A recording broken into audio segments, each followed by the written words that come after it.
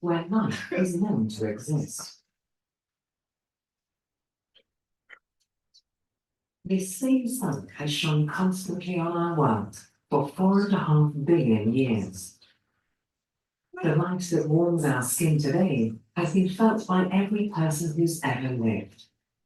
It touched the backs of the dinosaurs, and it greeted the creatures that first left the ocean to brave the land. The sun has witnessed everything that's happened here on Earth, but it is no passive observer. The sun is in fact our planet's powerhouse, the source of the energy that drives our winds, our weather. It is the primary generator of the extraordinary web of life, crawling, swimming, and flying all over the world. All life on Earth depends in some way or another on our nearest star, the sun.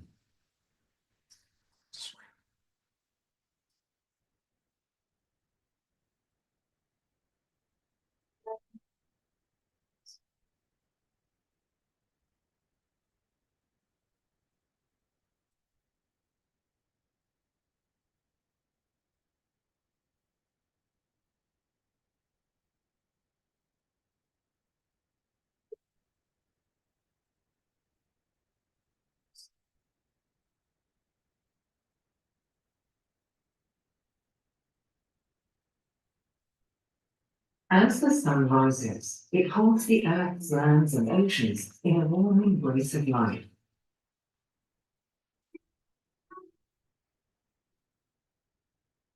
Its nourishing rays rescue the planet from darkness and initiate astonishing choreographies of activity.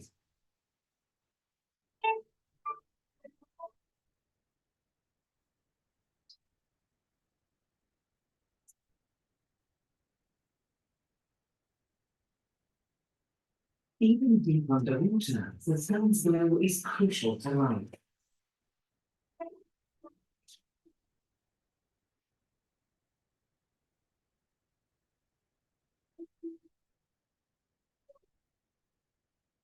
In oceans and on land, plants harness energy from sunlight, converting it into food through a process called photosynthesis.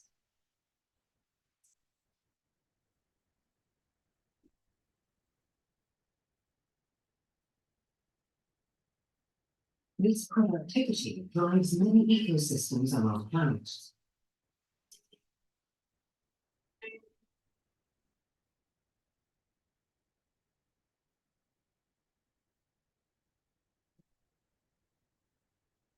It also brings fresh oxygen into the atmosphere.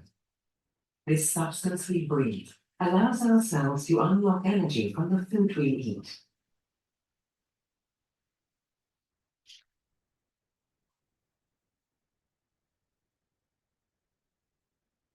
Long before we understood that our very existence depends on the sun, humanity paid it close attention. The passage of its fiery disk across the sky, day by day, month by month, was for countless past civilizations the only way to keep track of time. The sun's motion formed the basis of many ancient and indeed modern calendars, helping us chart our past and predict our future.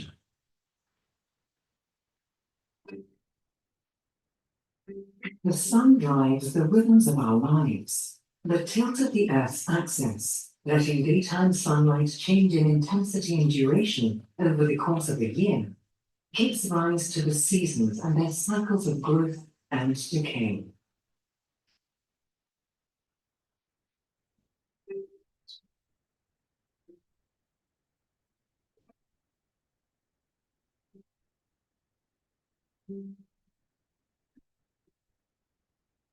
Since the beginning of history, humans have grasped the sun's vital importance. It has inspired mythological stories and been worshipped in the guise of many different deities.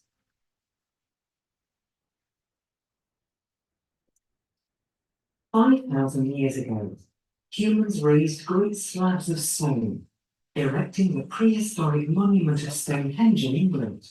The structure appears custom-built for astronomy and marking the sun's annual movements across the sky. The ancient Greeks worshipped Apollo, the god of light, arts, and medicine, symbolized by the sun.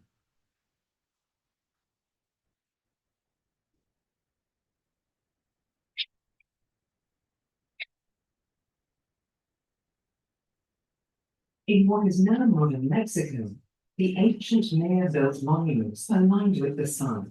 Their sun god had many aspects influencing daily life, and they kept meticulous records of the sun's motion through the sky.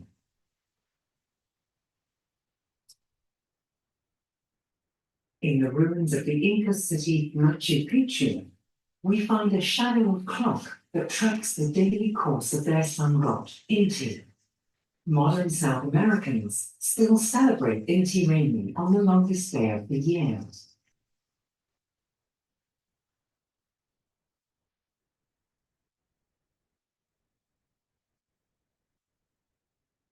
Some cultures, reasonably but incorrectly, place the Earth at the center of the cosmos, with the sun, planets, and stars revolving around our planet. In the 16th century, however, the truth of our place in space began to emerge. European astronomer Nicholas Copernicus put forth the heliocentric model of our solar system, with the sun at its center.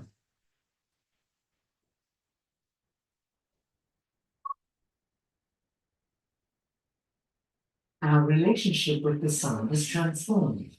We soon learned that the sun is not a perfect celestial body, as some had supposed.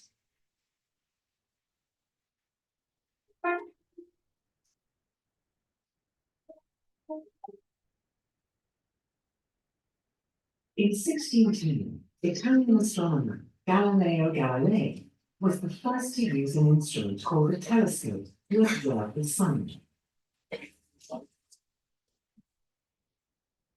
Much to Galileo's surprise, he discovered huge black splotches marring its surface. These formations, now called sunspots, helped inspire the paradigm shift that triggered the scientific revolution. The heavens obey the same imperfect laws as we experience here on Earth. Gradually, science replaced mythology. With the passing centuries, our knowledge of the sun has evolved as technology has advanced, and more astronomers have turned their gaze towards our star to uncover its secrets. We have measured the distance to the sun, 150 million kilometers from the Earth.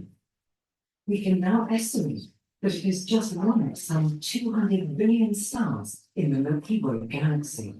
Just as we revolve around the sun, so too does the sun revolve around the center of our galaxy, completing a galactic orbit every 250 million years.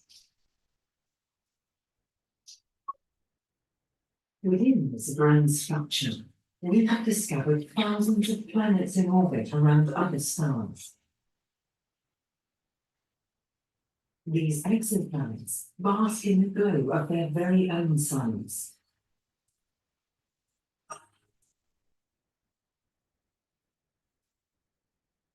Using telescopes in space and on the ground, such as ESO's 3.6-meter telescope, we're scouring the sky for ever more exoplanets.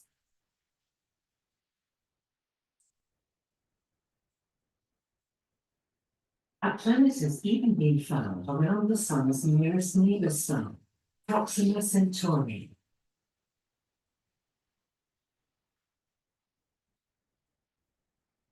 We lack the technology so far to see if these strange new worlds might support life. But over the next couple of decades, as our searches and studies continue, we may find we are not alone in the universe. The best places to look for alien life may be on planets encircling stars much like our own. As a star, our sun is not exceptional. In fact, one could say that it's rather average. Stars come in many sizes and colours, from the tiny dwarfs to supergiants, which could hold 5 billion suns inside.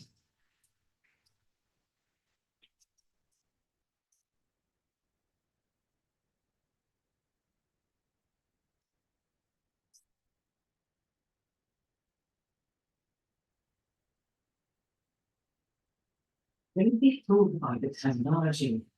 As a typical yellow dwarf star, our sun could still comfortably fit over 1 billion Earths inside it. The sun's immense proportions dominate our solar system. This luminous titanic object is 500 times as massive as all the planets combined. Almost 5 billion years old, our star is now well into its adulthood.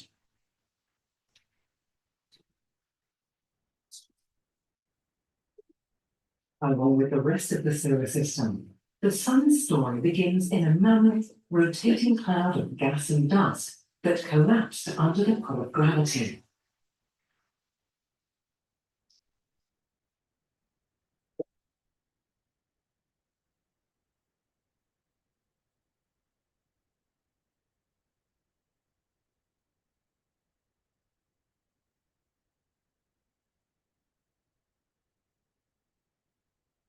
The result, at its center, an enormous ball of hot, glowing gas, composed mainly of hydrogen and small amounts of heavier elements, including carbon, nitrogen, oxygen, and iron. These elemental ingredients also compose our bodies and all other living things.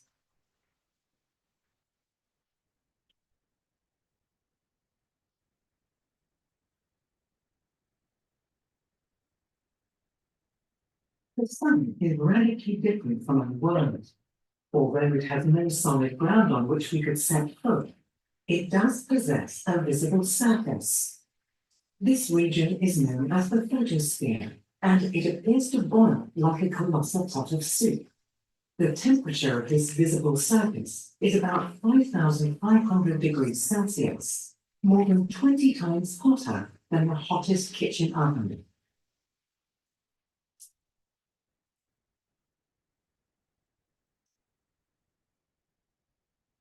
But beneath its surface, temperatures at the sun's core soar above an incredible 15 million degrees Celsius.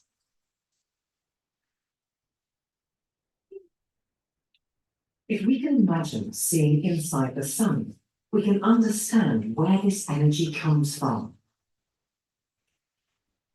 Within the sun's core, almost all of the star's energy is generated. Extreme heat and pressure force hydrogen atoms together, producing helium and liberating tremendous amounts of energy in a process called nuclear fusion. Fusion allows the sun to consume 600 million tons of hydrogen each second, turning it into 596 million tons of helium. The missing 4 million tons of matter is converted into a tremendous amount of pure energy, 1 million times the amount of energy that the entire world loses in a year.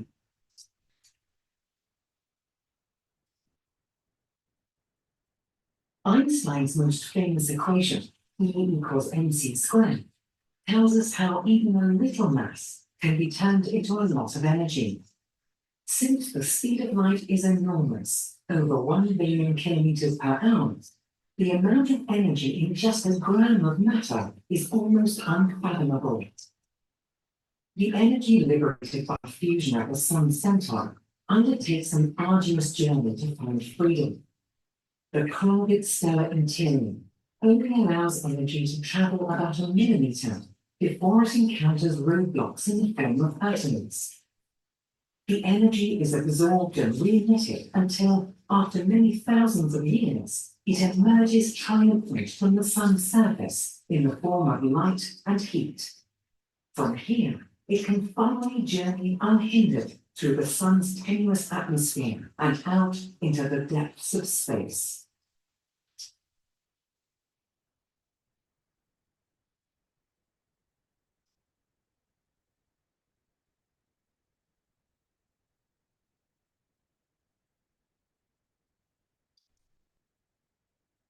Along the way, it may encounter the many solar centres that humans have launched into space.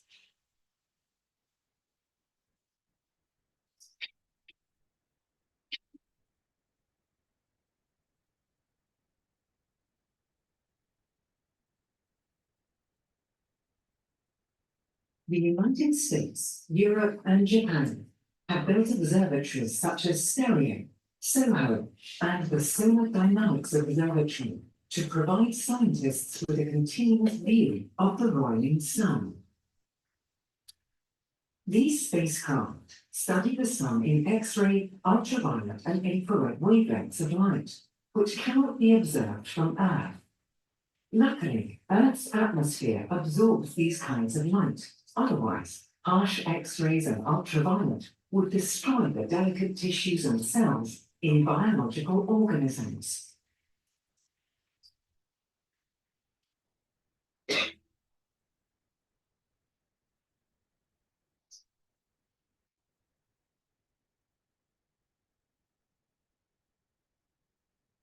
Hardy spacecraft such as SOHO use spectroscopy to study the sun. By splitting its light into different colors, we can identify each element's unique fingerprint in the starlight, revealing the sun's chemical composition.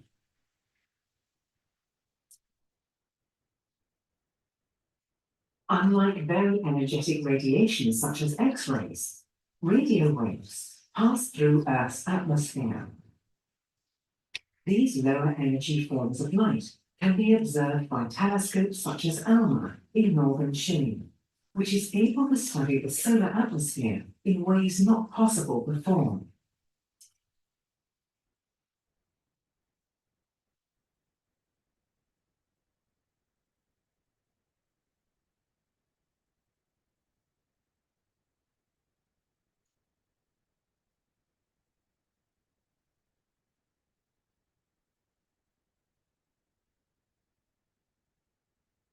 Space and land-based observatories have revealed our star's occasional bouts of violence. We now know that the sunspots discovered by Galileo lead to explosive ejections of high-energy particles called solar flares, which can damage spacecraft and electrical power grids on Earth.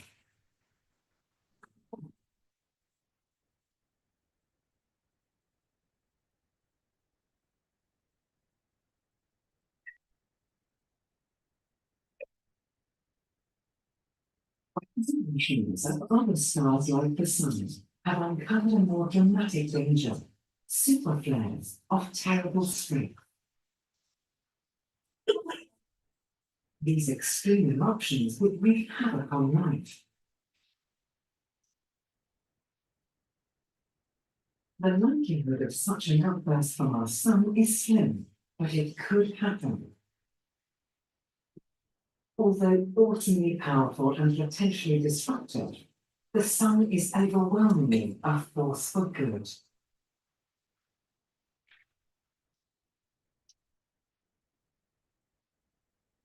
The high energy particles it throws into space can bring beauty to Earth.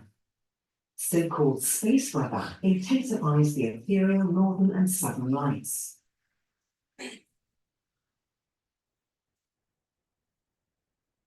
These aurorae arise near Earth's poles, where sun-blown particles, followed by our protective magnetic field, interact with the atmosphere.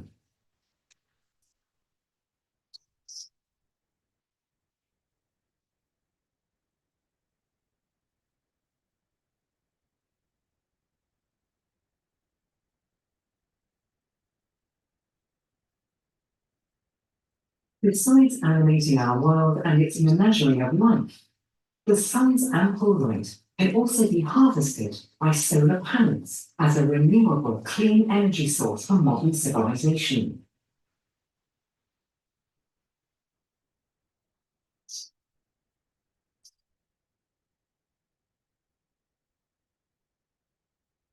Solar panels aren't just handy on Earth. Spacecraft in orbit exploit abundant solar energy, extracting up to 30% of the energy hitting them.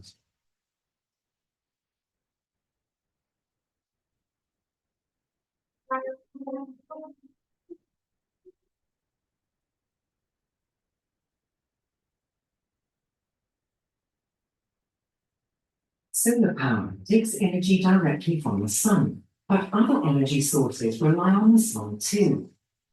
The immense but finite reserves of fossil fuels, including coal and oil, have enabled the rise of the modern world. Those fuels formed from plants and sea creatures that thrived on the sun's nourishing output millions of years ago.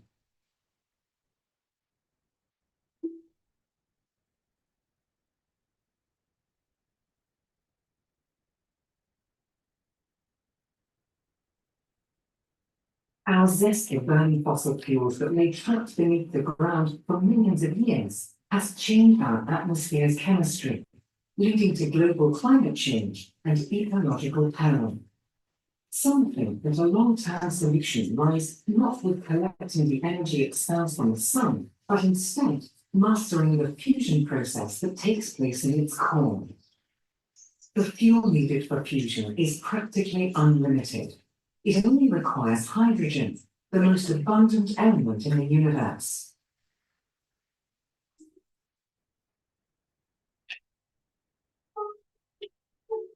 On Earth, hydrogen can be readily found in the planet's oceans, unlike the scarce uranium that is currently used in today's nuclear fission power plants.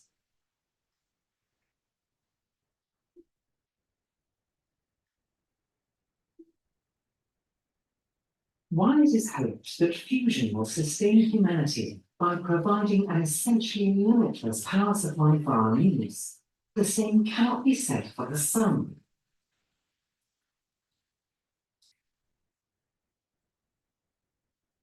Eventually, its supply of fuel will dwindle, and the fusion at its core will cease, prompting a spectacular but deadly transformation. Starved of fuel, the sun will expand, and with its flying breaths, it will almost certainly engulf the inner planets. Our star will consume the world it once nurtured. Fortunately, this will happen in the far future, in 5 billion years.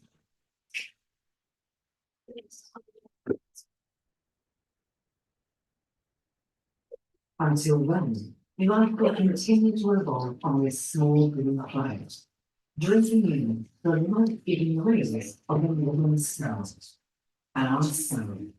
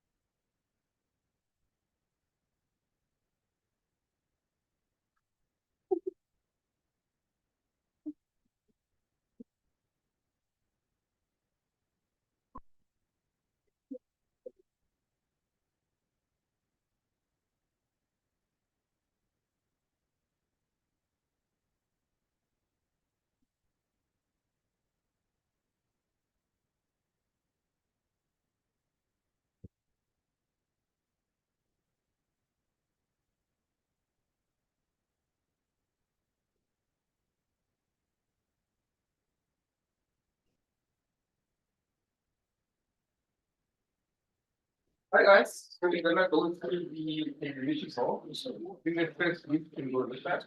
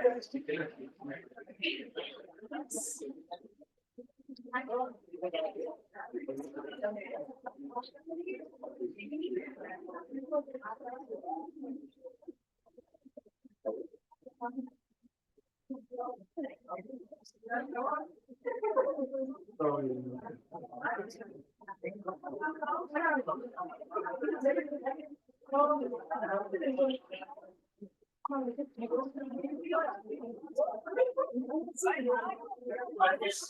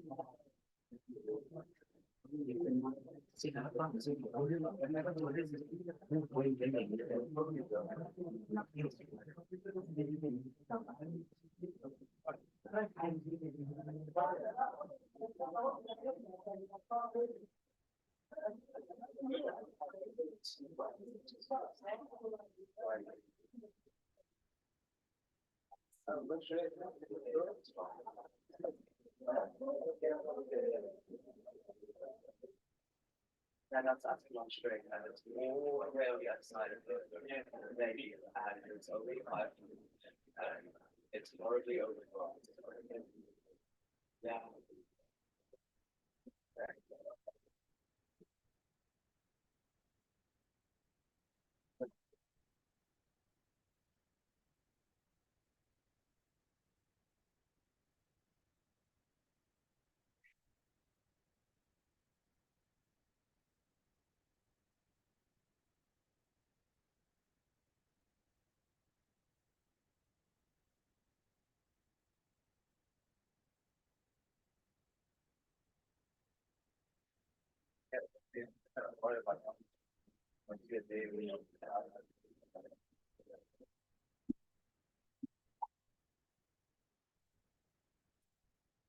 Are you fine, Marky?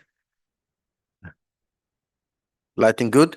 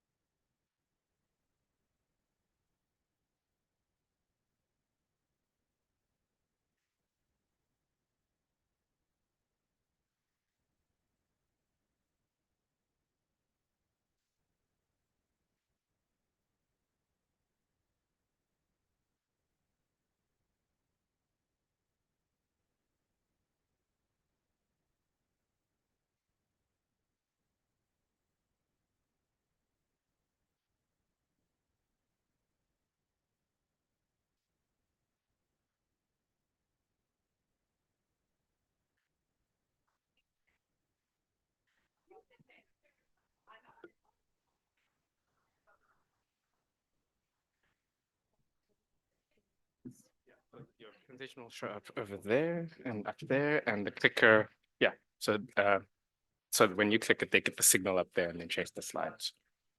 Yeah. Any other questions? No, it's Do huge. you want me to give you a 10-minute, 5-minute warning? Yeah, I have a lot of stuff, but I am prepared to skip.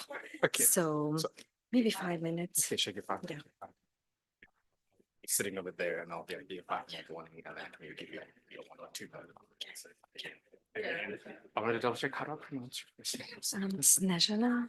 Snezhana. Snezhana. Yeah. Surnames. Stanimirovich. Snezhana Stanimirovich. Yeah, excellent. I do apologize if I mispronounced. Don't worry, it's a very common issue. I did. But you're I was doing a good "Did you job. practice?" And I was like, "Oh, no, I've forgotten what I Oh, said." word.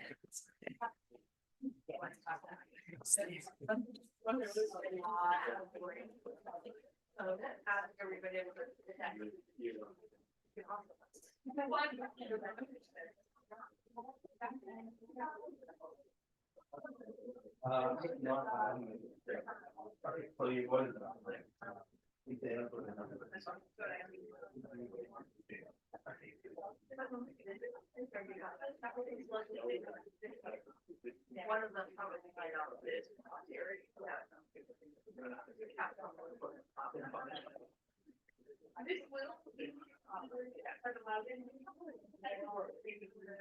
Yeah. I basically.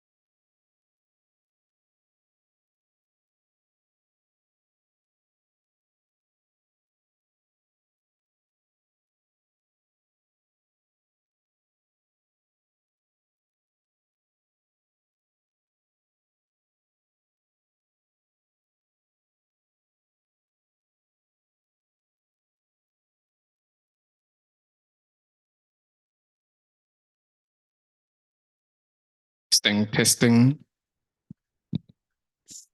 Good timing. Okay.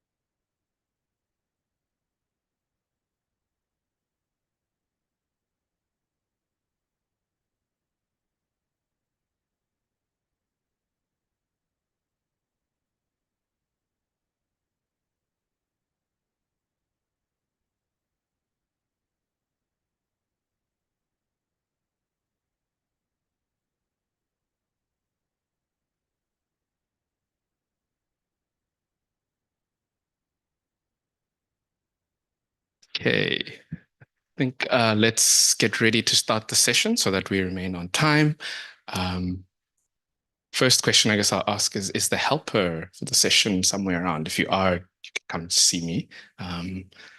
And hopefully everyone online can hear us. And if they can't, I think you can mention it in the chat so that we can try and make sure that you can hear the session.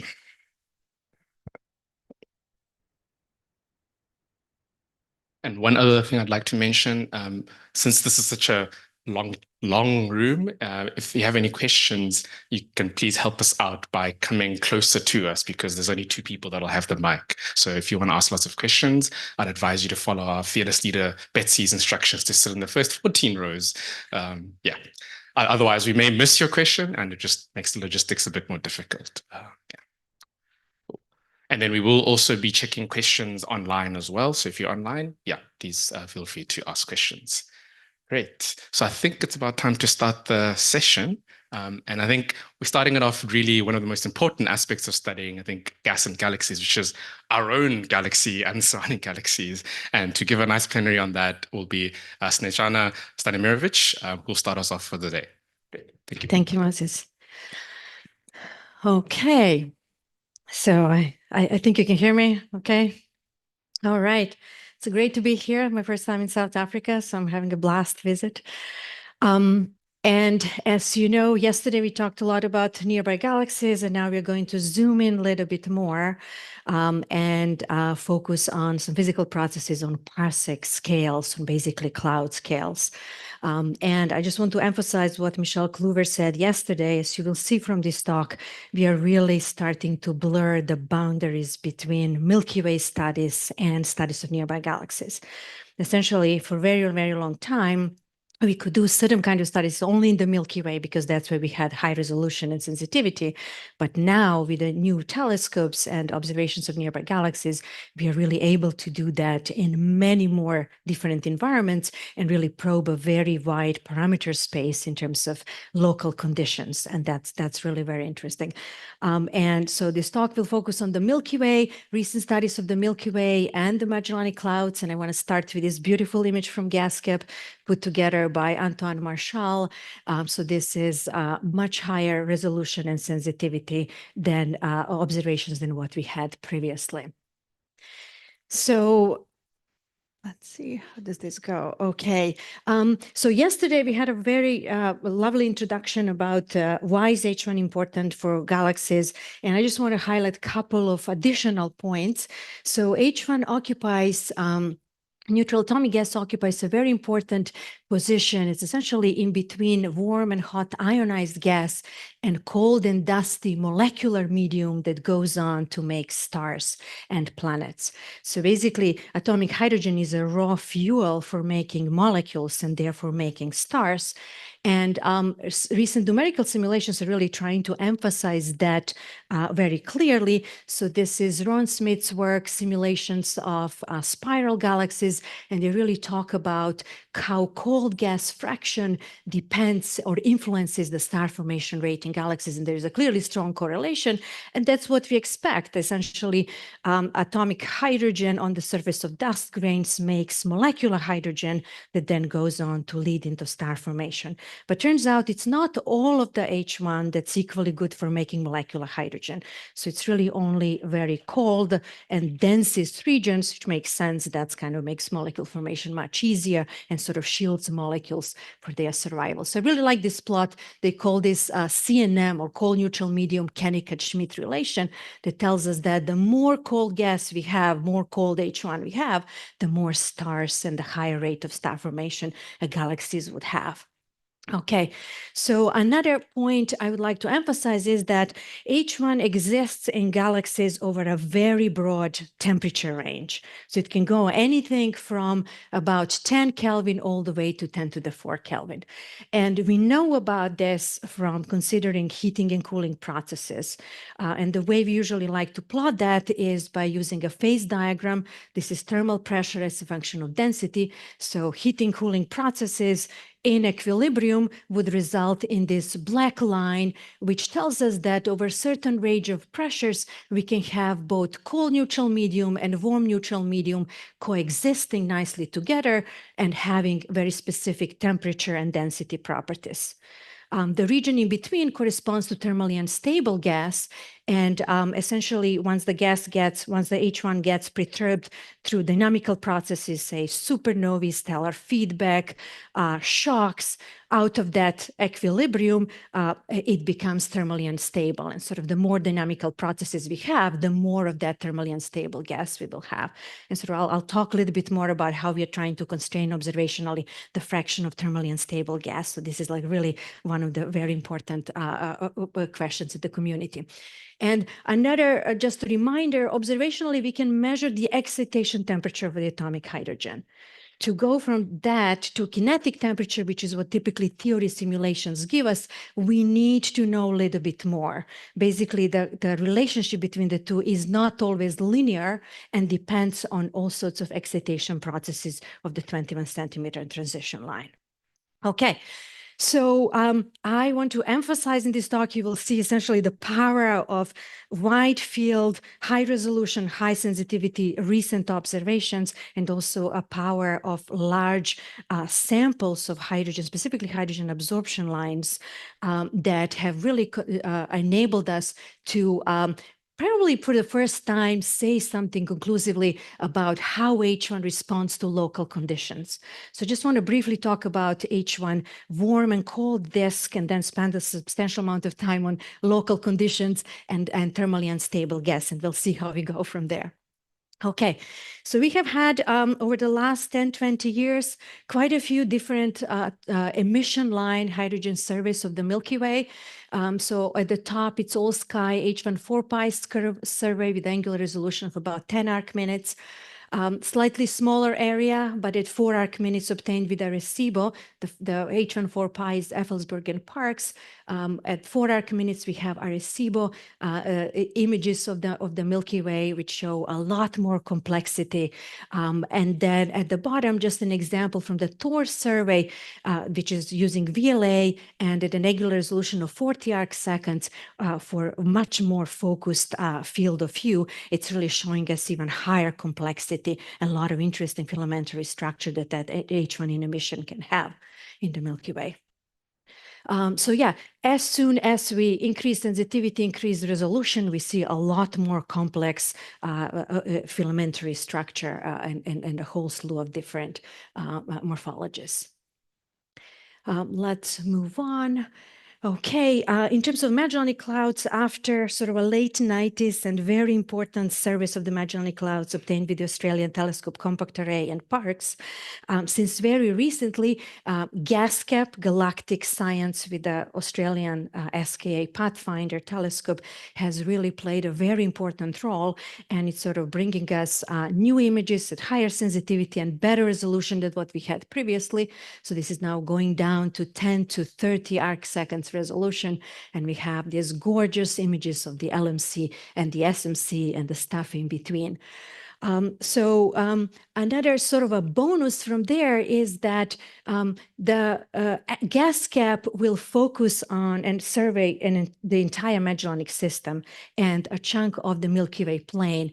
But as a bonus, by looking at the Magellanic Clouds, we also end up getting foreground Milky Way emission, which has been extremely useful. And we'll have a couple of talks after this one telling us about density of background radio continuum sources and how we can use that in those foreground fields. Okay. So many studies have sort of shown a very interesting structure, global structure, disk structure of the warm H1 in the Milky Way. So usually we plot the surface density of H1 as a function of galactocentric radius, and this kind of stays constant up to about 20 kiloparsecs and then has an exponential decline.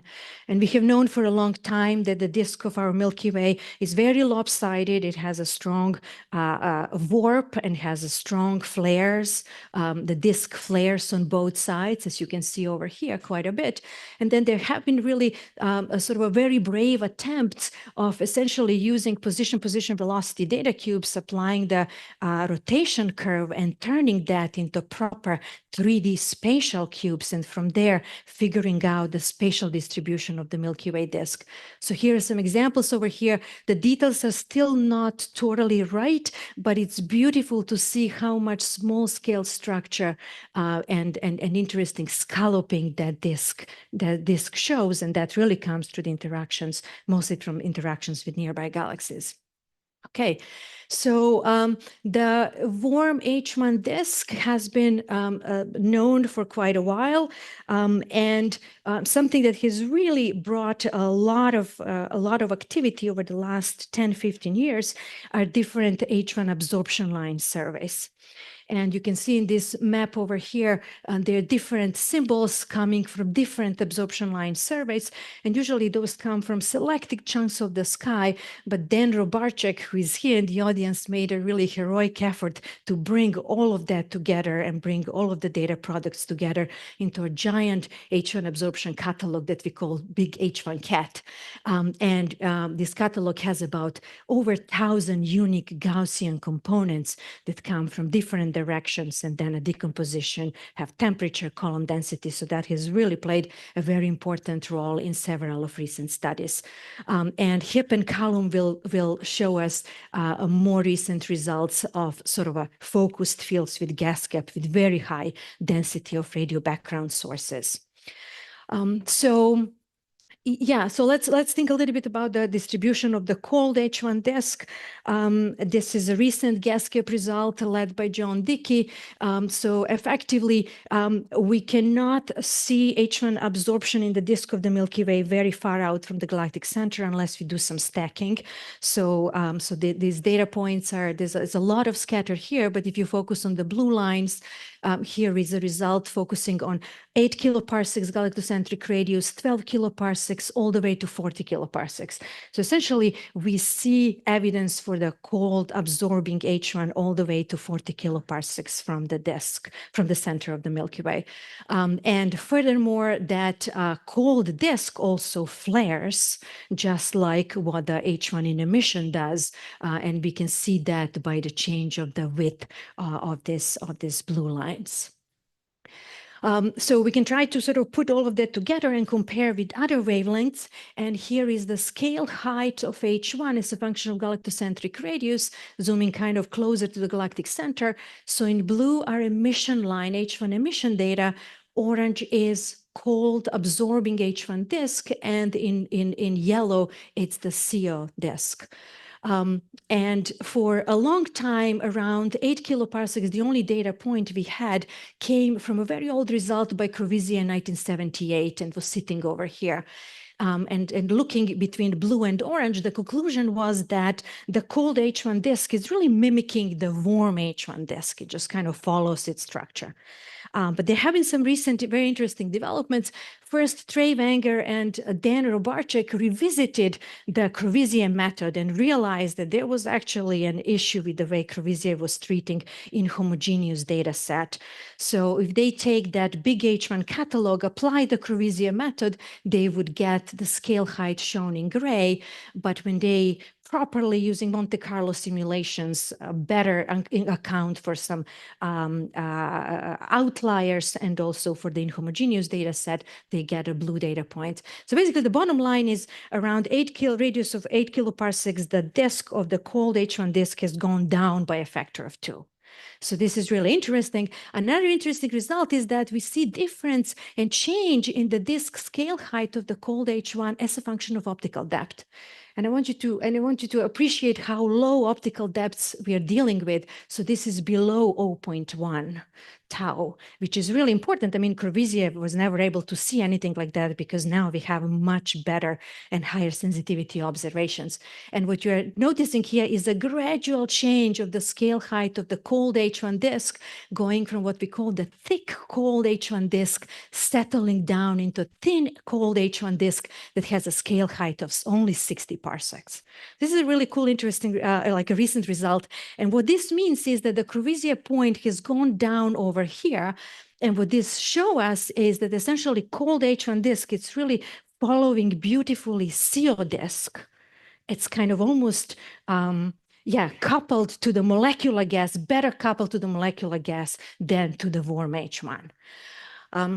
Okay, so I'll move on from here. And so something that's been very interesting is that when I talked about those phase diagrams, so phase diagrams are really driven by the heating cooling equilibrium. And those heating cooling functions depend heavily on the dust abundance, of course, metallicity, interstellar radiation field. So as we move and change in different interstellar environments, the phase diagram will shift. And that means that the properties of the cold and warm gas should also change. And by having the Milky Way and the SMC and LMC with substantially different metallicities relative to the Milky Way, we are really now in a very unique position to start to probe those changes that H1 experiences as a function of local conditions. And honestly, like just until like few years ago, we were not able to do that just because of the lack of high resolution data sets and also much smaller data samples. So what we are learning. So using the big H1 catalog, we can look at the distribution of the H1 mass as a function of spin temperature or excitation temperature. And of course, we can look at that as a whole, but now by having so many samples, we can break that down as a function of AV, optical extinction. So what you can see in orange is that higher optical depth, optical extinction gas tends to have a cooler temperature, while the lower AV gas tends to have a higher temperature. And that makes sense. Basically, higher optical extinction means typically higher density, means more effective cooling, more effective shielding, and that drives the excitation temperature to lower values, which is really, it is a nice confirmation of theory, basically. Another interesting thing, we can look at the CNM fraction, as I showed you from those simulations. The CNM fraction is a good indicator of ability of H1 to form stars. And so that quantity of the CNM fraction, which is defined as the column density of the CNM along the line of sight divided by the total hydrogen column density, is really very important. And we can now plot that as a function of optical extinction. Unfortunately, my data points have disappeared. So all I have left here are sort of a median data points, but you can nevertheless see the trend. So the CNM fraction increases as a function of optical extinction. The data points that are missing there are nicely colored based on the local density, which was estimated using 3D dust images. So just a couple of days ago, Gordon talked about incredible 3D dust data cubes that are now bringing a ton of excitement in the H1 community because they are allowing us to place clouds based on their radial velocities in a real 3D space. And that again just confirms the story that a higher density means much more effective cooling, better shielding, and that result in the more cold CNM overall. Okay, so we know that, so we can look at how is the CNM behaving, the CNM fraction behaving as a function of galactocentric radius. We know that Milky Way has a strong metallicity gradient. Once we reach to the radius of 35 kiloparsecs, we are basically in the SMC land. And so this is a very different metallicity and radiation fields than what's found close to the center of the Milky Way. And John Dickey and collaborators have tried to look at the CNM, plot the CNM fraction as a function of galactocentric radius using a so-called mean spin temperature, which is a proxy for the CNM fraction.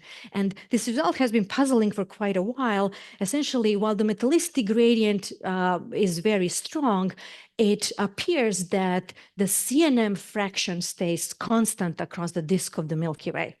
And the recent GASCAP work even shows that that remains all the way to a radius of 40 kiloparsecs, which is very confusing and basically tells us that in the very low metallicity environments, we will still expect like 20% of H1 to be in the CNM phase.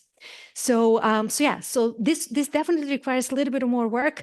There's something interesting going on there, and as we are assembling the samples, we will be able to address this question in the near future. But what we think is going on is that there has to be a spin temperature gradient across the galactocentric radius, and once we sort of take that into account, things calm down, and the CNM fraction drops, and it's much more now in line with observations from ionized carbon from 2013. Okay, so so simulations are also becoming very powerful, and they're starting to change in very local conditions. And we are now in a very interesting situation when we can compare detailed properties of H1 with predictions from simulations. This is a plot from Kim Ostreicher and collaborators. These are Tigris simulations, MHD simulations, and they show how the CNM fraction depends on metallicity. So I've been hinting all the heating, and that all depends, of course, on the metal abundance. Different colors here just come from a different simulations with a slightly different magnetic field, but it's really more just a convergence effect. Until very recently, the only data point we could have on this diagram was coming from the Milky Way. And of course, I just showed you that the CNM fraction also depends on the local density. So that's why we have this pretty broad range of values. So this is the CNM fraction as a function of metallicity. And just since a couple of years ago, we have beautiful new observations. So we can start to populate this diagram with data from the SMC and LMC. So these are GASCAP results. So it's a wide field survey where in the direction of each galaxy, we can extract many absorption lines and essentially do the same game we've been doing for the Milky Way, but in environments with very different metallicity. So here is the SMC, here is the LMC. These are really preliminary results. I encourage you to check poster by Hongxing Chen, where she studies properties of cold H1 clouds in the far outskirts of the LMC. Even going a step further, the local group LBEN survey is targeting 6 nearby galaxies at a resolution of 10 parsecs. So we can add more here. This is NGC 6822 and IC10. So there's really a lot more to come here. But this is what I try to emphasize: the power of new surveys and big data samples. Something I also want to emphasize is that when doing data analysis and sort of calculating spin temperature, it's really important to stay close and use numerical simulations because they can give us synthetic data. And that's very important for calibrating how well we are doing in recovering all these different physical properties. So one example is the 21 sponge survey, VLA survey, where we have used synthetic data to essentially figure out how well we are doing in terms of recovering the excitation temperature and what was the completeness of our survey. So with that, with the 21 sponge, we try to essentially build the H1 mass function as a function of spin temperature. This is another way of looking at that phase diagram where we have the CNM bump, the WNM bump. But this is what observation got us. And you can see we're still very far away. This was a survey designed to be able to measure the warm neutral medium in absorption and get its temperature. Well, that was a still very hard job. And the reason is we think that because of additional excitation processes of 21 centimeter line, that secondary bump is moved to higher temperatures. But this survey was able to give us a nice sort of a breakdown of mass of H1 in different ISM phases. So we know that a CNM, it's about 30% of mass, WNM, and then a thermally unstable gas, it's of order of 20%, which is in line with the recent numerical simulations. The thermally unstable H1 is a big question and is a lot going on. There are several different surveys and different sort of analysis strategies, and there is still substantial discrepancy between different groups. And so we have to sit together and think a little bit and compare our results. So this is something definitely to come more in the future. With H1 absorption, we are always limited with the position of background sources. And of course, we would love to know what's the morphology of that that cold gas and how close does it get to molecular clouds. And there have been several clever approaches in the community where, for example, Claire Murray has been using absorption line and machine learning algorithms to then predict the CNM fraction purely from H1 emission data. And this work is really very important for also nearby galaxies because it can directly be applied. So you can see how well is the method doing. This is the true fraction relative to the extracted fraction. It's not perfect, but it's getting there. And I'm pretty sure in the next few years, things are going to get even closer. Another approach is Antoine Marchal's Fourier transform method that tries to do a similar thing and essentially predict where the CNM structures are. And it's, again, not perfect, but getting there. And I'm pretty sure in the next few years, there will be a lot more of that work to come. The H1 morphology is very filamentary, and many studies have noticed both on large and small scales abundance of filaments or fibers across various images. There's a lot of ongoing work trying to understand what are the physical processes that are causing this. In some cases, like Naomi's beautiful Ryder-Crutchell cloud, some of these fibers are nicely aligned along the magnetic field lines. But some ongoing work by Juan Soler, please see his poster. He's really comparing properties of filaments in the inner and outer galaxies, galaxy Milky Way, and finding substantial differences. And this really is telling us something about the local dynamical processes that are really shaping the morphology of these filaments. And of course, we can now do this in nearby galaxies. It's an example of the SMC. Okay, I will skip my last couple of slides and bring you to my summary. It's really amazing to be in this position where it's really the line between Milky Way studies and studies of nearby galaxies in terms of detailed H1 properties is really blurred. Like we are jumping back and forth and are now able to do a really incredible high resolution science, even in metallicity and radiation field environments that we could never probe in the Milky Way. So a lot more work to come, especially with the new upcoming telescope. So stay tuned. Thank you.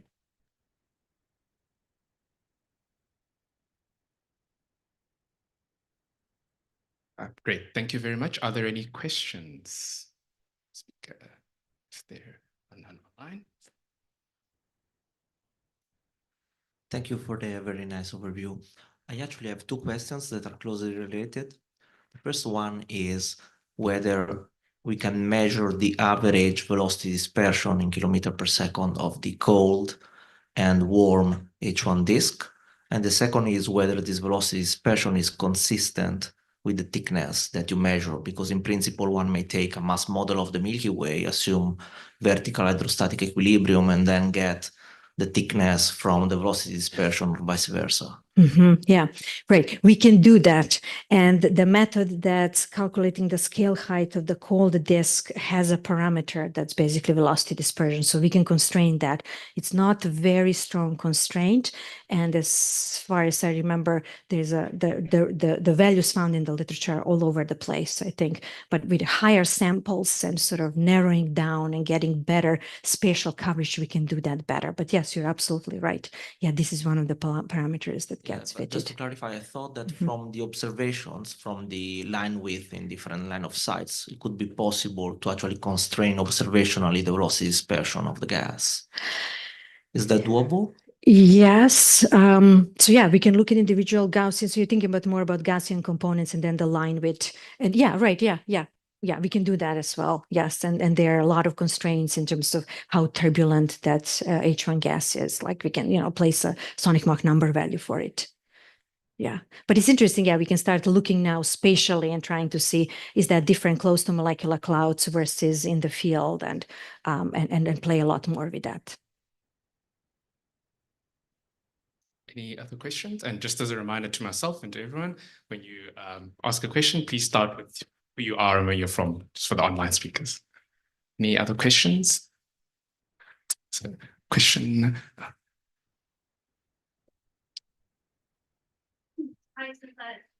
Is this on? Yes. Hi, Smesa. It's Karen Masters, Haverford College, US. This might be a stupid question. I don't know. But what is our best estimate of the total H1 mass of the Milky Way? Like if you were going to observe it from another galaxy? That is a good question. Yeah. Okay. So I remember for the SMC and LMC, better. It's like 10 to the 9-ish. I don't know, Naomi, any number for the Milky Way?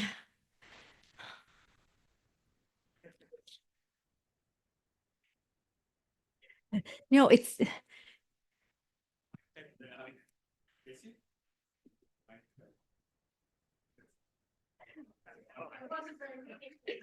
Sorry, there's another question back there. I can't actually remember the exact number, but it's in Calberla's 2009 review, and you can look it up, and that's modeled off of the rotation curve, and then adding up everything that we see. 9.4 10 to the 9.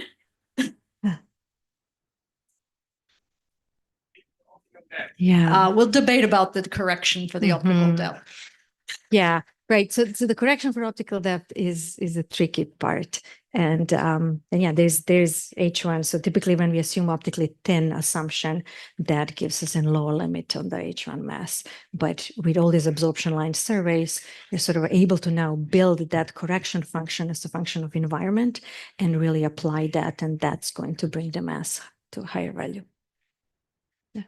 Hi, my name is Tanita Ramburuth-Hout. I'm a PhD student based in Geneva. My question is whether it's possible to get any extra useful information from like multi-wavelength approach, like for example, on from like UV spectroscopy on the metal content. Yes. So UV has a lot of useful information. Specifically with UV spectroscopy, we can get directly molecular hydrogen lines. And that's very important for constraining properties of the H1 to H2 transition. Yes, that's, I mean, other multi-wavelength studies, there's a very strong complement with dust. So Planck all sky images have been used a lot. There's even a study that's using Planck data trying to infer the fraction of the cold neutral medium. That's kind of what comes from the top of my head right now. Yeah. Thank you very much. We can talk more about this. Thank you. We can talk afterwards. And then on to our next speaker on a similar theme, but looking at the Icelandic cloud systems, Van Hypnuen. Yeah, over to you. Thanks.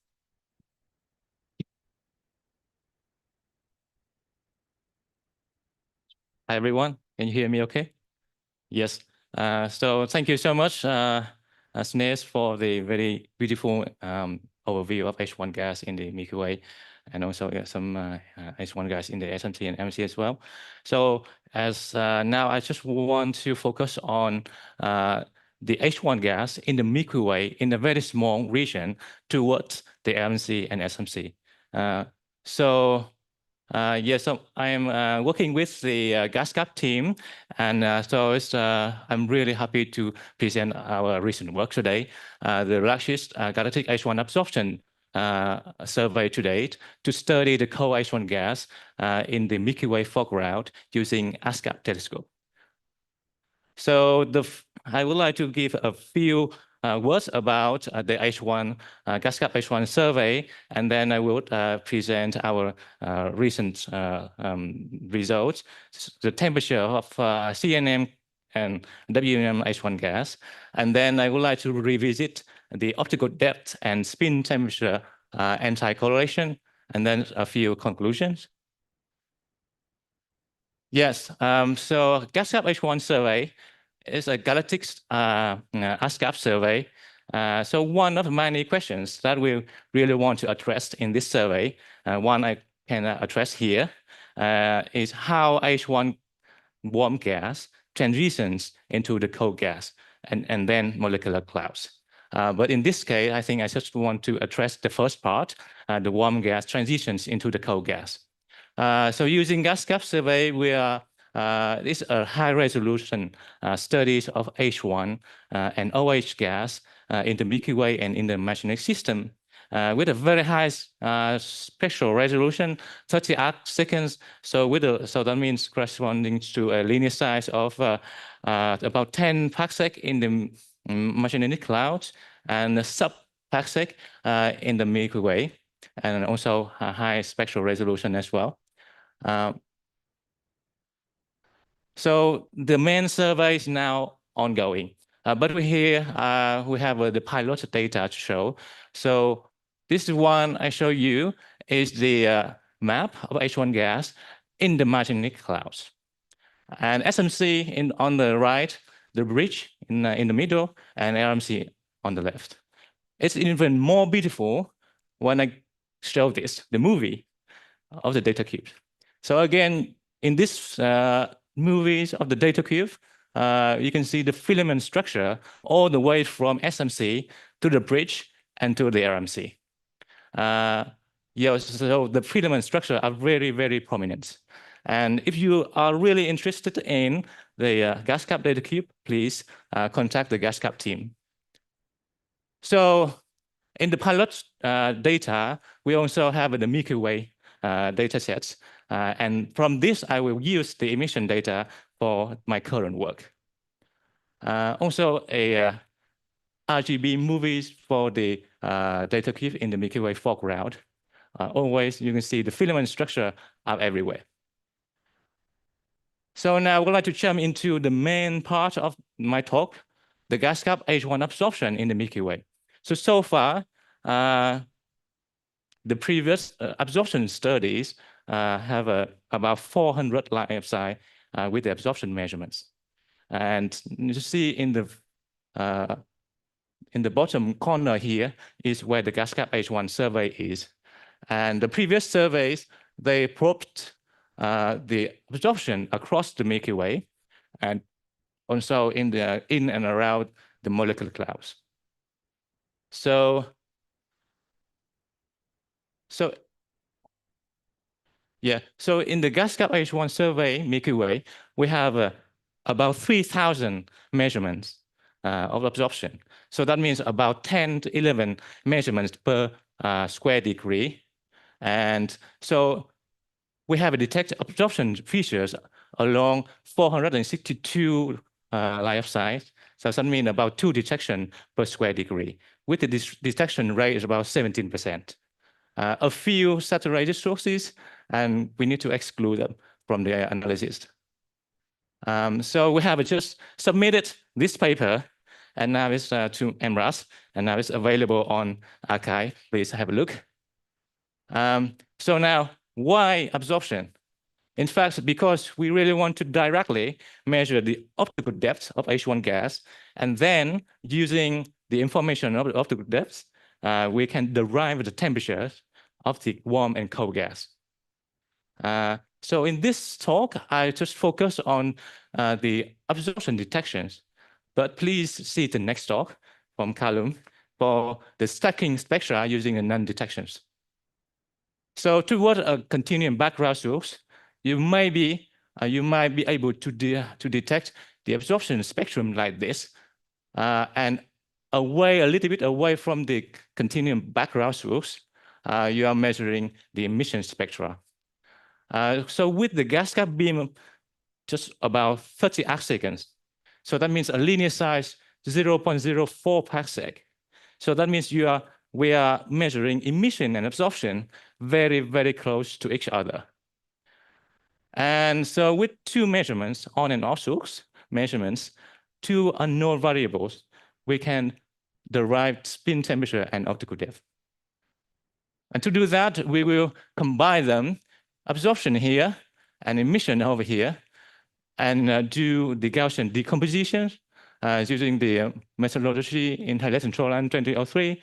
And from that, we can obtain the optical depth, the spin temperature of cold gas. The temperature is not really the true temperature, it's the maximum kinetic temperature for the warm gas, and also the CNM fraction as well. So someone just asked about the line width of the Gaussian components. So here I would like to show a sense of the line width. WNM about 15 kilometers per second.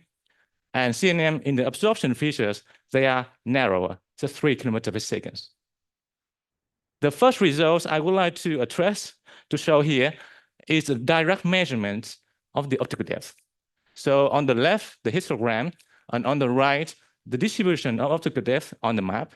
You can see close to the filaments, we can measure higher optical depth.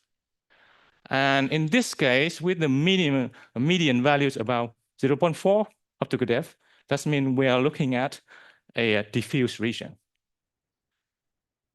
And here I would like to show the temperature of the cold gas. So what we see here, the black line is our gas cap data.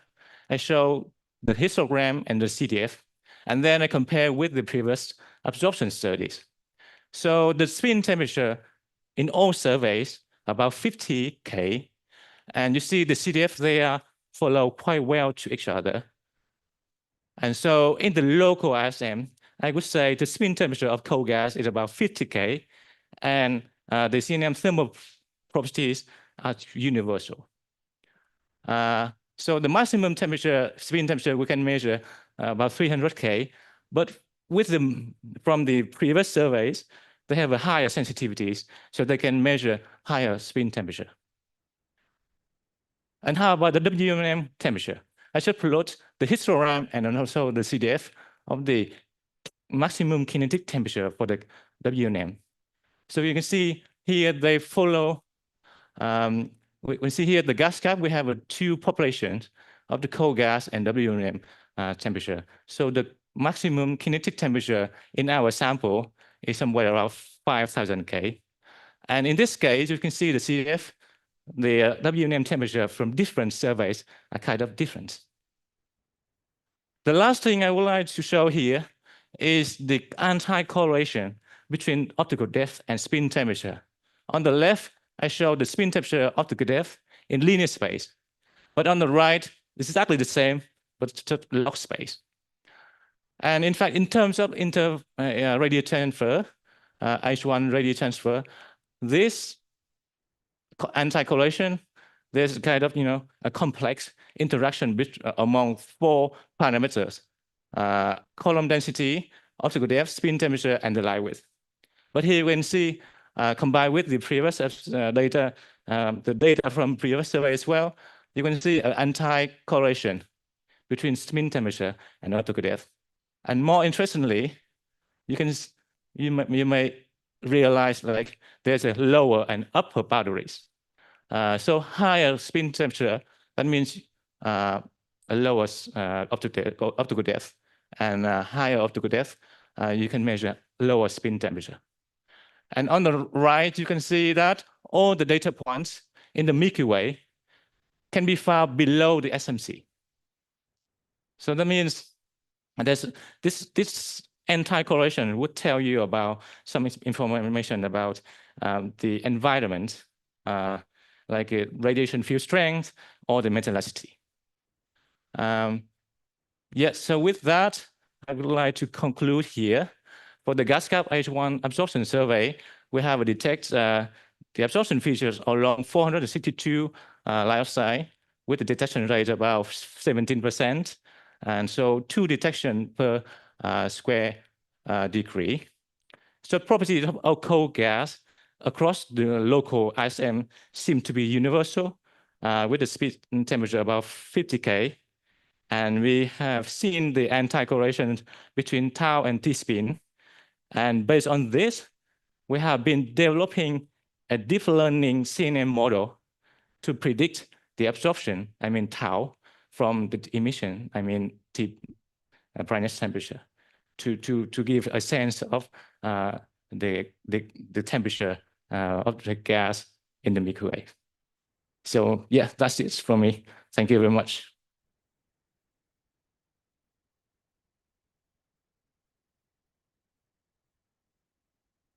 Thank you very much. Are there any questions for our speaker?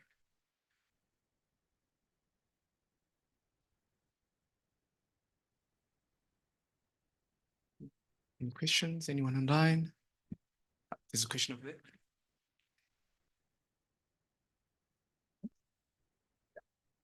Please remember to introduce yourself. Hi, Luca Cortese, hello. IAU. Beautiful stuff. I was just curious. So, have you looked also at the possible relation between your optical depth and the dust column density along the line of sight from far infrared observations? Oh, yes, absolutely. So we have a look at the optical depth, relation between optical depth and the IV and the dust visual distinction. Yeah, and we can see that it's just like not a linear correlation between the two, but we can see that a proportional relation between the two. So higher optical depth, that means we can see higher dust extinction. Yeah.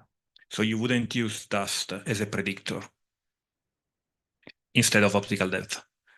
Well, I think that's I think that's a good idea. We can see the increasing trend between the two, but to give a best the constraint between the correlation, we need to explore more about that. Thank It's you. not simple scatter around a lot. Hey, Barbara Catinella from University of Western Australia. Thanks for the great talk. So, as you and Snesna pointed out, of course, H1 emission usually comes from a large range of temperatures. So, and I'm an extragalactic H1 astronomer. So I was thinking, in the Milky Way, do you have a sense of how much H1 comes from the cold, the medium, and how much is warmer? Oh, yeah, that's right. I didn't show here. Maybe I have a slide about the cold gas fraction in our sample. Where is it? So I think it's about 30% in our sample, actually. And here it is. Yes, the cold gas fraction. So, and also compare with the previous absorption study as well. So quite kind of very consistent with the fraction that Ines just mentioned. So 30%, about 30% of the CNM gas in the Milky Way foreground, and the fraction of UNM is about 30%. 30%. So CNM 30%, UNM about 30% as well. Thanks. I'll have to Oh, cut you off right sorry. there. Thanks so much. And thank you very much to our last speaker. And the next speaker, Callum Lynn. Yes. Hello, hello. There we go. Can everyone hear me well? Oh, cool. Thank you. A lot of thumbs up. That's good. Okay. How does this work? Okay. So yeah, hi everyone. My name is Callum. I'm a PhD student at the Australian National University, working alongside a bunch of people, some of whom are in this room as part of the bigger GasCap collaboration. And today I'm going to be talking about stacking experiments using, as Heap talked about, the non-detections of the GasCap absorption survey, trying to reveal more information from very noisy absorption spectra to reveal more information about the multi-phase ISM in this region of the sky that the GasCap survey is looking at. So I don't have to go through too many of the fundamentals, thanks to Snes and Heap for already going through it, but just some of the main basic stuff I want to sound like a broken record for. We have, when it comes to neutral hydrogen, we have the three major phases. And an important phase, I think, is the unstable neutral medium, mainly because it very much is this cosmic ebb and flow between these two stable phases, the warm neutral medium and the cold neutral medium. And so as Snes talked about earlier, we have this beautiful theoretical framework where we have this S-curve phase space equilibrium diagram. And when gas is perturbed by any kind of turbulent motions in this region, based on the cooling or heating, whichever is more dominant, it very much quickly wants to push over towards the warm neutral medium or the cold neutral medium. And so it doesn't like being there for very long.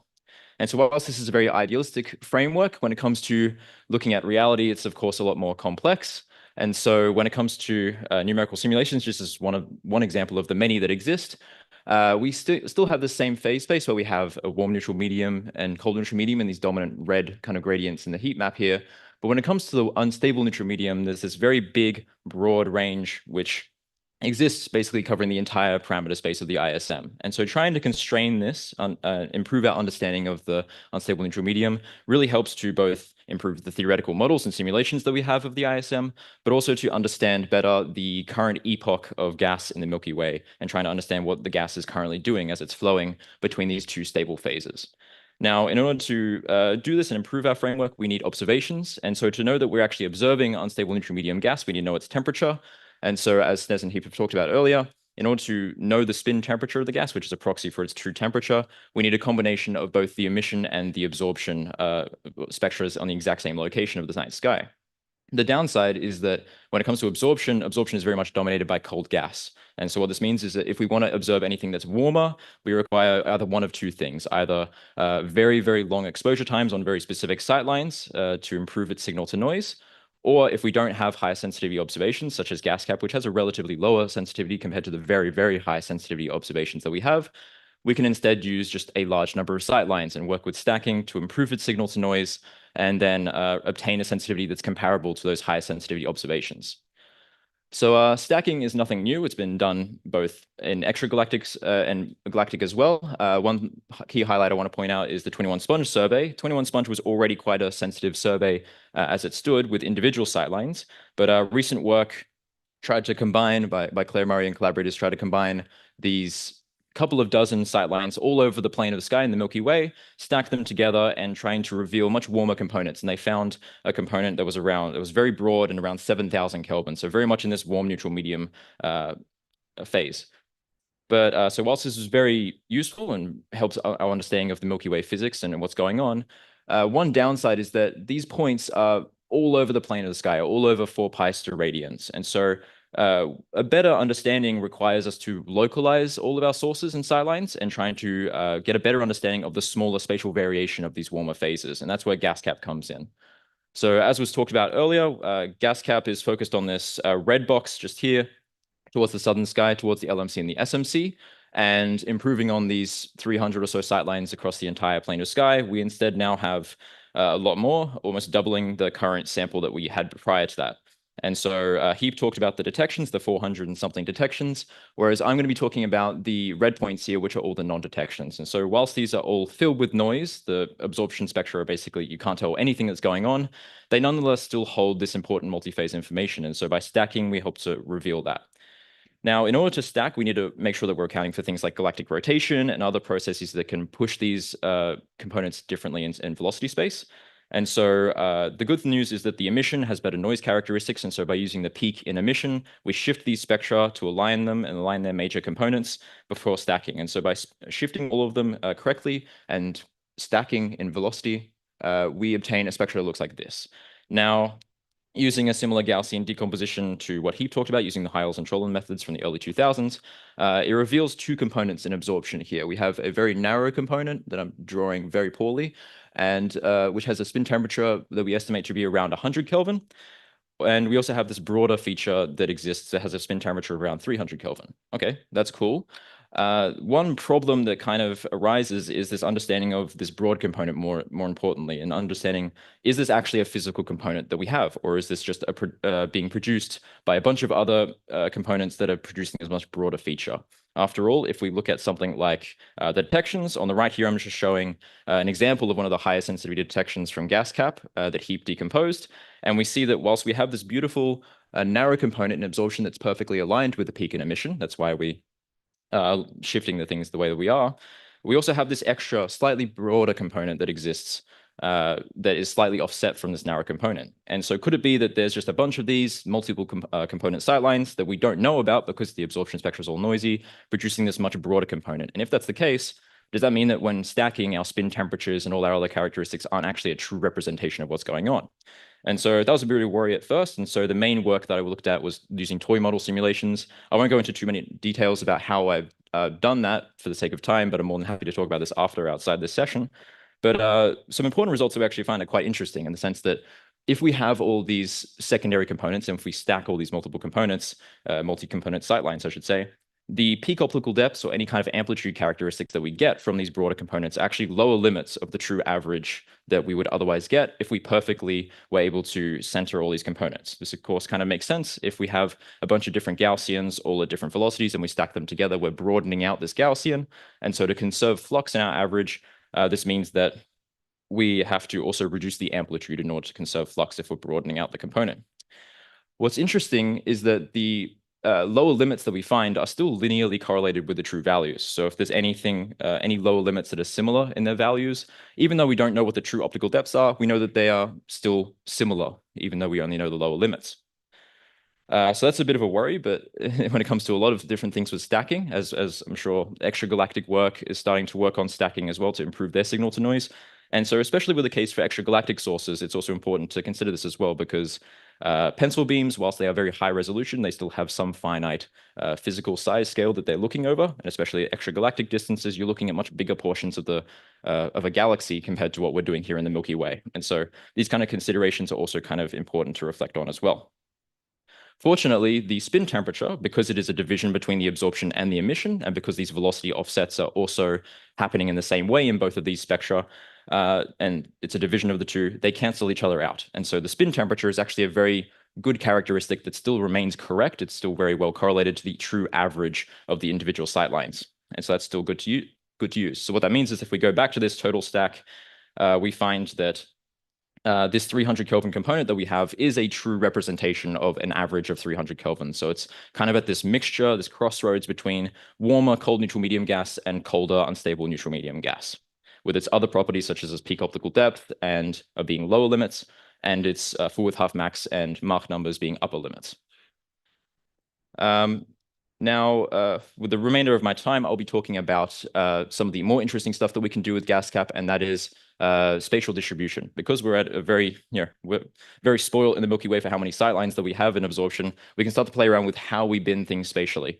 And so I've chosen in this work to bin by their distance to cold gas in the white points there from the gas cap survey detections that HEAP has worked with. And so by binning, creating 6 bins of equal size, we create this colorful kind of concentric diamond shape around this filamentary cross region that we have here in the H1 column density map.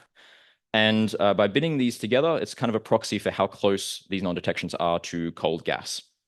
And so by binning them, creating stacks, what we find is that each of these stacks, each of these 6 bins also has a narrow and a broad component, similar to the total stack. And what's important is that the narrow component in the blue, if we just look at the peak optical depth, we notice that it drastically diminishes the further and further away we go from cold gas over towards the left. This makes sense. Cold gas should disappear when there's no longer any cold gas.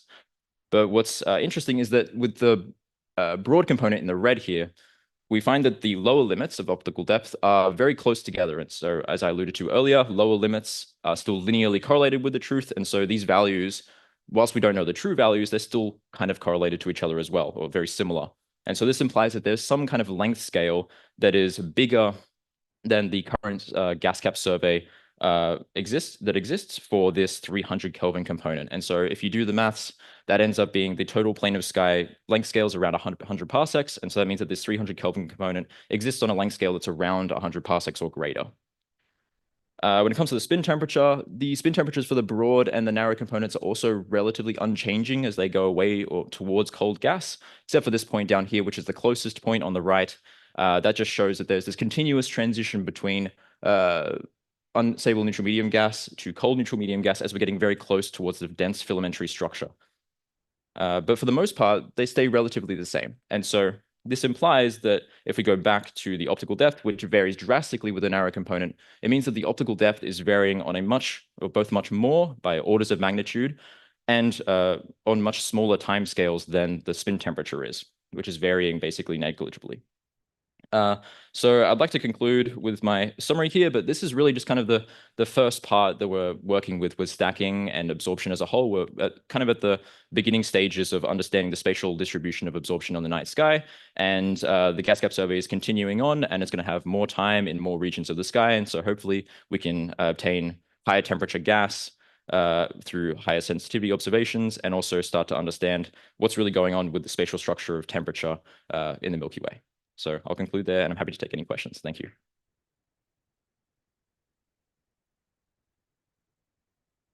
Very much. And are there any questions for the speaker? I think we have one on my side. Anyone online? Anyone else?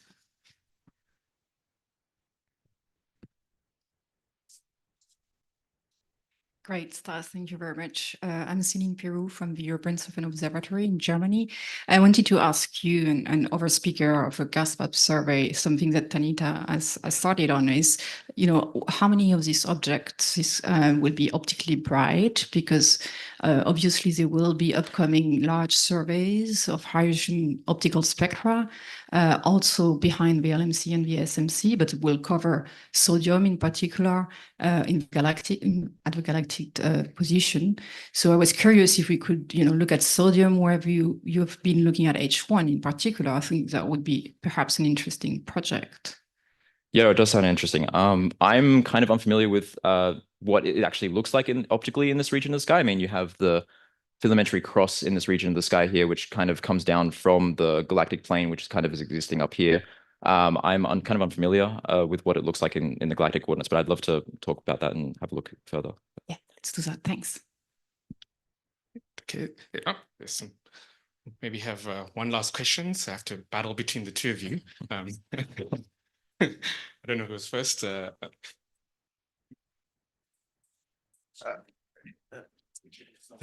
Andrew Baker, Rutgers University. If you could go to your conclusion slide again. Yes.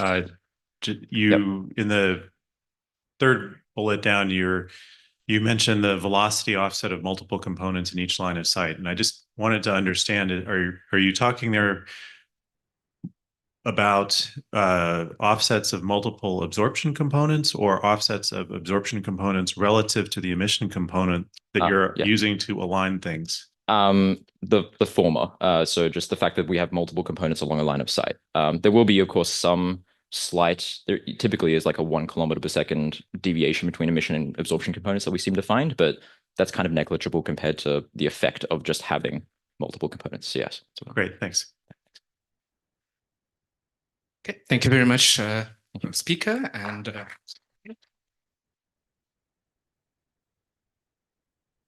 excellent. and on to our next speaker, staying with stacking, but going far, far, far away from our local crew, it's Julia Healy.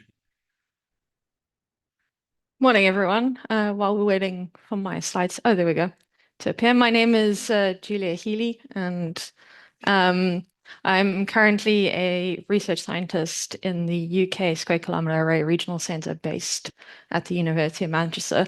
But what I'm going to talk to you today about is a bit of work that I did as part of my PhD at UCT and the University of Groningen. So this is work done with Sarah Blythe and Mark Verheyen. So we're taking a very long journey away from our own galaxy towards a galaxy cluster about 250 megaparsecs away. So hopefully I'm the first person to show you this slide, this conference.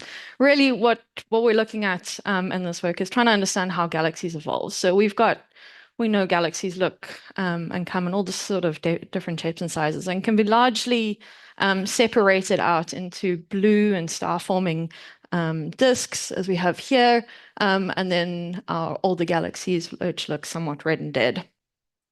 And in the 80s, if this works, oh, there we go, hard click. Dressler noticed that you could generally find galaxies of certain types in different environments. And so in the denser environments seem to host a lot more of the red and dead, the ellipticals or S0 galaxies, whereas your less dense environments seem to host a lot more of the star-forming and blue galaxies. And that suggested then that environment plays a strong role in how galaxies evolve. And so really what we're looking here is what causes the star formation to quench. And so shown here on the left is our stellar mass as a function of star formation rates, and we've got the good old-fashioned star formation sequence. And these are our star-forming galaxies quenched down here. This beautiful work has been colored by the H1 gas fraction, so that's the H1 mass to stellar mass ratio. And we can see that as galaxies come off the star-forming main sequence here, they become gas deficient. And so the question is, how does that happen?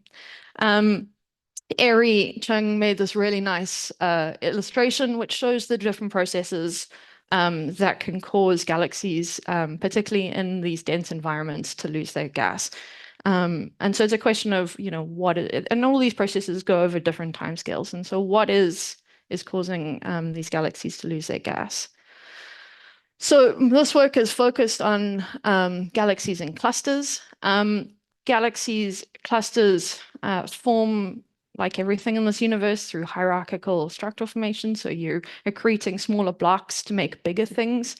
And so clusters create these groups, and you can see an imprint of the accreted groups in the form of substructure. And so that's what you can see in my area-inspired illustration on the right. But the question here that I'm interested in is which environment is more important in removing the gas from these galaxies? Is it the local environment? Whoopsie daisy. Is it the local environment traced by these, the substructure, or is it the larger cluster environment? And we've already seen from earlier talks, both in the symposium and in other sessions, that in the Fornax survey, they're saying that these tidal or galaxy-galaxy interactions do play quite an important role in removing that gas as a first step.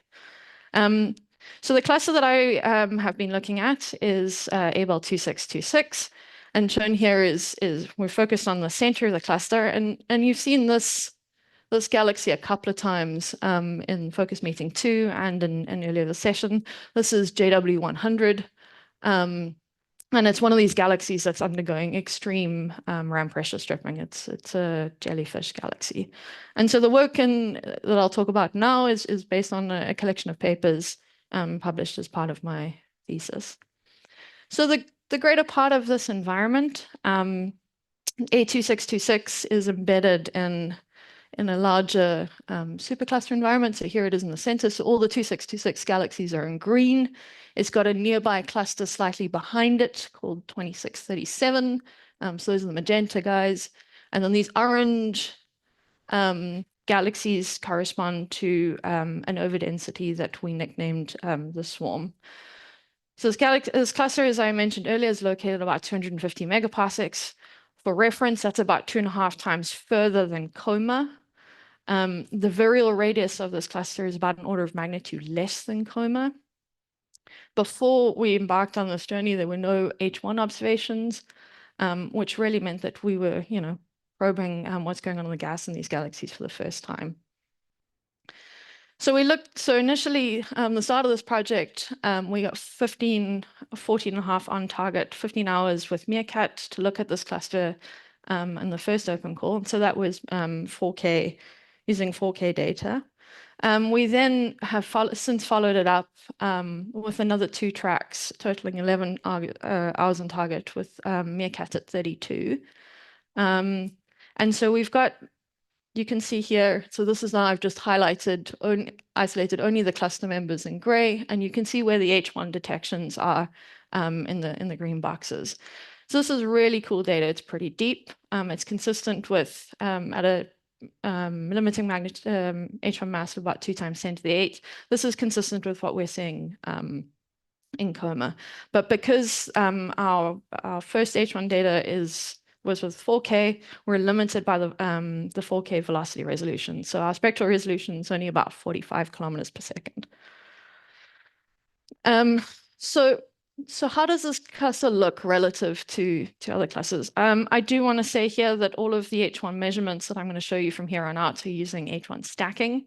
You've heard some really nice talks earlier in this week as to how that method works. So I'm not going to go into that. But shown here is the H1 gas fraction, so the H1 mass over the stellar mass as a function of the stellar mass.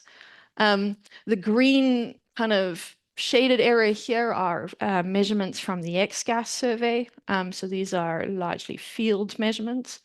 The gray dots here are the H1 detections from Abell 266. So you can see that our H1 detections in this cluster really are comparable to field relations, which is interesting. What I then did is I split up our entire cluster, the galaxies in our cluster, into inside the R200, which is a measure of the virial radius. So you can see it here. Oh, it doesn't show up very clearly, but this dotted gray line here is our virial R200. And so we separated the sample into inside this region and outside this region. And those are indicated by the orange and blue points. Sorry, the orange and magenta. And what you can see is outside of the R200, perhaps unsurprisingly, they're not too gas deficient. I should point this way. And then inside we are starting to see the galaxies unsurprisingly become more gas deficient. And what's interesting here is we are also getting detections in our stacks when we stack only the non-detections. So the solid data points are combining all of our data, H1 detections and non-detections, whereas the open points are only the detections. But really, what we want to know is how does the local environment. So we're going to focus now on only the galaxy and substructure. So how did we find substructure in 2626? Well, we used a technique called the Dressler-Sheckman test. So what that does is it looks for local deviations from the galaxy mean. And we create plots like this where the value from that DS test, it scales the size of the circle, and you're looking for overlapping large circles that have the same sort of color. Doesn't show up so great. But you can see here in the green, different green symbols, these are the 6 substructures identified using this method. There had previously been 2 substructures identified up here and down here. But as we've seen, those are actually now part of 2 different overdensities. So this is what the 2626 substructure looks like. Here, so you can see them in the different colors. What I'm showing here is the color magnitude diagrams. So you're starting to see evidence of almost a small morphology density relation here, which is quite interesting. We're seeing nice separation out of the H1 detections and star forming things. But when we start to look at the gas and what's happening to the gas in these galaxies in different parts of the cluster, this is what we start to see. So focusing on the left panel first, we've grouped all of the galaxies and substructures together, and that's in the magenta, and compared them as a function of radius to all of the galaxies not in substructure. And what you start to see here, intriguingly, is that galaxies in the groups seem to have more gas as they come into as they hit the cluster. So this is normalized by the R200, and so you can see here, we've got more gas in group galaxies versus non-group galaxies. And that was very surprising to me when we first saw it. And I didn't know what entirely was going on, because that seemed counterintuitive, because we know ram pressure is very effective at removing gas from galaxies. But what we think is starting to happen here is that the group environment is potentially protecting the galaxies on infall from the ICM. Tiana Deb, one of my collaborators, also looked at the sample, and she found that the galaxies in the substructure, while they were more asymmetric, suggesting that these galaxy interactions were doing something to the gas disks, they weren't necessarily more gas efficient. And that really is what we're seeing here. Separate on the right here, we've just separated out the different substructures, and you can see there's a whole lot of scatter going on in the outskirts there. So I think that was my last slide before most start signing up. So what we're seeing here is in this particular cluster, our galaxies that are detected in H1 are not too dissimilar from the field populations. We're very excitingly seeing H1 detections in our stacked profiles of only the non-detections, but our non-detections are very, very H1 deficient. And really the most exciting thing from this study is that it does appear that the group environment might be protecting the gas content in the group galaxies as they fall into the cluster.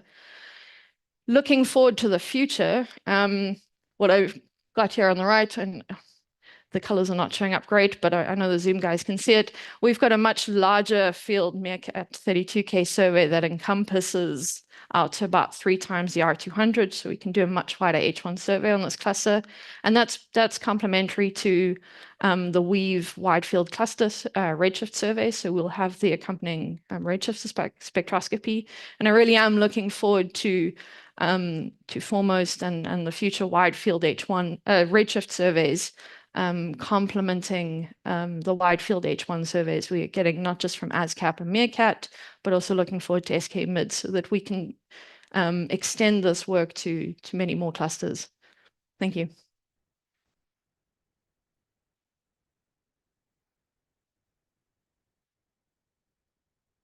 Thanks, Julia. Any questions? I believe someone else hasn't given a chance. Oh, we haven't.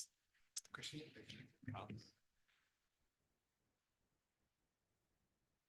Hi, Julia. It's Yeah. Kyle Oman, Durham University. Just a question about the subgroups. I think I missed the details when you went over it. Is the identification of the subgroups completely independent of the gas, so it's done completely in the optical?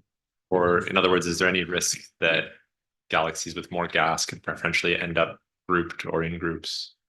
So the substructure identification is purely done on optical redshifts. There's no gas information on that. So it's as good as our optical redshift survey was, which was very complete. It looks like the other question. Oh, Virginia hasn't asked the question yet. Thanks, Virginia Kilborn, Swin Bernini. Really great and interesting talk. Helga Dennis, who's in the audience here somewhere, found something a little bit similar with high pass. And I was wondering about the fact that the groups are H1 excess, so they've got more H1. So they're protected potentially against that infall. But do you think there's another effect going on where they're maybe accreting more gas, or how do they sort of get to that higher level? We've been wondering that. That's a good question. So the H1 excess, particularly in the groups on outside the cluster, did surprise me, especially since we assume that the grouping environments pre-process galaxies before they fall into clusters. I skipped over that because we have a very limited field in that region outside the cluster. And so I'm hoping that these future works where we're seeing out to 3 to 5 times the virial radii will really be able to probe that. Okay, thank you very much, Julia. And if you're wondering, thanks, Julia, one last time. And if you're wondering, is it ramp pressure? Is it tidal effects? Who knows? Well, Celine might know, and you'll find out in this next talk. Hello, is it work? Yeah. Thank you. Good morning. I'm Xu Chenling, a PhD student from Peking University, and I'm glad to have this opportunity to introduce our recent work on quantifying the impact of environmental effects on gas stripping and accretion in galaxy groups. And in modern galaxy evolution theory, the evolution of galaxies is mainly driven by the baryonic processes happening within the interstellar medium, which is actively influenced by the surroundings. Here, the surroundings could be the direct envelope of the galaxy, the CGM, or the larger scale group or cluster environment. And here, for the ISM-CGM interaction, we mainly focus on the central galaxies in a Milky Way-like halo. And CGM could work as the inflow reservoir, the outflow dump, or the recycling interface. Additional influence from the companions could also regulate the galaxy evolution. For the larger scale ISM interaction with the group environment, we mainly focus on the satellite population in a group with halo mass about 10 to 13 solar mass. And as nicely summarized yesterday by Mbati and Moses, the main mechanisms here at work could be separated into the hydrodynamical ones and the gravitational ones. And in both of these two different scenarios, these different mechanisms, they are interplaying with each other and are difficult to differentiate. And currently, we want to use the H1 as a tracer and tool to help to disentangle these different mechanisms. And we mainly use these theoretical models to observationally quantify different kind of possible mechanisms at work and to compare these different mechanisms and to check which one is more important in a certain environment. And M51 is an excellent central galaxy for us to study the ISM-CGM interaction. As a first step, we mainly focus on 3 kinds of effects: 2 heating processes, the thermal evaporation and the photoionization from the UV background, and also the possible effect of turbulent mixing between H1 and this hot CGM. And the one key feature of these galaxies is that with the high sensitivity single dish telescope FAST, we reveal a much larger scale scale diffuse H1 that is previously undetected by interferometries. And here is the comparison between the previous Fios A detection and the new observation by fifth survey. And to fully utilize this high sensitivity of fast telescope, we do a new joint convolution. We use a new joint convolution method to combine these two kind of data sets. And on the left, I compared the moment zero map before and after the joint convolution. And on the right is the movie of the data cube.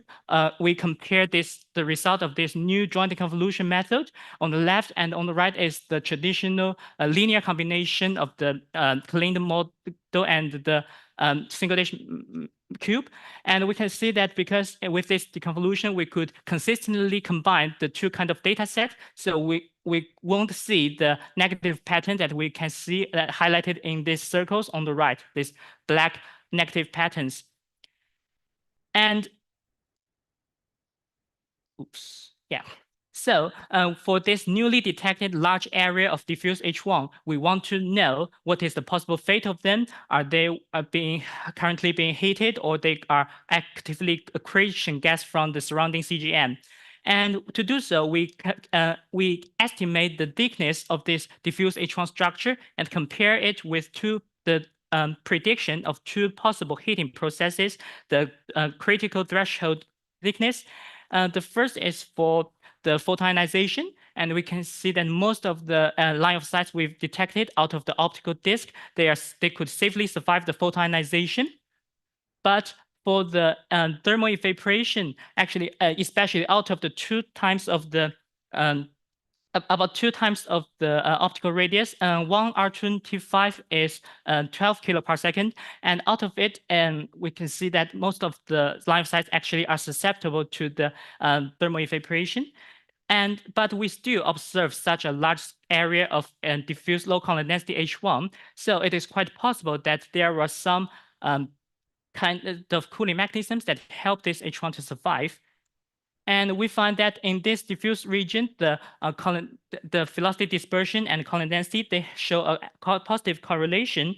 And here, this dotted line, it is the threshold for a confident measurement of the velocity dispersion. And this, with the joint convolution for the column density, we actually could reach this the sensitivity of 10 to the 18. It is just that to obtain a very confident measurement of velocity dispersion, we need to have a higher signal to noise ratio. And within this region, they show a relative 0.5 slope.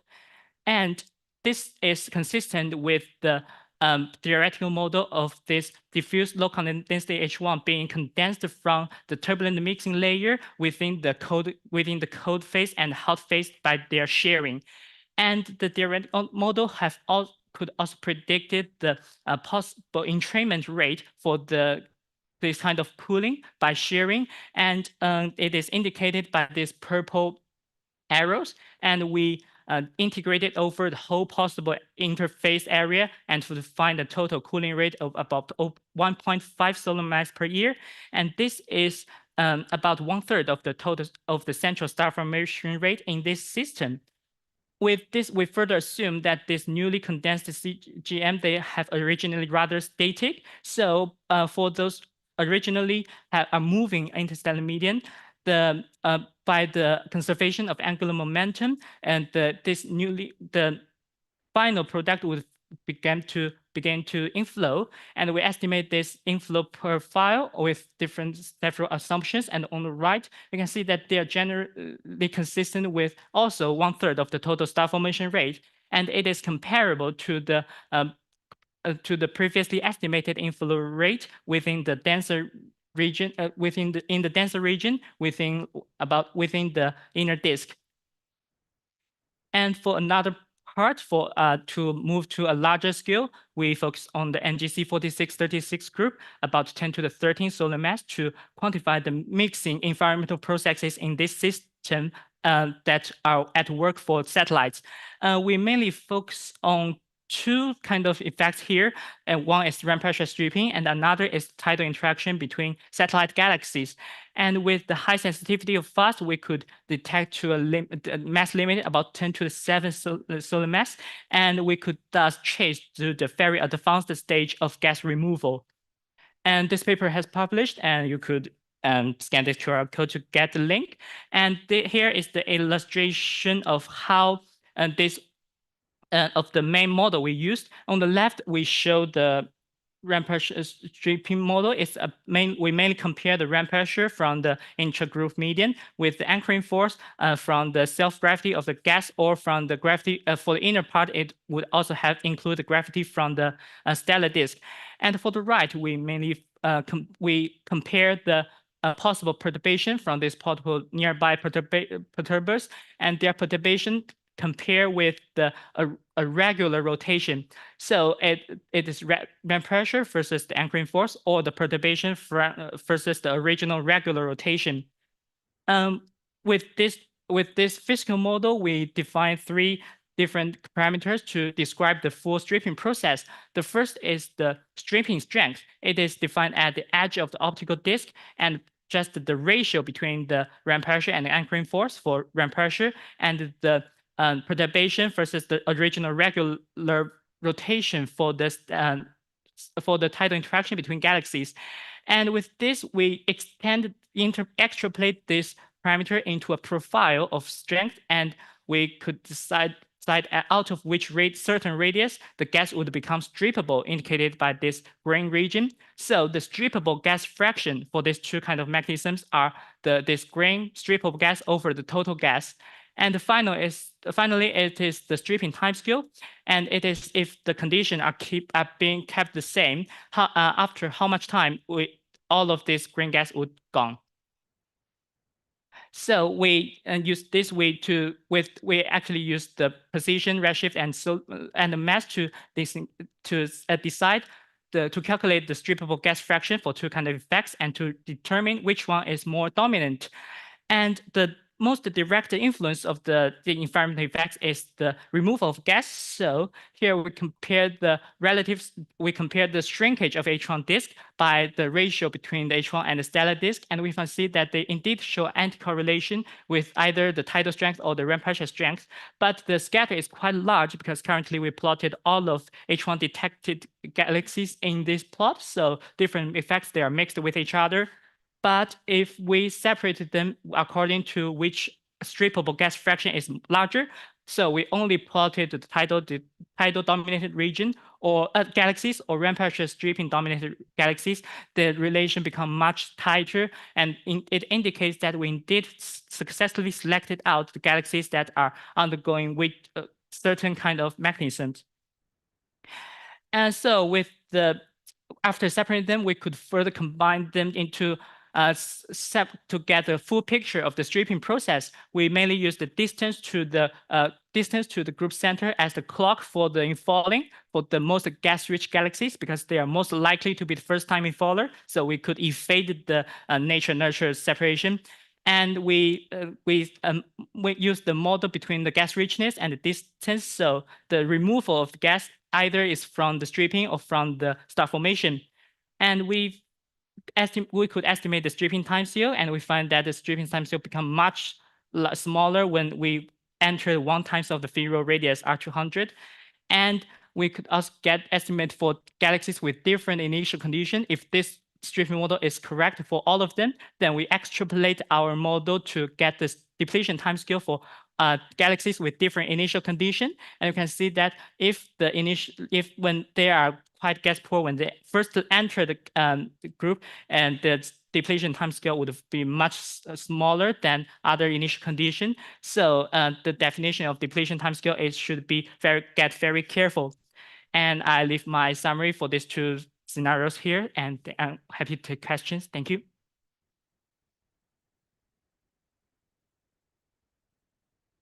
Just in time for the alarm, just after. Any questions for our speaker?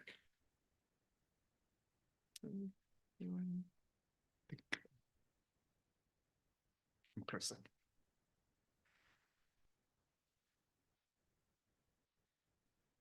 Hi, Luca Cortese, ICRA-UWA. Beautiful stuff. I'm particularly interested in the plot to the left. You seem to find a decrease of velocity dispersion of the gas going towards the outer parts and low column density. This seems to be the opposite of what, let's say, Cecilia Bacchini and co found when trying to determine the volumetric Kenny-Schmidt law. They find that the H1 disk becomes thicker in the outer parts and the velocity dispersion goes up. Do you have an idea of how to reconcile the two? One major difference is that actually we're detecting much outer region where the gravity from stellar disk is not that important. So here the major factor is the pressure from the outer hotter medium. So that's why we find that like the velocity dispersion got smaller out at larger radius, and this show a like decrease of scale height. It's just a transition of different regimes. Thank you. Thank you. I think we have one last question at the back. Hi, Nadine from the International Astronomical Institute. Thank you for your talk, but I wanted to ask, do you find any differences in the sort of global H1 properties of galaxies that have undergone or are undergoing both ram pressure effects and tidal effects versus galaxies that only experience one of the two? Actually, most of the a lot of galaxies they are experiencing both of them, and because actually only 4 galaxies they are quite resolved, so we indeed checked their morphology, and they indeed show some quite peculiar morphology because they are quite possibly because they are quite highly tidal stable, but because the resolved sample are quite small, so we don't quite know whether they are whether they show some statistical signature, but we plan to expand it into a larger survey with more resolved data. Currently, we actually for the H1 part, most of them we only have the total H1 mass, but we mainly focus on their influence on the inner like stellar color as the indication for the star formation. Okay, thanks. Right. Okay. Thank you very much. And I think let's give one last hand to our speakers. And well, before unless Betty went to quickly say, I just want to make sure that we highlight that the poster presentations are available for people to go and have a look, and it covers everything from H1 intensity mapping, star formation, even Magellanic systems as well, and also other kind of interesting science related to H1. So please go and have a look at those. Betsy. Yeah, I wanted to add a highlight to that. A few people have already been highlighting their posters or other things in Slack also. I just want to encourage everyone to do that. Use the Slack, take your questions there if you didn't have time to have them asked, all of this. There's so much great stuff here that the Slack at least lets you have a little bit more opportunity to catch up on all of it. Thank you. Thank you. And I'd also just thank all the young early career people who stayed behind, because I know there's a lunch now. So I'll let you all go now. Thank you so much.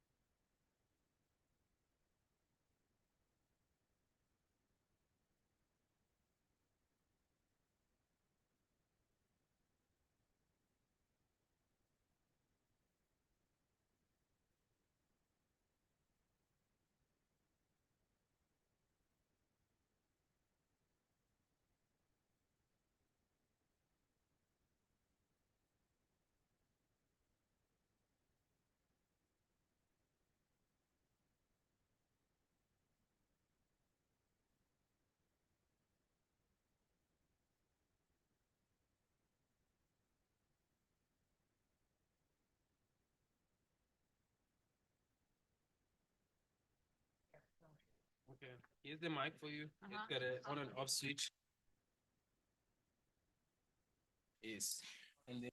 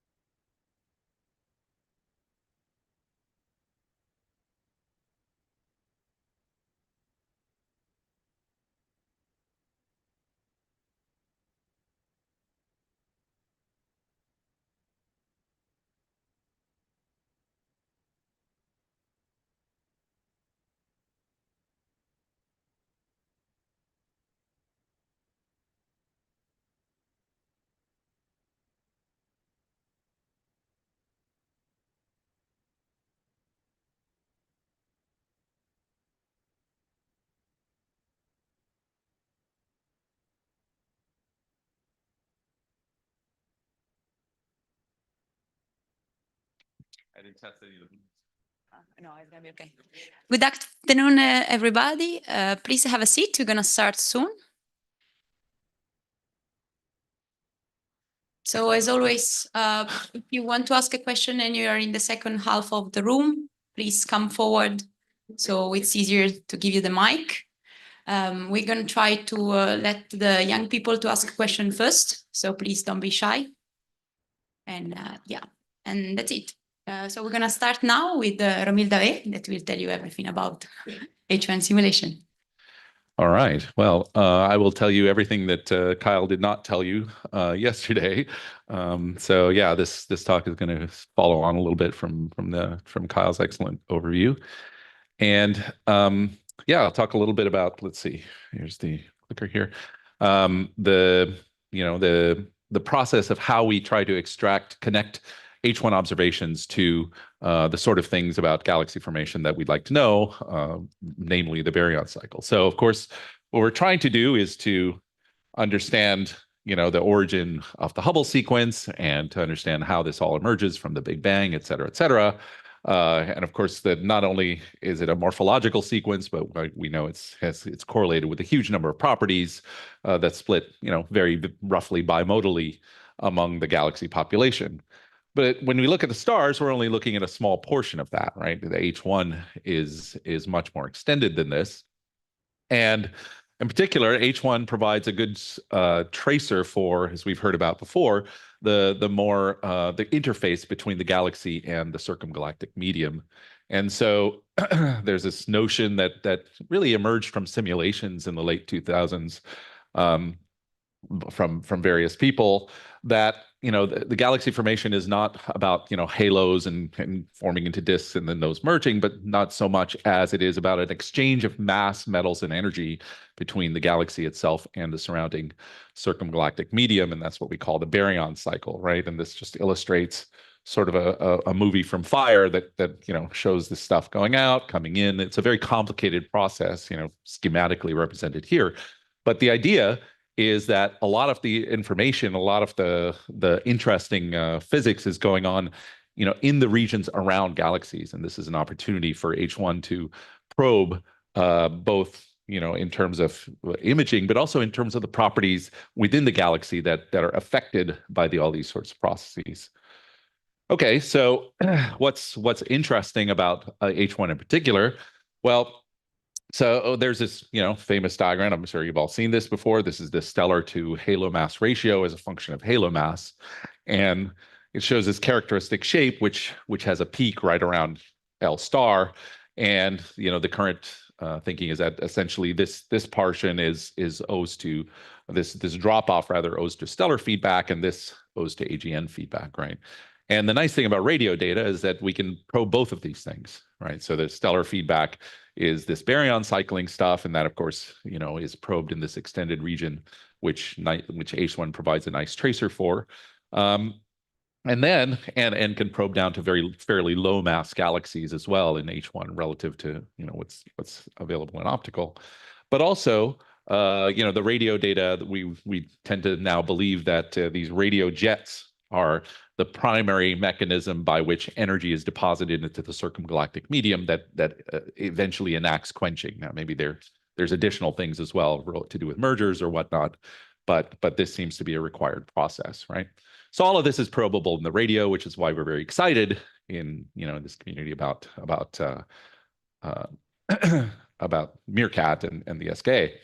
So yeah, I think Kyle covered most of this, why we do simulations of galaxy formation. But what I wanted to point out in particular is that H1 is a transient phase, right? It's the phase from the gas coming from the ionized circumgalactic medium through a regime where you start to get self-shielding that allows you to form significant neutral fractions.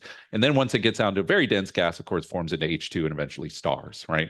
So this transient phase is dependent on both where you get shelf shielding and where you get molecular formation. So Kyle talked very nicely about some, state-of-the-art work and tried to understand the formation of H2 versus H1 down in the ISM. You also have to worry about this side as well, which is less well known. especially if you're not doing full radiative transfer in the models. Nonetheless, I think this still provides a very exciting and interesting tracer. So I'll show you a bunch of results from the SIMBA simulation, because that's the group I sort of nominally lead or herd the cats for, as they might say. So SIMBA is, one of these large cosmological simulations, and it has a few unique features, right? I won't go through all of this in detail. It's usual gravity, hydrodynamics, et cetera, et cetera. Some of the more interesting things relative to this is that, we've had this sort of on-the-fly self-shielding model, so that allows us to, compute the H1 fraction on the fly, which, you can also do in post-processing, and as others have done as well. And then the main unique part, I think, is this black hole accretion and feedback model. I don't want to go into too much detail about what that model is, but I just want to show you exactly why it's different than everybody else, right? And we also have dust production, which is on the fly, which at least back then was sort of fairly unique. But I wanted to show you exactly, what's unique about SIMBA's black hole feedback model compared to others. So this is going to be 4 different simulation codes. This is illustrious TNG, not labeled SIMBA, and 2 other ones. And this is just a projected temperature map. It's the same volume that's being run with these 4 different codes, okay? So you're going to start to see a noticeable thing compared with SIMBA's black hole feedback compared to everyone else. There's SIMBA. Look at those nice bipolar jets, okay? The other feedback mechanism models tend to be fairly spherical, okay? So they tend to not have this sort of bidirectional jet stuff. This was something we really put into SIMBA to try to mimic what we actually see, these kind of bidirectional jets that we see coming out of galaxies. However, the result of this is that in SIMBA's case, in order to get the same effect to sort of quench galaxies and get enough suppression of star formation, you need to heat the gas quite a lot, right?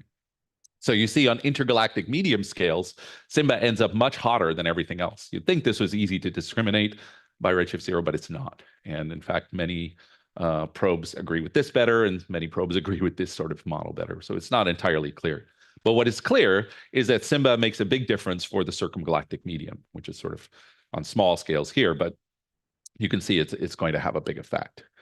Now, many of these simulations, of course, are actually looking at stellar properties in order to calibrate the simulation. In fact, despite all those differences I showed you in the past panel, those models all essentially produce the same stellar properties, right?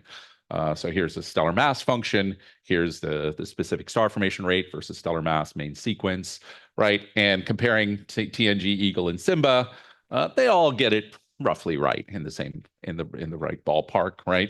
But of course, this agreement is calibrated. So we've done this each individually, tuning whatever parameters we have to get this right. So that's very nice, but not very discriminatory, of course. It's not really a prediction. You can move to other aspects, though, such as the gas content, and suddenly we start to get some things that are actual predictions of the model, right? So H1, let's say, that seems to be of interest to people here. So let's talk about that, right?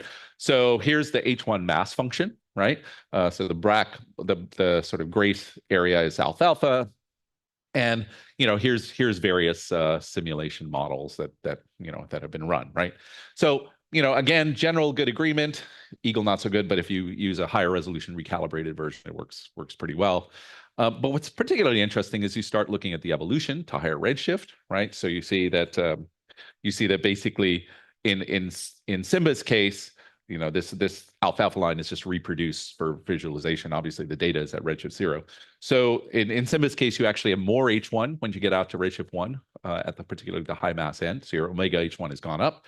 With TNG, the red line, it's gone down, right? And so it just, and as well as sort of the recal model has gone down. So there's qualitatively different predictions that arise because you have these different feedback prescriptions that each person has put in. So that's an opportunity to test, right? And these are the sorts of things that we like to do: measure the mass function using LaDuma, measure omega H1. We've seen some very nice work yesterday, at a redshift of half already.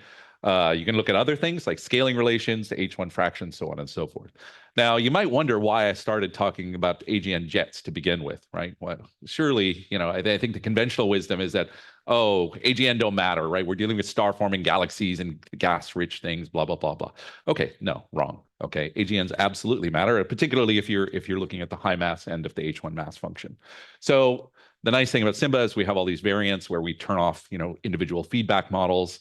Particularly, we have several different. Again, I don't want to go into details, but we have several different components to the AGN feedback model, and so we can turn them off one at a time, right? And that's what happens. So this turnover that you see in the H1 mass function, at least in SIMBA, comes about because we're including AGN feedback, right?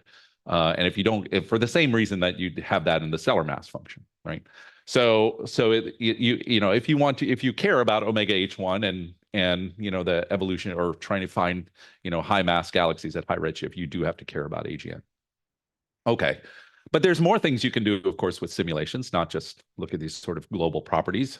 And Bartek Glowacki, who's a postdoc at Curtin University, hopefully coming to Edinburgh soon, has done a lot of work on this, right? So, for instance, the baryonic Tully-Fisher relation. So this is something that has been marketed as effectively a tracer of the overall gravitational potential of the halo, or at least out to where it's probed, and a possible discriminant or a thing that galaxy formation models have had a difficult time in the past reproducing. So what you can do is what Martin did is make a little postage stamps, create rotation curves just from the enclosed mass, and use that to using the sort of rotation curve fitting tools that observers use, try to create a simulated baryonic Tully-Fisher relation. And this is the result. The green line is the median from SIMBA, and the red line is the Spark sample, which we've tried to emulate here. And you see that slope-wise, it's actually pretty good, which is there is a little bit of an offset. We tend to be slightly too peaky in our rotation curves. And possibly that's just resolution, but could be other physics as well. But the point is, if I showed a plot like this from simulations 10 years ago, it would have been horribly wrong, right? So this is actually, we're getting in the right ballpark now. So we are actually distributing the baryons now, as well as dark matter, in a reasonable way. But you don't have to do it, purely theoretically like this. You can also make line widths from and check how well they trace the halo mass. The answer is pretty well, but it's not quite with the same normalization and slope as you might think. It's relatively insensitive to redshift, but it does trace the halo mass. But you should look at Martin's fitting formula if you actually want to use it in that way. So that's another possibility. And then, of course, you can even go fancier. And thanks to Kyle's wonderful tool, Martini, we can actually make H1 data cubes, right? And this makes it relatively easy to do that. And so one of the things you can do with that, which Martin has worked a lot, is to look at asymmetries. And Martin is very proud of this, the name ASIMBA. So that's the project to look at asymmetries in SIMBA. And the question is, of course, that most people had said that most people think that H1 asymmetries have something to do with perhaps the warps or some kind of interactions or something like this, right? This is often the assumption. So the question is, in the simulation, of course, we can go and measure these asymmetries and check whether they was due to some interaction or not. So what was most striking to me is that asymmetries hardly seem to depend on anything. Okay, great. So essentially, yeah, not nearest neighbors difference, maybe total number of neighbors, slightly on H1 mass, but generally quite surprisingly low, right, dependence. So so I think it's interesting to think about what exactly this asymmetry is telling you, but it may not be telling you what you think it is, right? Finally, I just wanted to mention quickly this idea of sort of probing the baryon cycle, right, with correlated scatter. So essentially, because you have fluctuations in the inflow rates, this causes correlated fluctuations in the star formation rate, H1, H2 content, as well as the metallicity, in the sense that, if you have a galaxy sitting, let's say, on the H1 stellar mass relation or on the mass metallicity relation, this is observations from Matt Bothwell, if you have some inflow, you'll bring in low metallicity gas, so you'll move to lower metallicity, but you'll actually increase the gas content because those little objects are going to be more gas rich, right? And it pulls galaxies off that relation. But what you notice is that essentially as the gas is processed, you form more metals, so you become more metal rich, and you have less gas, right? So you move back towards the relations. And so galaxies in simulations tend to oscillate around these equilibrium relations, as I like to call them, right? And this equilibrium relation is set by the overall outflow or inflow property, but then you can trace this by actually looking at, let's say, color coding these points by specific star formation rate. And indeed, we see in simulations that, you know, things that lie below have low gas content and things that lie above have high gas content or high star formation rate. And then you can make a plot, and this is really, I think, really one of the cool things to do, is of the deviation in star formation rate from the expected value at that stellar mass versus the deviation in the H1 mass relative to that, the one expected at that stellar mass, right? And it follows sort of a one-to-one relation in the sense that if you're low in star formation rate, you tend to be low in H1 as well. And you can do that the same in simulations as well. And you can see among models, there are differences, right? So different simulations work the baryon cycle in different ways. And I think that's one of the more interesting second order tests that we can get once, you know, as Michelle Kluber was talking about yesterday, you know, we get all this ancillary data, so on and so forth. Okay, I'll skip that, but just go straight to the summary, right? And oh, Martha's up, so why don't I just let you read it? Thanks. Thank you so much. Sorry for scaring you. Question for me? Oh yeah, right. Hi, Romeo. So yeah, it's interesting to try and sort of put constraints on this kind of jet feedback. How does like H1 mapping help you? Because I remember that in Eagle, there were quite a large sort of supernova holes left in the disks that didn't seem to quite match up observationally. So I wondered if you knew anything about the AGN feedback recipe from H1 maps. Yeah, so in Simba, at least, we assume that the AGN feedback does not interact with the ISM explicitly. And the reason for that is that at the resolutions we're running at, we can't possibly resolve that correctly, right? So what we're assuming is that the jet just blows a channel through and doesn't really do much else to the ISM. There's been a lot of work that's tried to study this, and not in cosmological cases. And I think that's generally the right message. I mean, there's some leakage, but overall, the disk is, you know, in the H1 holes and stuff, it's really dominated by the star formation feedback and those processes, not so much the AGN, it appears.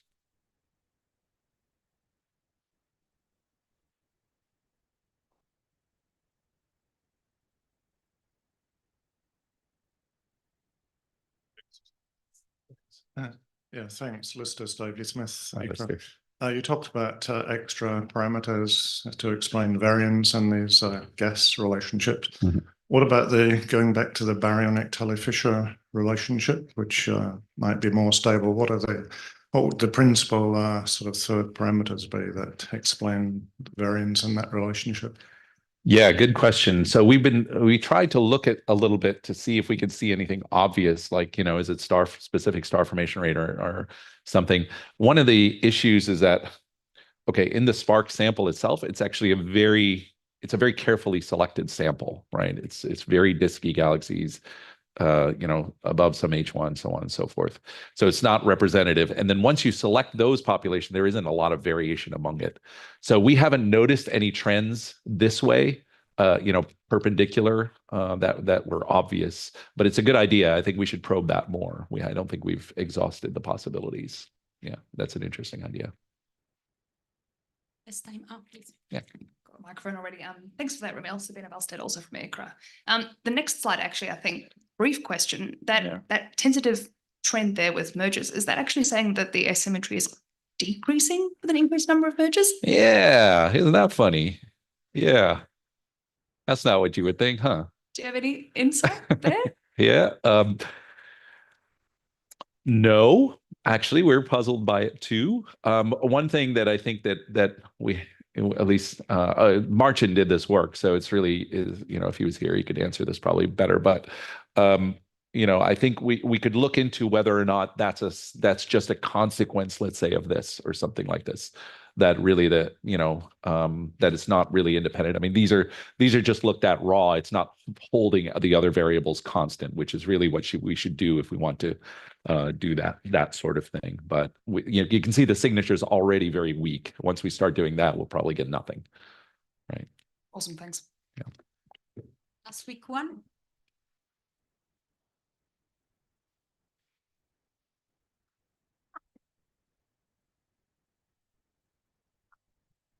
Thank you. Thanks, Romil, for a very interesting talk. I have a question on H1 mass function that you were showing. So I seen that at redshift 1, you are not matching, but at redshift 2 and 0, you are matching. So can you comment on it? Why there are these discrepancies here? Yeah, sorry, it probably wasn't very clear. That this alpha mass function is only at redshift 0, right? Alpha does not measure things at redshift 1 or 2. I was just including it so you can see related to redshift 0 how things move. Okay, so those aren't actual. We don't have observations of the H1 mass function at redshift 1 or 2. I wish we did, but no. But hopefully, maybe soon. Bladuna, at least out to redshift half or 1. Okay, let's thank our speaker again. Next speaker up is Rory Smith that will tell us about environmental effect on H1 in simulations.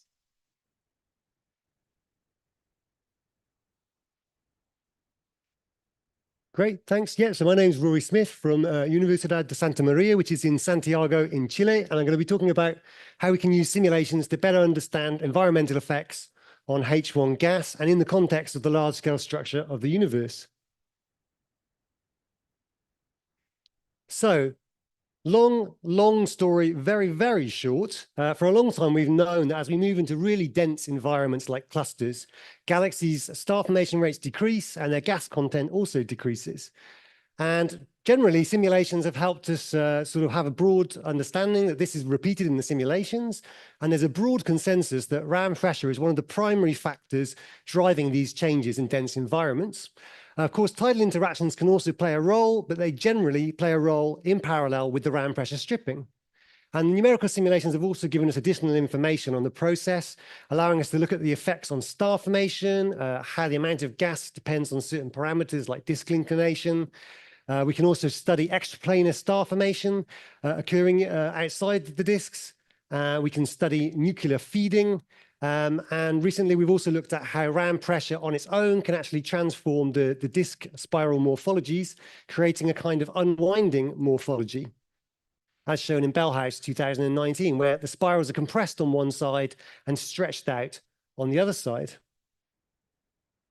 So now, with a very large amount of public data available from hydrodynamical cosmological simulations, it's also very tempting to simply grab this data and start comparing it with your sample of observations.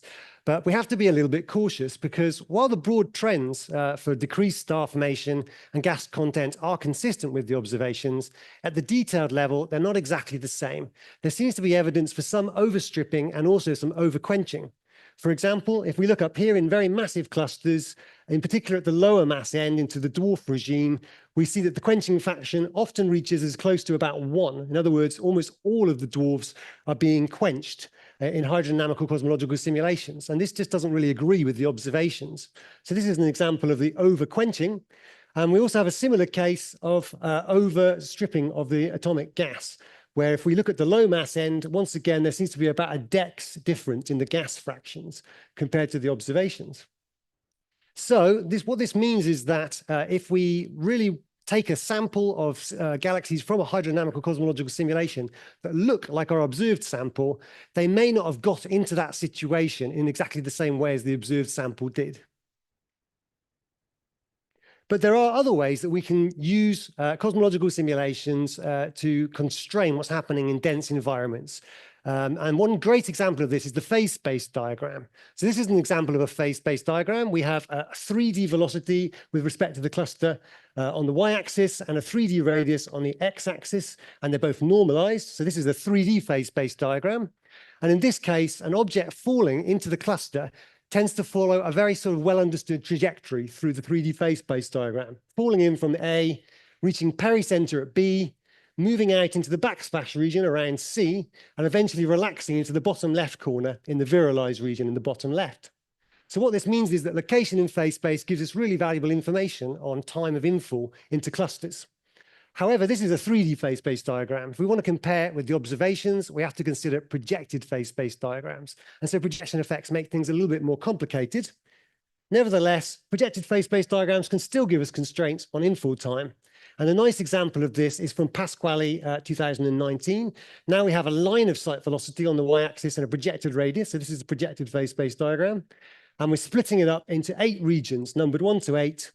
And if we look in the simulations, we can see that the look-back infall time for halos in these different regions shifts from ancient infallers in zone 1 down to recent infallers in zone 8. And this is really useful because it allows us to compare populations of galaxies with the changing mean infall time and see how their properties change.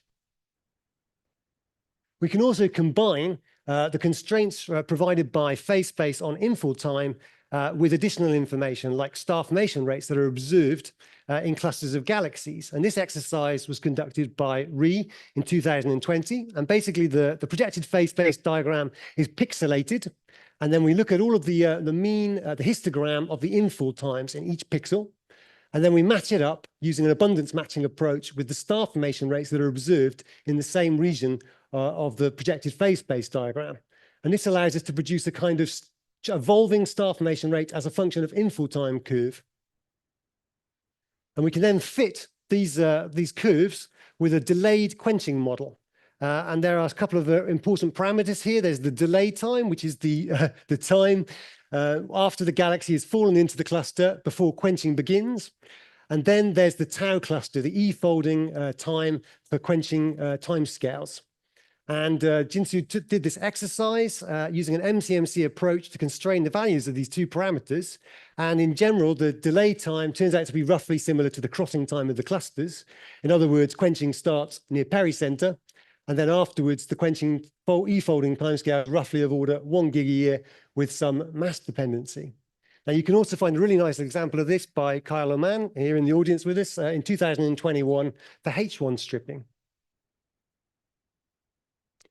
So we can also combine this constraints from phase space with jellyfish tail directions as observed as well. So why are jellyfish tail directions useful? Well, when galaxies are first falling into the cluster, they tend to have their tails pointing away from the cluster center. But once they pass pericenter, their tails tend to point towards the cluster center. And therefore, a histogram of tail direction with respect to the cluster center contains information about when the tails formed and how long they lasted. So we can take one of these kind of 4-bin histograms, now observed, so projected tail angles, and we can combine it with phase space locations, again, kind of a 4-bin histogram of how they're distributed. And combining together, we can use a kind of model, a simple kind of semi-analytical model for where the tails appear, which is the R1 parameter, and how long the tails last after pericenter, which is the T2 parameter. Then we use a kind of Bayesian MCMC approach to compare the model with the observations and produce PDFs on these 2 main key model parameters, R1 and T2. So we actually conducted this exercise on the LOTS jellyfish sample, which is radio continuum sample. And the jellyfish was selected by Roberts 2021. Here's the observed histograms for the tail angle directions and the phase space region locations. And here are the resulting PDFs that the model produces for R1 and T2. So summarizing briefly, the tails generally appeared about 3/4 of the way out on the first infall into the cluster, and they last a few hundred megayears after pericenter. So this is an important result because it really shows that quite typically they manage to hold onto their tails past pericenter, which is not always the case in some hydrodynamical cosmological simulations. So I've talked a lot about environmental effects going on inside of clusters acting on the gas, but we also know that galaxy gas loss occurs far beyond the virial radius of the cluster. Both observations and simulations have shown that cold gas fractions and star formation rates are reduced out to maybe 3 to 5 R200 from the cluster center. And in the simulations, you can actually remove the signal that comes from backsplash galaxies and satellite galaxies of groups outside the cluster, and still some of the signal remains. So something's quenching the galaxies and reducing their gas far out. And one suggestion is that ram pressure could be arising from filament gas directly.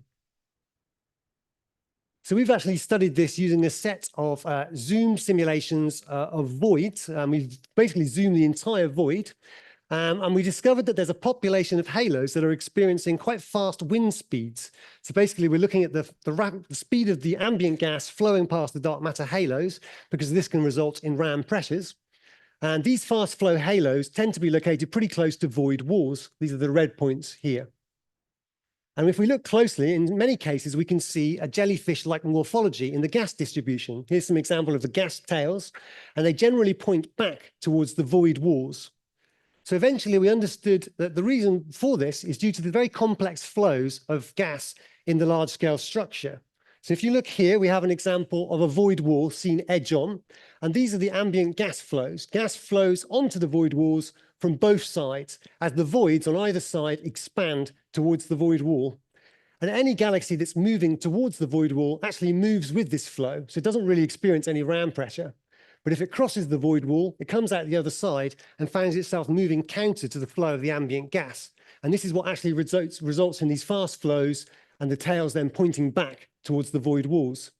These ram pressures are not extreme in any means. They're nothing compared to what's found in clusters, but they are sufficient to actually affect low mass halos. Halos in the mass range 10 to the 9 to 10 to the 10, and therefore, in principle, can actually strip the gas out of dwarf galaxies. So this is one way that the large-scale structure can actually have an influence on clusters, because we know that clusters are not in isolation. They're connected very closely to the large-scale structure through a whole series of filaments that act as highways, bringing galaxies into the clusters. So any transformation that happens in the filaments can then be brought into the cluster population. However, this is not the only way that the large-scale structure can influence clusters. It can also actually transform the efficiency of environmental effects happening in the cluster cores. So a good example of this was in my own paper from 2022. This is where we studied what were the key parameters affecting the pericenter distance of first infallers into clusters and groups. And we looked at a variety of different parameters, but in the end, the really key parameter was V perpendicular, the tangential velocity of the halo as it crosses the virial radius for the first time. And of course, if you have a small V tangential, you're basically on a very plunging orbit. You end up with a very small pericenter. It's not really a surprising result, of course, but it's also interesting because this tangential velocity has absolutely nothing to do with the cluster. It's entirely inherited from the large-scale dynamics surrounding the clusters. And some clusters just tend to have much smaller V perpendicular than others. And this is actually what we see over here, where we plot individual clusters, their mean V perpendicular for all of their first infallers. And you can see that some fall to the left here with very small V perpendicular, have much smaller mean pericenters, and some have much larger V perpendicular, much larger pericenters. And this in turn results in much more rapid mass loss for their dark matter halos after falling into the cluster and passing pericenter.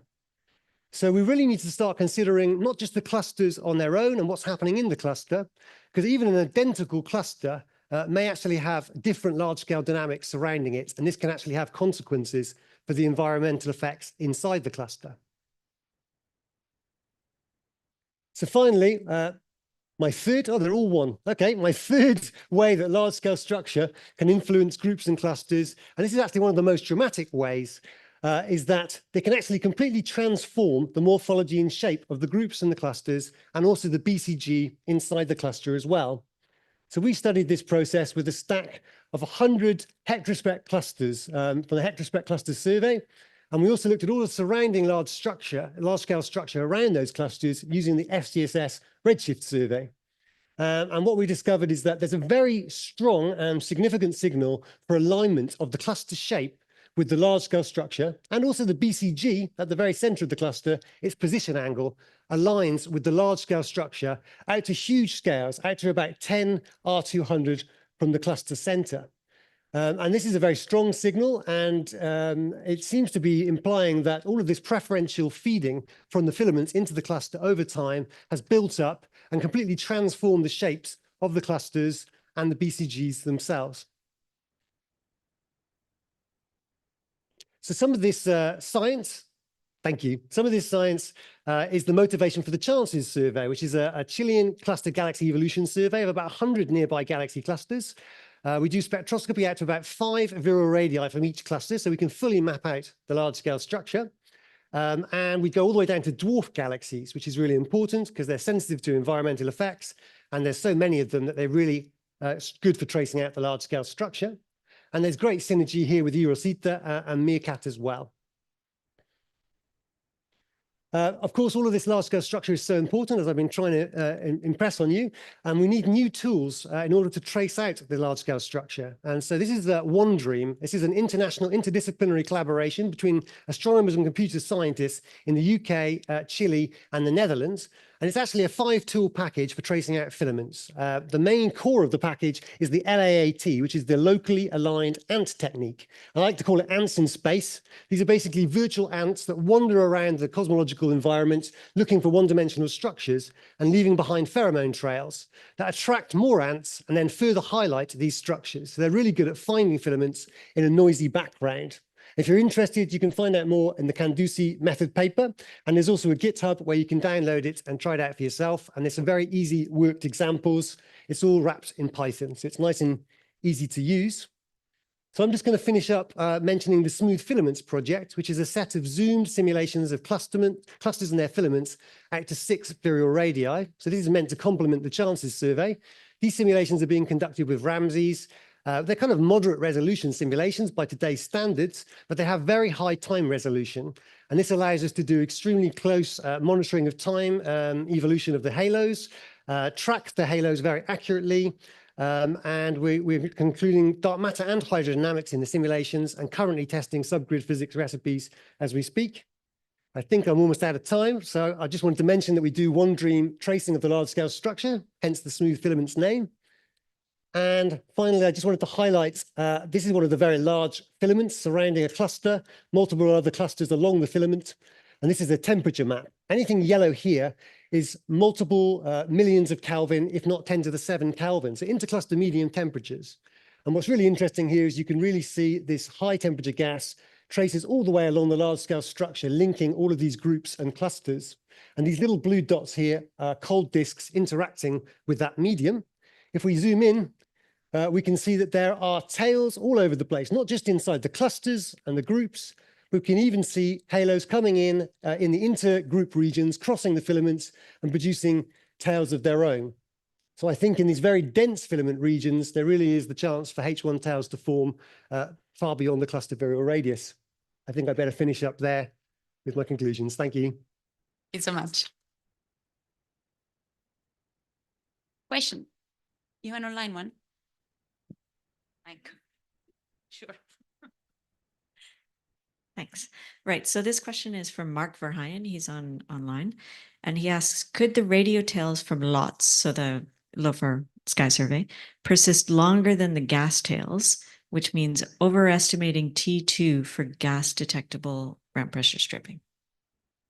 Could the radio tails exist longer than the gas tails? Yeah.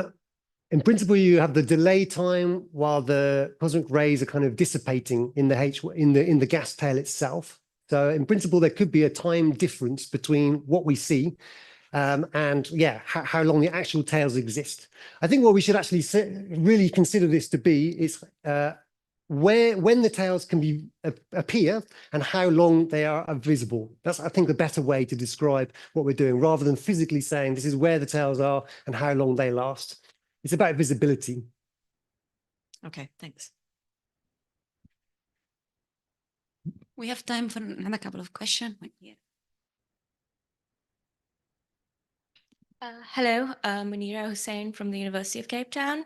I was wondering, how does the OneDream filament finder compare to other ones that are commonly used, such as dispersed?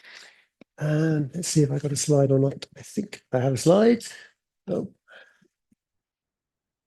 Among many. Ah, there we go. Perfect. That's just what I was looking for. So here is 2 examples. We've got the pheromone counts in the large scale structure versus the actual dark matter distribution. And here you get to see just how good the ants are at bringing out faint structures. Because if you look at the range of the color bar, we're now going from 10 to the -2 all the way up to 10 to the 4, compared to 10 to the 0 to 10 to the 3. And you can already see that they're brighter just by eye. And additionally, here we show tracing with disperse in red versus the EM3A result of the ants combined with the other tools.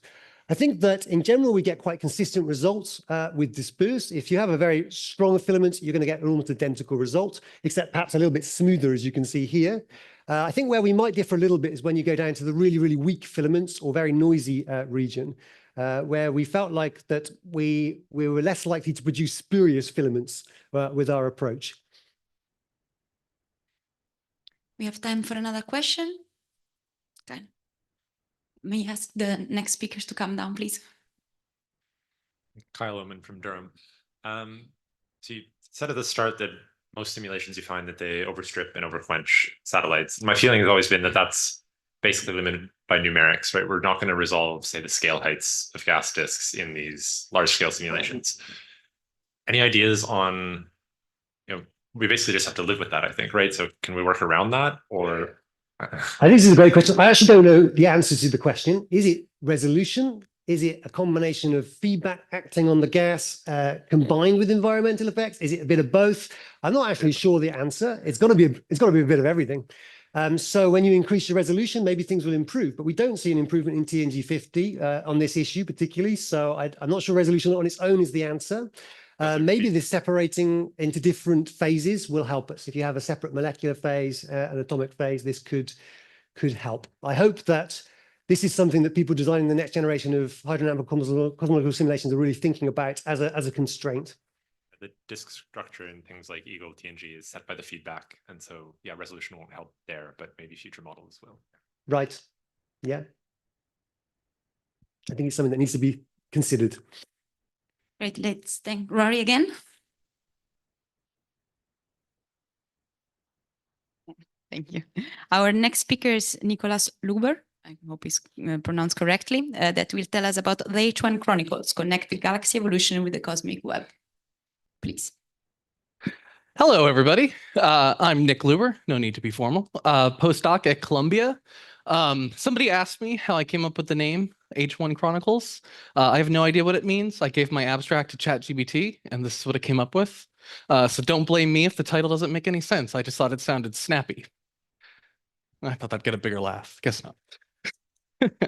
All right, so in this talk, I want to sort of approach these three questions. How does H1 content evolve as a function of redshift? How does that interplay with the cosmic web? And can we see the effect of the cosmic web on individual galaxies in the H1? For the first two questions, next. I'm going to use the same data set and the same technique. So I just want to lump that together and get the technique stuff out of the way in the beginning. So for these two questions, I am using the CHILLIES database. CHILLIES is the Cosmos H1 Large Extragalactic Survey, 1,000-hour pointing of the VLA and B array with a resolution of around 6 arcseconds and can directly detect H1 in emission out to a redshift of 0.48. I can talk for hours about CHILLIES if you want to. Feel free to stop by. But just to give a brief look at the data, this is what the data looks like. On the left, we have just some diagnostics going from bottom to top, the kurtosis, the measured to theoretical noise ratio, the min-max value in the RMS, and the range of the data. You can see a couple fun features in there. I also don't know what they all mean, but a good summary is that the good parts are really good. We have a lot of bandwidth that is great. The bad parts are less good, but still okay. We have H1 detections in the parts where our noise isn't integrating down perfectly and there's still some imaging artifacts. But on the whole, a great database. So I used it. And how I used it for these first two questions is for H1 kubelet stacking.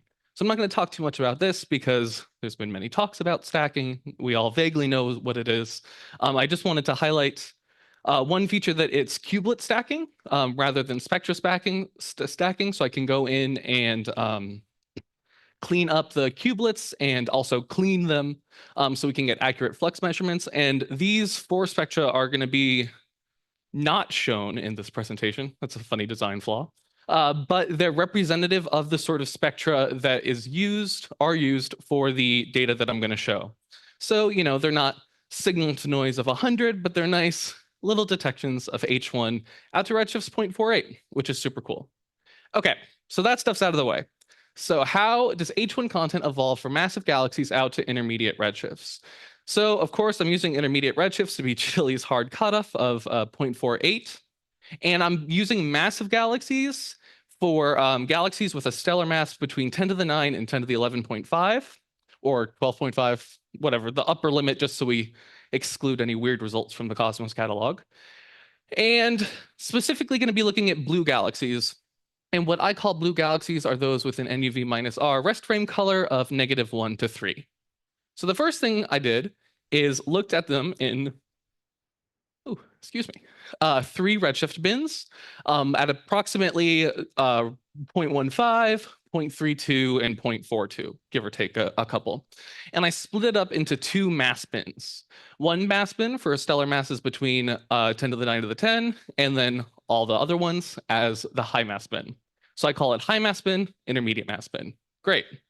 So from this, you can see that both the H1 fraction and the H1 mass for the intermediate mass bin stays relatively constant across this redshift range. Great, kind of a boring plot. But the high mass galaxies are more interesting, which is exciting. So for them, we see that they are becoming significantly more H1 rich across just this redshift range. Joining Chili's, we have the Chili's continuum survey. And using that, we stacked radio continuum for these same galaxies so that we could estimate the star formation rate for them. And here we found that for the both sets of galaxies, the star formation rate is increasing with redshift. So that's great. At least our technique isn't terribly wrong.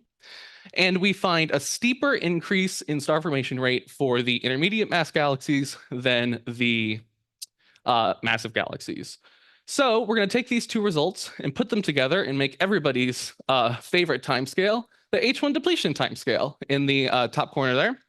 And we see that for the massive galaxies, it is remaining relatively constant. And for the intermediate mass galaxies, it is increasing as a function of redshift. So this is super cool. We're seeing some evolution in how H1 is being converted into H2 and stars are being formed out even just to these small intermediate redshifts. Okay, so then we said using these same techniques, let's explore how this interacts with our understanding of the cosmic web. So the cosmic web we define using spectroscopic redshifts with galaxies that have a mass greater than 10 to the 9 for completeness' sake, and using disperse. And this is what we find. Okay, a lot to unpack in these plots. So the black points are the measurements from Chili's. So since we have 3 different environment bins, we had a limit to just 2 redshift points. So that's why there's 2 points in each of the plots. And each of the plots is an environment. So we have in the filaments, which is 0 to 2 megaparsecs from the spine of the filaments, 2 to 4 megaparsecs, and then 4 to 20. And calling these in the filaments, filament boundaries, and voids. The red shaded regions are results from illustrious TNG. And we compare them to. And the first, perhaps most obvious point is that the red shaded regions and the black points don't really overlap, which is perhaps not great, but interesting. And they don't follow similar trends. So very interesting that here we're seeing sort of not what we would expect based off of the simulations for looking at the first time the effect of H1 at these redshifts in different large-scale structures. I think a more digestible version of this plot is here. So it's the same information, but now instead of being as a function of redshift, as a function of environment. And you can see that if we take our blue galaxies with this set mass range and we put them in filaments, they have more H1 versus when we put them in voids, right? So this isn't to say that all galaxies and filaments have more H1. Of course, that's not true. But specifically, this type of galaxy in different environments seems to be behaving in this way, where it is more H1 rich, closer to the filaments. Interestingly, this is the opposite of what we find from Illustris. There's not too much that we can say about the redshift evolution of this trend, which isn't too surprising because the data is only so great. So we only have 2 redshift bins, but there is no real statistical difference between the Chili's points wise, of course, to the Illustris ones there are. Also, so similar to the previous work, we split it up into 2 mass spins. And we get this. So now the red shaded region are all red data is the high mass spins using the same definition of high mass. And all the black points and gray shaded region are the intermediate mass spins. So the first sort of qualitative point is that the more massive galaxies are agreeing more with the simulations, which is super cool. However, for the voids, so in this case, just any galaxy that's situated more than 4 megaparsecs away from the spine of a filament, we're getting completely bonkers results about the difference between the simulations and what we observe with chilies. So cool. So that's sort of what we could do, the limit of chilies with the sort of stacking techniques, just due to the sensitivity of the survey itself. What's really cool then is this is well complemented by the study of individual galaxies. So this is a plot from Bluebird et al. In 2020, where they can actually look at individual galaxies in their environment and measure their spins. This is also being done in other surveys and MIGHTY, and it's just the first one that comes to my head. And that'll be super cool to help fill in these gaps that we're measuring with the stacking and see what we can actually learn from the kinematics of these H1 detections to help elucidate what the effect of the cosmic web is, which is the third question, is what is the cosmic web actually doing to these galaxies? In which case, I'd like to thank the organizers for putting me after the talk they did, because we can see an example of this, is we have this little guy. So this little guy is a serendipitous detection in a completely different H1 database, a project meant to look at interacting dwarf galaxies. And this guy was just sitting off in the corner. And here we have it. So it is obviously highly asymmetric with respect to the optical body. You can see this in that here we have nice galaxy over, I think it's the Pan-STARRS G-band image. And then we have this big tail with no optical counterpoint in whatever deep observations that I can find. So it's not just this morphological asymmetry though, it's also kinematic. So here we have this red dashed line, which corresponds to the optical center. And the black dashed line, I specifically draw to be suggestive of a rotation curve. We have some nice rise and a flattening and a decline and a flattening. But then we have all this gas at even higher velocities further out from the galaxy, which is a characteristic of ram pressure stripping. We also have this black dashed line, which is the center of the galaxy. And the H1 mass on this side and this side are approximately equal to each other. So it's as if the H1 from this side is being pushed out of the galaxy. So I tend to be very conservative with calling things ram pressure stripping and to not believe them. And this, I think, really looks like ram pressure stripping, but with the glaring problem that this galaxy is in the middle of nowhere. There's no cluster nearby. There's no groups nearby. He's just doing his thing.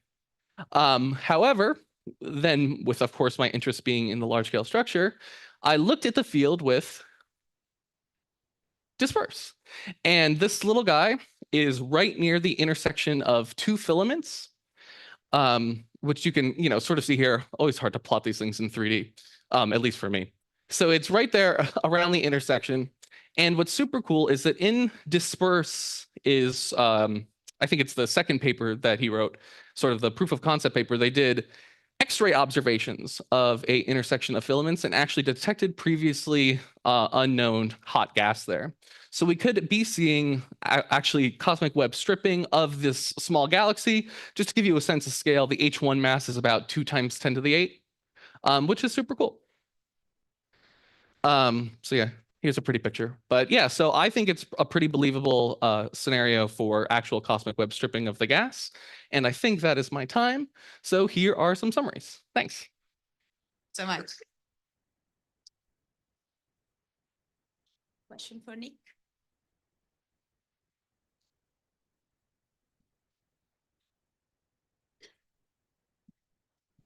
Hi, my name is Yara. I'm a PhD student at the University of Bristol in Cape Town.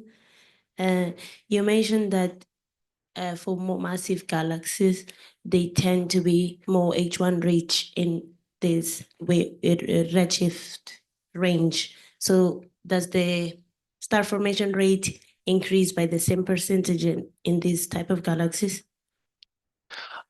Yes. So the change in star formation rate is more or less tracking with the change in H1 for it also. Other questions? All right.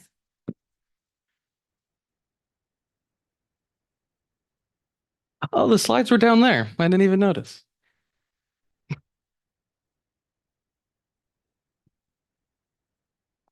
Hi, Sarah Blythe from the University of Cape Town. Thanks for the great talk. I just wanted to ask a little bit about your filaments, comparing your galaxy properties to the simulations. Obviously, there isn't time to go into a lot of detail, so I thought, would you be able to just explain a little bit more detail? One of the important things is obviously your sample selection in the simulations so that you can compare directly to the galaxies you're actually measuring. And also, I just wanted to ask, how did you find the filaments in TNG? Yeah, so we tried to do as apples to apples comparison as we did. And I will preface this with all the work with the simulations was done by a collaborator, Farhan Hassan. I remain a tried and true H1 astronomer who's deeply afraid of them. But we made sure that in our filament actual detection, we used the same set of galaxies, those with a stellar mass measure to be above 10 to the 9, as much as you trust that they have similar IMFs and all that. And we used disperse with the same exact parameters for the identification of both. And in the comparison, we also used the same stellar mass criteria and the same selection of just the galaxies in the blue cloud. So it's as apples to apples as we thought we could reasonably get. Okay, let's thank our speaker, Nick, again. Next speaker is online, is Indra Gensier. Everything okay from? Hello, can you hear me? We can. Excellent, that's a good start. Hopefully, Yes, just you should now also be able to see my presentation on the screen. Yes, we do. Okay, all good. Excellent. In that case, hello everybody, good afternoon. Thank you for the introduction and thanks to the organisers for giving me the opportunity to present my work here today. My name is Indra Gensier. I am currently a postdoc at the University of Zurich, although I'll be moving to Edinburgh soon. And I just want to give you a wee overview of what I've been working on for the past couple of years, which is essentially trying to see whether we can use the H1 disks of galaxies and their properties to learn something more about the underlying physics of star formation and stellar feedback that underpin galaxy formation and evolution.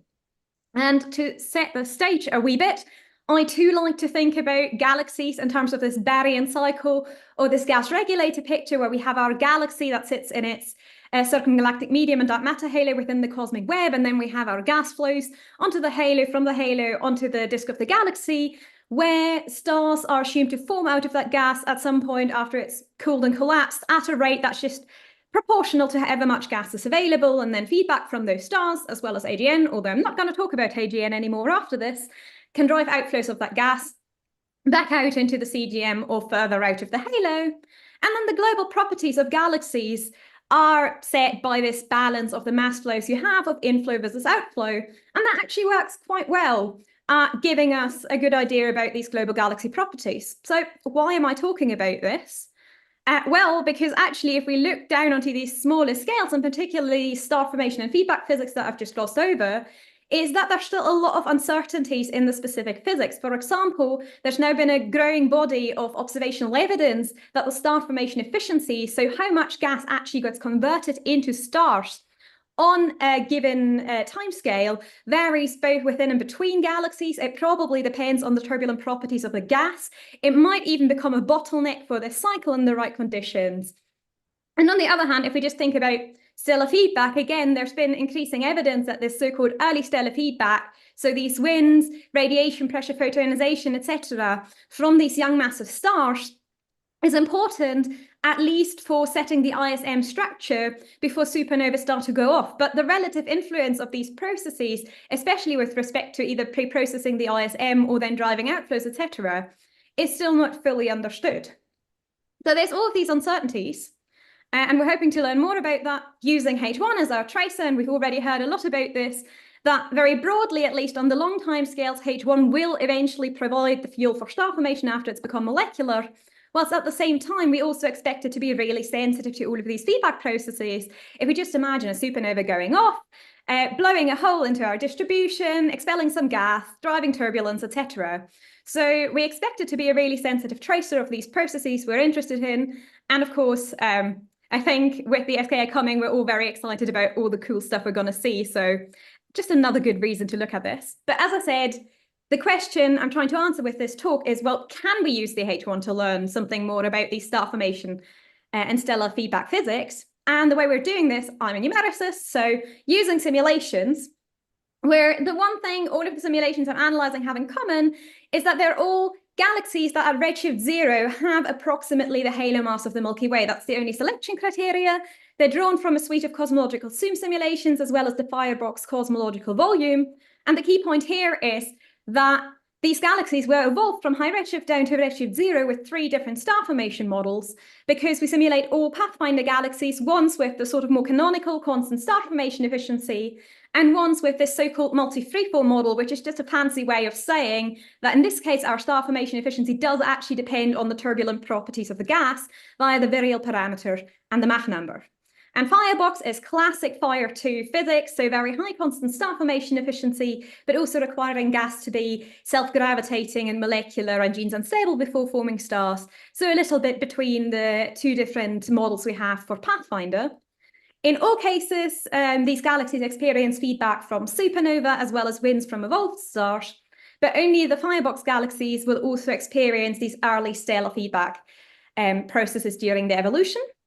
And the one final thing to mention is that in all of these simulations, we do include a cold ISM, so gas is allowed to cool down to 10 Kelvin, which means we don't have to paint that on when we do the analysis, like is an issue with some of the larger cosmological volumes. But in essence, what this means is we have these 60-odd galaxies that were evolved from high redshift down to redshift 0 with these very subtle differences in their baryonic physics, and now we can have a look at the effect that has on their properties, or specifically the H1 properties. And this is a plot of the H1 to stellar mass fraction as a function of the galaxy stellar mass that I'm just showing to highlight really the difference these slight differences in star formation and feedback make, because although all of these galaxies have a very similar halo mass of redshift 0, as you can see, there's a pretty large spread in the stellar mass, although, you know, the good thing is most of the galaxies still lie around the stellar mass of the Milky Way, and in general, they agree quite well with the so-called H1 main sequence of star-forming galaxies from X-gas. But moving on to the H1 disk properties, and now starting with the size-mass or mass-size relation, which is this very well-constrained relation observationally between how much H1 is contained within a disk of this radius or diameter RH1, defined as where the surface density hits 1 solar mass per square parsec.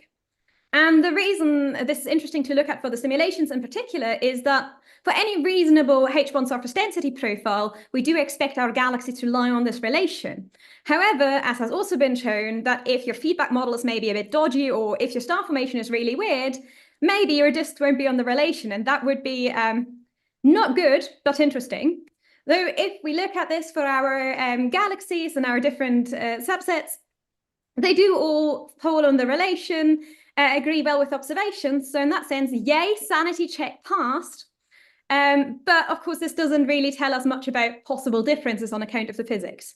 So looking into more resolved properties, like, for example, the surface density profile scaled by RH1, again, one thing we do expect based on what's been shown by observation so far is to see this exponential decline in the outskirts of the disk. And again, thankfully, just telling us that our disks do seem to look quite realistic, we do see this in the profiles. But more interestingly, we are also starting to see differences between our subsets of different physics galaxies in terms of both the normalization and shape of these surface density profiles in the central regions of the galaxies, although overall they still agree with all the spread we see in the observations. Another thing that's already been mentioned and has been observationally constrained is the scale heights. And this is where we're really starting to see differences, especially if we now focus here on the inner 15 kiloparsecs, where I think it's quite obvious how the purple line, which is our constant efficiency pathfinder simulations, so the simplest physics, if you so will, constant efficiency star formation and supernova feedback, is consistently higher than both the observations as well as our other simulated galaxy subsets. And that actually tells us something very interesting, which is that although having a naturally cold ISM might be a necessary criterion to be able to produce these thin disks like those that we see in the real universe, however, it is by no means sufficient, because then we'd expect these galaxies to also show that. And instead, it seems we need to have either more empirically motivated star formation and or early stellar feedback in order to be able to get more realistic disks. Now, lastly, what I want to talk about is the morphology of these disks, and really just the main H1 disks here, where this is just an example of 4 galaxies, where for Pathfinder I've selected the exact same halo so that you can see just how much of a difference this slight difference in star formation efficiency across cosmic time has on how these galaxies or these H1 disks look at redshift 0. But of course, visually looking at it is one thing. It's better if we quantify it. And we do that using these non-parametric morphological indicators, Gini, smoothness, asymmetry, that you might be slightly more familiar with from galaxy optical morphology. And in particular, if we focus on this middle panel here of smoothness versus asymmetry, we can start to see that now our different physics subsets start to really segregate in this parameter space, where we only see these very smooth and symmetric disks for multi-threefold Pathfinder. The constant efficiency Pathfinder galaxies tend to be very asymmetric. And you can see that they have these sort of largest underdensities or holes in the gas distribution, which is probably a consequence of star formation being allowed to happen everywhere and then just supernova going off. Whereas all the firebox galaxies look very, very similar. And as you can see, quite porous, but with much smaller holes, which is probably the consequence of having that early stellar feedback that pre-processes the gas and then affects how the supernova events into/out of the disk. And I think this is really exciting, because this gives a strong indication that maybe we can genuinely use the H1 disk morphology in order to learn more about the physics at play in the real universe. But to take this a step further then, with that in mind, what we try to ask is, well, can we understand what drives these differences in the H1 disk morphology? And to do so, we ran a random forest regression. So basically, for each individual set of galaxies, as well as a combined data set, we asked the question of, well, between all of these properties related to the underlying potential, the gas disk, star formation, feedback, and for our combined data set, also a flag for the physics model, which out of all of these is the single most important thing to know if we want to predict how the H1 disk is going to look like? And I'm going to focus on the asymmetry, where we see the largest discrepancies between our different physics subsets. And the other reason I'm going to focus on it is because I think this is by far the most exciting result, because looking at the combined data set, the one thing that's picked out as being the most important is actually the physics model. And that kind of makes sense if we look at what we find for the individual subsets of galaxies, where it's a star formation rate, outflow rates, or for firebox, the H1 surface density, where generally the density is quite closely coupled to star formation. So it makes sense that the physics plays a really important role. And the other exciting thing is this result stays true if we start to incline galaxies, because unfortunately real galaxies aren't nice face-on projections. If we degrade the resolution to something that's more reachable or similar to what we can currently observe, if we increase the surface density thresholds we apply to be more similar to lower sensitivity observations, etc., in all cases, the physics model stays the most important feature. And if we apply the reverse test and instead ask, well, if we want to predict the physics with which this galaxy was simulated, which out of all of these properties is the most important one, it stays the asymmetry, highlighting that this could be a really promising observable to help us distinguish between these different physics models. And with that, I'm at the end of my talk. I hope I have convinced you that the H1 disks of galaxies are extremely sensitive to the physics of star formation and stellar feedback. We see differences in the central H1 surface density profiles and the scale heights as well. But the most differences we see in the H1 disk morphologies, particularly the asymmetry, where the physics model gets selected as the best predictor and vice versa, as I said, highlighting this could be a really promising observable. And with that, And at the end, I'm happy to take any questions you might have. Thank you. Thank you so much, Indra.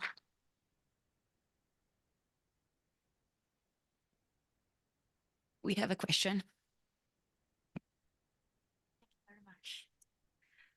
This is Jingwan from Kavli Institute for Astronomy and Astrophysics in Beijing. Nice work. I have two comments and questions.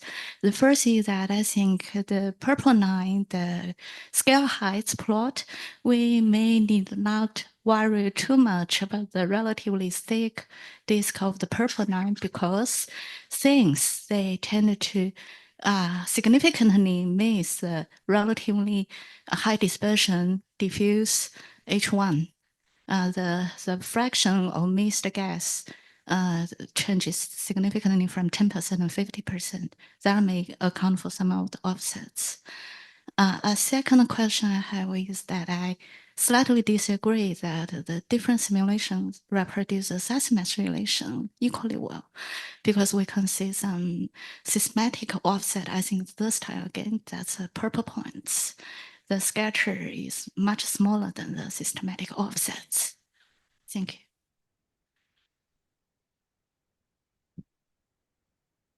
you. Okay, so sorry, I'm not sure I understood what the question is. Would you like me to comment on the offsets we see for any of the galaxies with respect to any relations, or? Sorry, and I try to make it a clearer way. I think the scale height, it might be useful to separate the H1 into the cool phase and the warm phase, and the things tend to more likely bias toward the dense H1 that is relatively in the cool phase. That's one possible reason why the data and the simulation differ in the inner parts. And do you have an impression how do your simulation have these two phases reproduced in a consistent way as the observation? Okay, thank you. I think that's, yeah. So thank you for raising these points. I think they're very good points. To maybe comment slightly on the thermal state of the H1, because I've not really discussed this in the presentation. I haven't looked specifically at how the scale height changes if I only consider H1 within certain temperature bins. However, especially for the two Pathfinder runs, so the purple line and the pink line, the thermal state of the gas on average isn't too different from each other. Like in general, of course, there's a lot of variations from galaxy to galaxy, but if I look at like an average either phase space or just temperature distribution diagram, the fraction of H1 that's in the cold phase versus the warm phase is fairly similar. So although I haven't checked it, I am not entirely sure that would make a huge difference to the scale heights if I were to plot them separately. Take one short last question.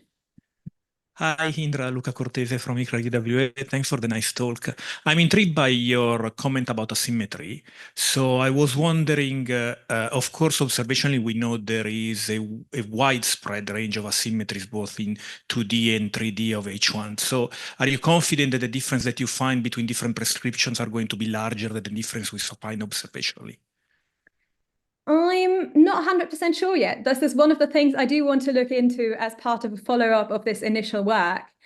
Because, I mean, ultimately, of course, it would be nice if there was a sufficiently large difference. But as of right now, like one of my plans is definitely to try and compile what observations we have and see if I can make any firm statements based on comparing to the simulation data I already have. But yeah, as of right now, we'll see. Hopefully we'll find out and hopefully we'll see something, but to be determined, so stay tuned. Let's thanks Indra again. And of course, you can use the Slack, please, to ask more questions and to answer these questions. So our next speaker is Vladimir Eduardo Banda Barraga. I hope I said this properly. That will tell us about survival and synthetic observables of natural atomic hydrogen in galaxy wind simulations. Can you hear me? We do. Okay. Okay. Good afternoon, everyone. My name is Vladimir. I come from Tech University in Ecuador. And today I would like to tell you about our efforts in producing synthetic observables from galactic wind simulations. I come from the ISM world, so our simulations are grid-based and at much smaller scales than what was shown earlier. To provide a little bit of context, we are interested in studying the cold gas phase in the nuclear wind of our galaxy. As you know, our galaxy has these giant lobes of gamma ray emission known as the Fermi bubbles, which extend 8 kiloparsecs away from the galactic midplane. Coincident with the base of this outflow, we have two populations of H1 clouds that were discovered back in 2013. The blue region in the center was mapped by McClure-Griffiths using the ATCA telescope in Australia, and later on the sample of H1 clouds was expanded by the Teodoro using the Green Bank telescope, mapping the region that is shown there in orange. This is how those clouds look. Some of them look like blobs, others look very filamentary. And interestingly, they have a molecular gas coincident with the position of the H1 cloud. So we are looking at a multi-phase outflow. And we are looking at dense gas very likely embedded in a much hotter environment. From the observations, we also have some statistics. For example, here I'm showing the H1 column density. Here is the mass of the clouds, and you can see here that there's a discrepancy between the two populations, and the authors of the paper suggest that this is because of sensitivity differences between the telescopes that they used. Our job as theorists is to answer these sort of questions. For example, how does the dense gas we see here has reached these velocities of hundreds of kilometers per second and has moved hundreds to thousands of parsecs away from the galactic midplane, which is here. And why is that the GVT clouds are larger and 1 is smaller in column density compared to the ATCA ones? And to these are the questions I posed for the talk. So we are going to partially answer them. So how does dense gas reach large distances and high velocities, and whether we have multiple H1 cloud populations, or if the differences we see are due to telescope resolution and sensitivity. Let's go to the first question. So how does dense gas reach large distances and high speeds? I'm going to mention two effects that we have studied in our group in Ecuador. First, we have hydrodynamic shielding, which refers to the process or the capability of clouds moving together to protect and shield themselves from hydrodynamical drag. To study hydrodynamic shielding, we can use a very straightforward setup like this, and we have a paper that we put out this year where we have clouds separated by different distances given by this delta parameter. Delta 2 means closely spaced arrangements, and delta 16 is more. And as you can see here, when you measure the cold gas mass fraction as the simulation evolves, the closely spaced clouds protect each other, and we have extra dense gas at the end. So first process, hydrodynamic shielding, is very effective at protecting dense gas. So the second one is mixed gas recondensation, and this was mentioned earlier on. When we have turbulent layer, we can have recondensation, so we can also set up simulations like this. This should continue, but when I converted this thing, it got stuck for some reason. But the idea of these simulations is that the gas, you have a multi-cloud layer here that is impacted by a strong shock, and we study the dense gas as it moves with the wind. And what we find in these sort of models, this should have continued further out, and we would see these red clumps also here. What we see is that the dense gas mass fraction actually increases in mass. So this is something that has been detected before in single cloud models, but we have also seen now in these multi-cloud models. What's the origin and structure of the multiphase and H1 gas? Well, first thing I would like to mention is that H1 gas is part of a multiphase outflow. So we can take a snapshot from the simulation I showed you earlier, see in different temperature vents how this outflowing gas looks. And we are interested in this conference, of course, here in the cold neutral medium, the warm neutral medium, which contain the H1 gas. And as you can see here, the H1 gas are these cloudlets and filaments that are enveloped by warmer filamentary shells and of ionized gas. And something that I would like to point out here is that while in these simulations we do not resolve the molecular gas, we have a cooling floor at 100 Kelvin, and this is gas below that temperature, so at about 100 Kelvin. So we don't have the physics to model this, but we can see here some cores of very dense gas. So it's no surprise that we find it in the observations. Now the question is, as we saw on the previous slide, this multi-phase gas is very misty, right?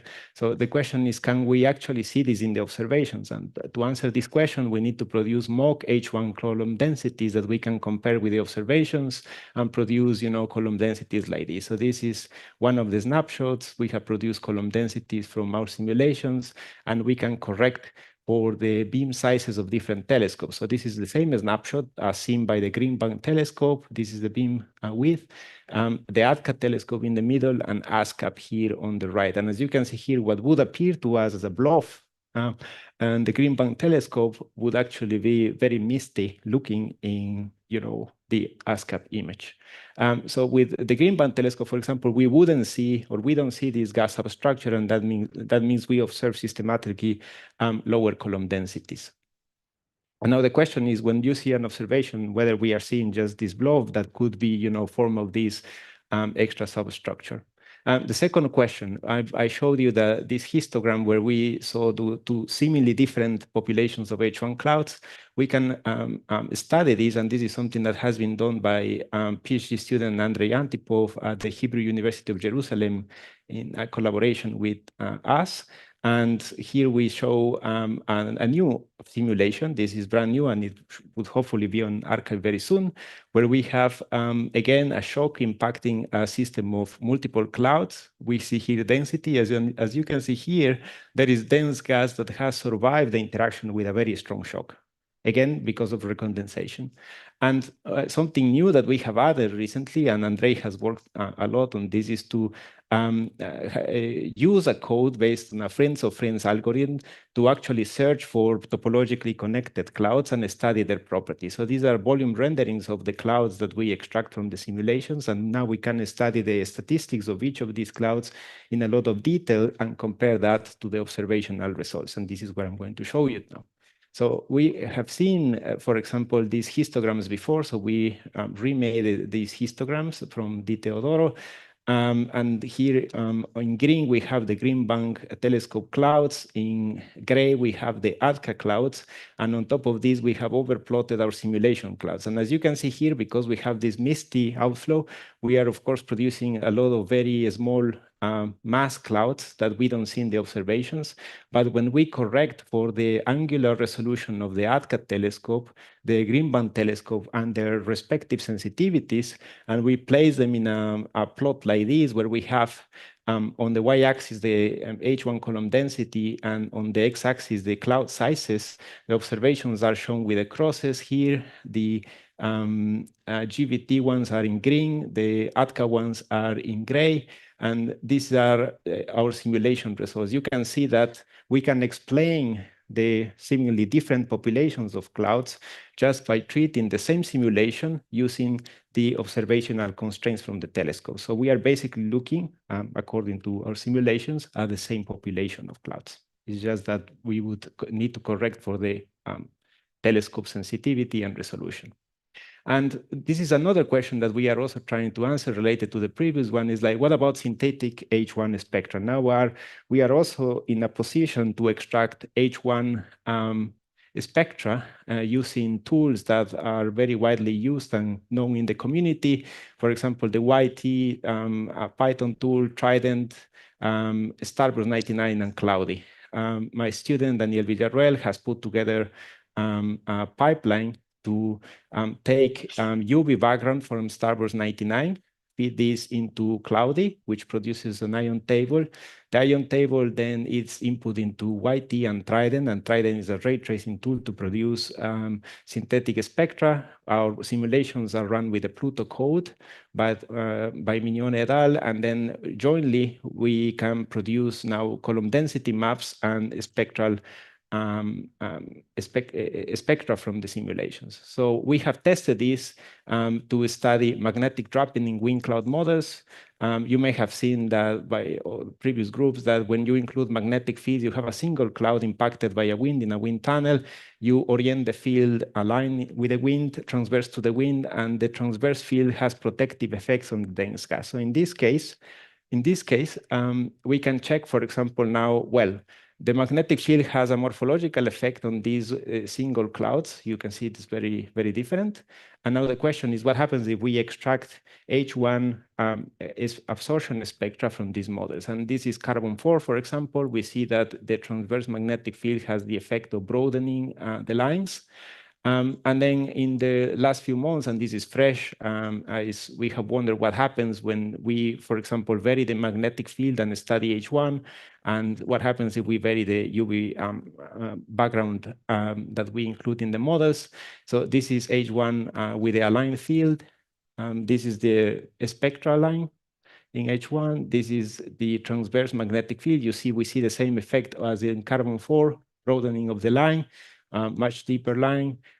This is with a stronger UV background. If you have a stronger UV background, you ionize more gas, so you basically have no line left anymore. And this is a weaker UV background, which could be, say, the metagalactic hard and Madao background, and then you see very large column densities of H1 and a much deeper line. So this is the sort of studies that now we can do based on these idealized setups. If you're interested, well, there was my student put together a GitHub repository. I can share it later. To conclude, these are the two questions I posed for the talk. First, dense gas survival.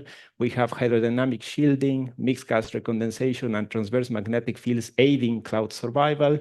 And now we are in the position to produce synthetic observables, either column density maps that allow us to explain observations, or H1 synthetic spectra to compare to the observations. And these are my students, former students and collaborators who have contributed to the work I have shown here. So I wanted to thank everyone for listening, and I'm happy to take questions. Perfectly on time. Thank you. Questions from Vladimir?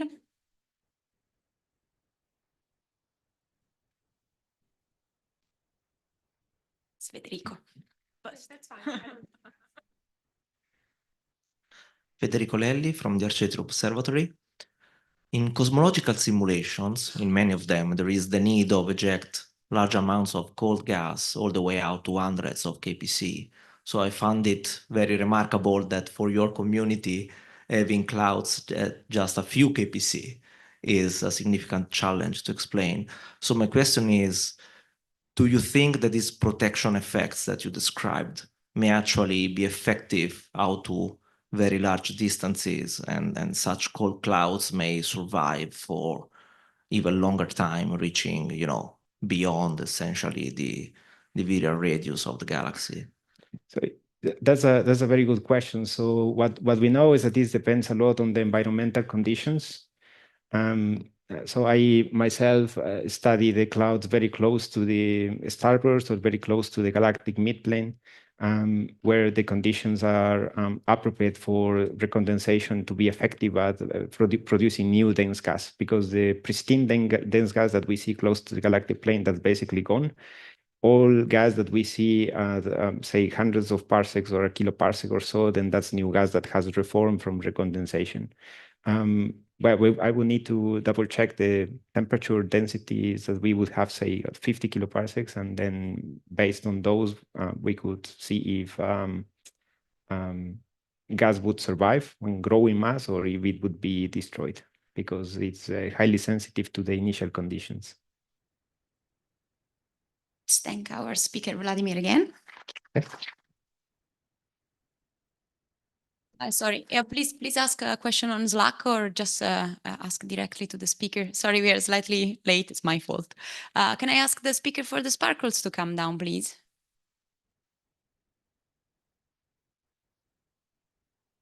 Thank you so much. So Anastasia should be, yeah. So she's going to change the slide every 90 seconds. So you know your order? Yeah. Okay, perfect. with or without. You know your order already, so yeah.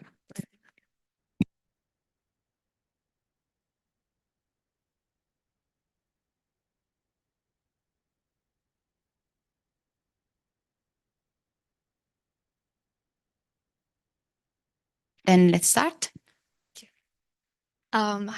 Stage. Do I have to? No, you don't have to. Okay. Hi, my name is Nabila Adam, and I am a master's student at the University of Cape Town. I'm a project which is on verifying cosmological simulations and searching for extended H1 emission in the Fornax cluster. My project aims to study the complex interplay between galaxies and the cluster environment that they live in. So galaxy clusters like Fornax are dense regions within which thousands or hundreds of galaxies interact. These interactions, coupled with the influence of hot intercluster medium, strips galaxies of gas through the process of ground pressure stripping, which everyone knew that. The Fornax cluster is the most massive cluster within 20 megaparsecs in the southern hemisphere, and it is an ideal laboratory to study these processes.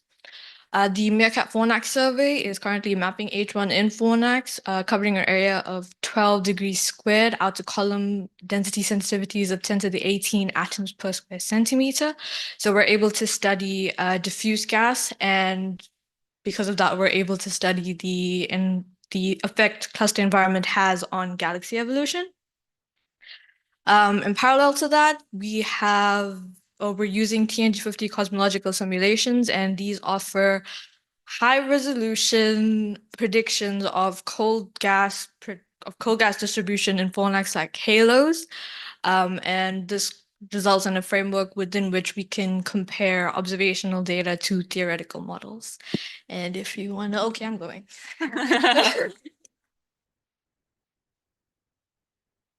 All right, hello everyone. I am Emily Kerrison. My photo is up the top if you can't quite see me at the back of the room. I'm a PhD student from Sydney, Australia, and I'm actually working in the observational side.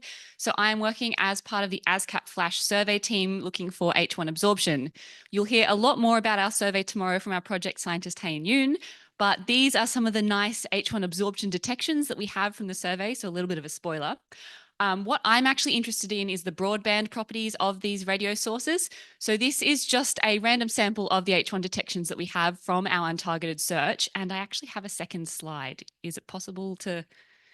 Great, yes. So if we look at the broadband radio properties of these sources using SED modeling, we actually see that a majority of them have a peak in their broadband SED, after which their flux density begins to decrease again.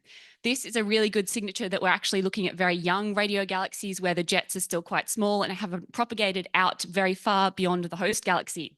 And we see many more of these in our untargeted search for H1 than we would have expected in any given random radio population. So my poster is about why we think we are seeing this overrepresentation of young radio AGN in what is an untargeted search for H1 absorption. If you would like to know the answer, please come and chat to me in the poster session afterwards.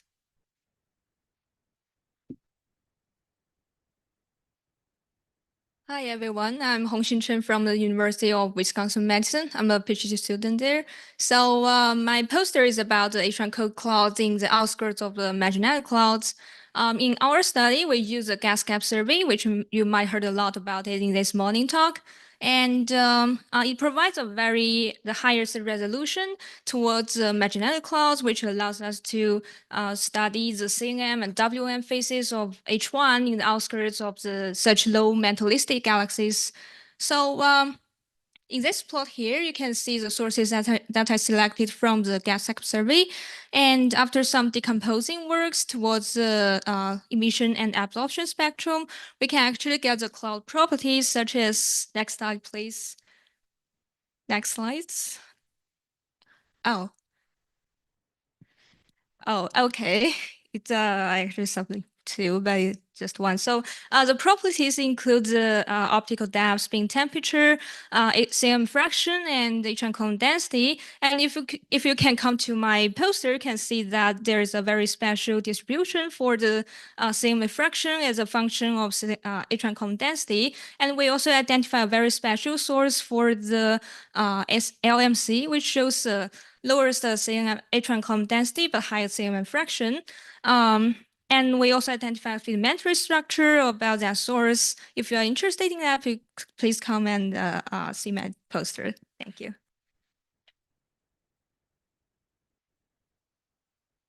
Hi everyone, my name is Mangena Dumel. I'm a part-time PhD student at University of Cape Town.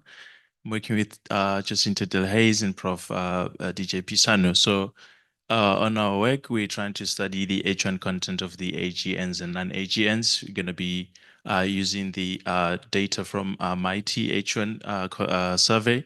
So basically with that information, we are trying to understand basically the feedback mechanism for the AGNs, both the high excitation and low excitation radio galaxies. So we are also going to look into the how this feedback impact the galactic environment. So next slide. Yeah, so basically, so we today we're going to be presenting the preliminary results on just focusing on the AGNs and the non-AGNs. So we're going to be showing the stacked spectrum for the AGNs and non-AGNs. So we're only focusing on the two MIT fields, which is a Cosmos and XMMLSS. We will be showing how the difference between the different in H1 content basically of the AGNs and non-AGNs using the matched sample created based on the stellar redshift, stellar mass, and the star formation rate. So if you want to know more about my work, please come to my poster. Thank you.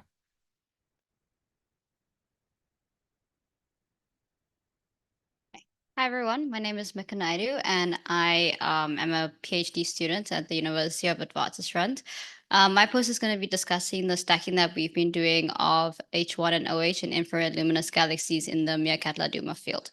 So studying H1 is important as it is the primary constituent of the ISM in most normal disk galaxies. So it thus allows us to measure gas masses and probe accretion and feedback. For our study, we select a sample of luminous and ultraluminous infrared galaxies, aka LUGs and ULUGs, which are often gas-rich mergers. Mergers are an important phase in galaxy evolution, and they also provide conditions that are suitable for the production of OH megamasers. So the Laduma survey is a large survey project currently being carried out by Meerkat that primarily aims to investigate H1 out to about a redshift of 1.4. So we study H1 and OH by stacking at the positions of LUGs and ULUGs with previously known spectroscopic redshifts out to about 0.58 for H1 and 0.89 for OH. Stacking, as we've heard, is a useful technique that can allow us to detect emission lines that would usually be hidden beneath the detection threshold, or it allows us to derive strong upper limits.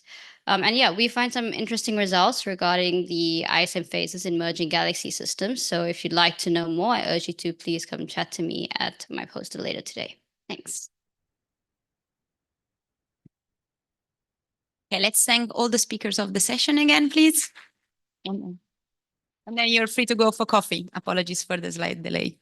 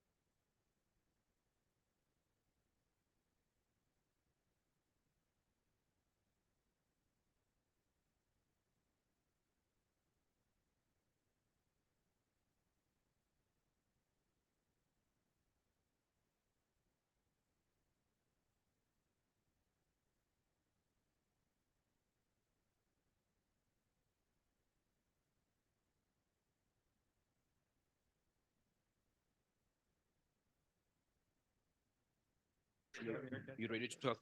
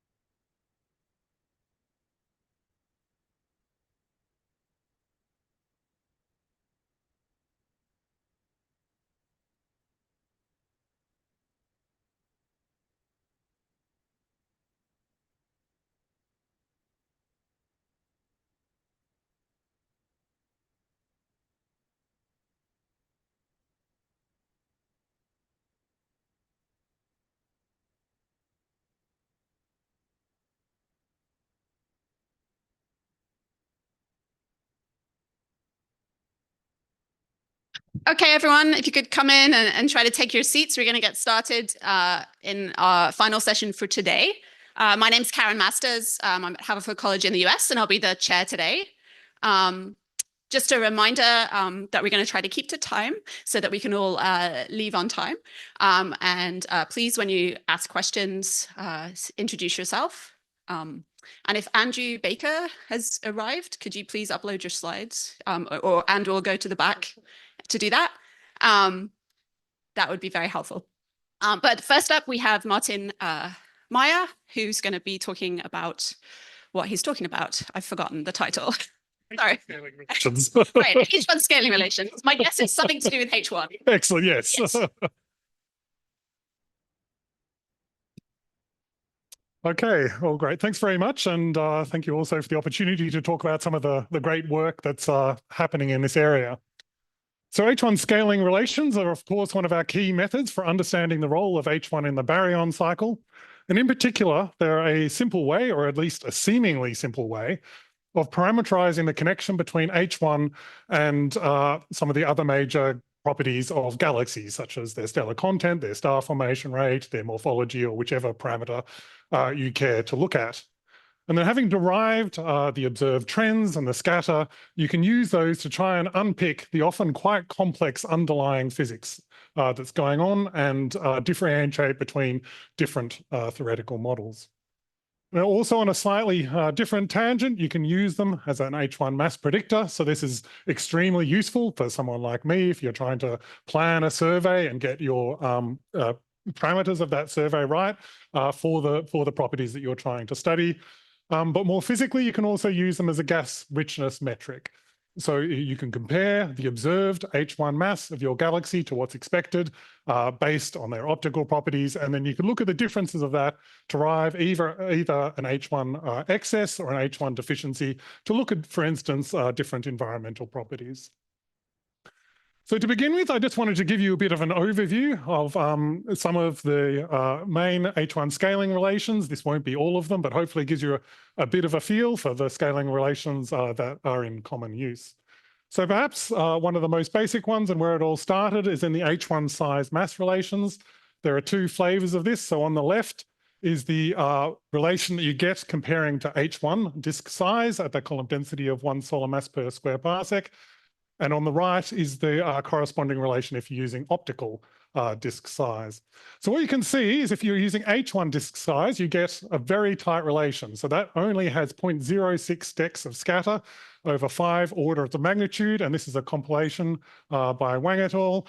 and covering a variety of different morphologies. So from dwarf galaxies to disk galaxies to early type disk galaxies, but there's still, you end up with this very tight scatter. That's a bit in contrast to the, skip forward, to the optical disk size relationship here. You can see, first of all, that it has more scatter. There's also an increased dependency on morphology. So you see that as you move to earlier type systems, you progressively get less H1 mass and your relationship lowers down. Another important way that these two different relationships vary is in their response to environmental characteristics. So for instance, if you're looking like a disk truncation process, such as ram pressure stripping, in the left relation, what that tends to do is just move your galaxy along the relationship rather than up it.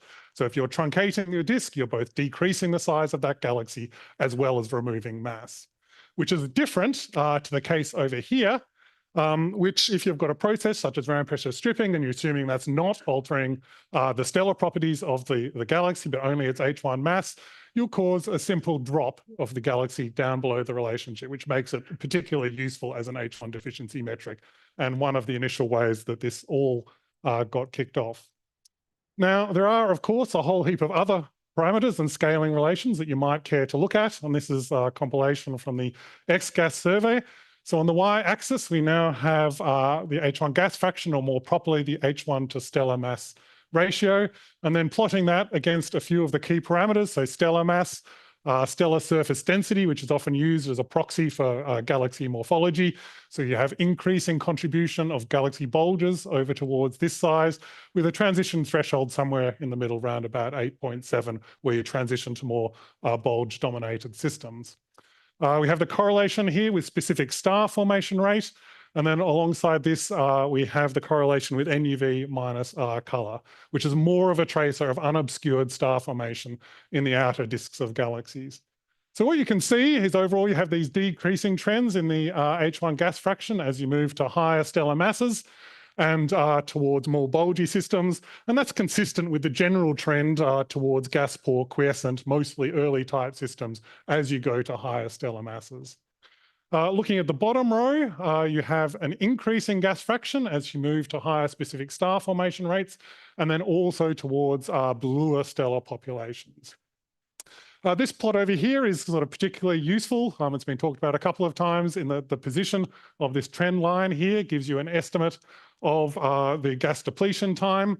And so for H1 galaxies in the local universe, that corresponds to a time scale of around about 4.5 billion years or so.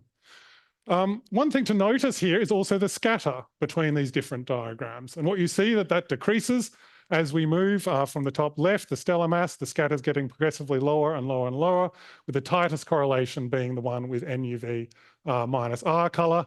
And that gives you this relation here, which Barbara derived as the H1 scaling relates that best works in this particular parameter space.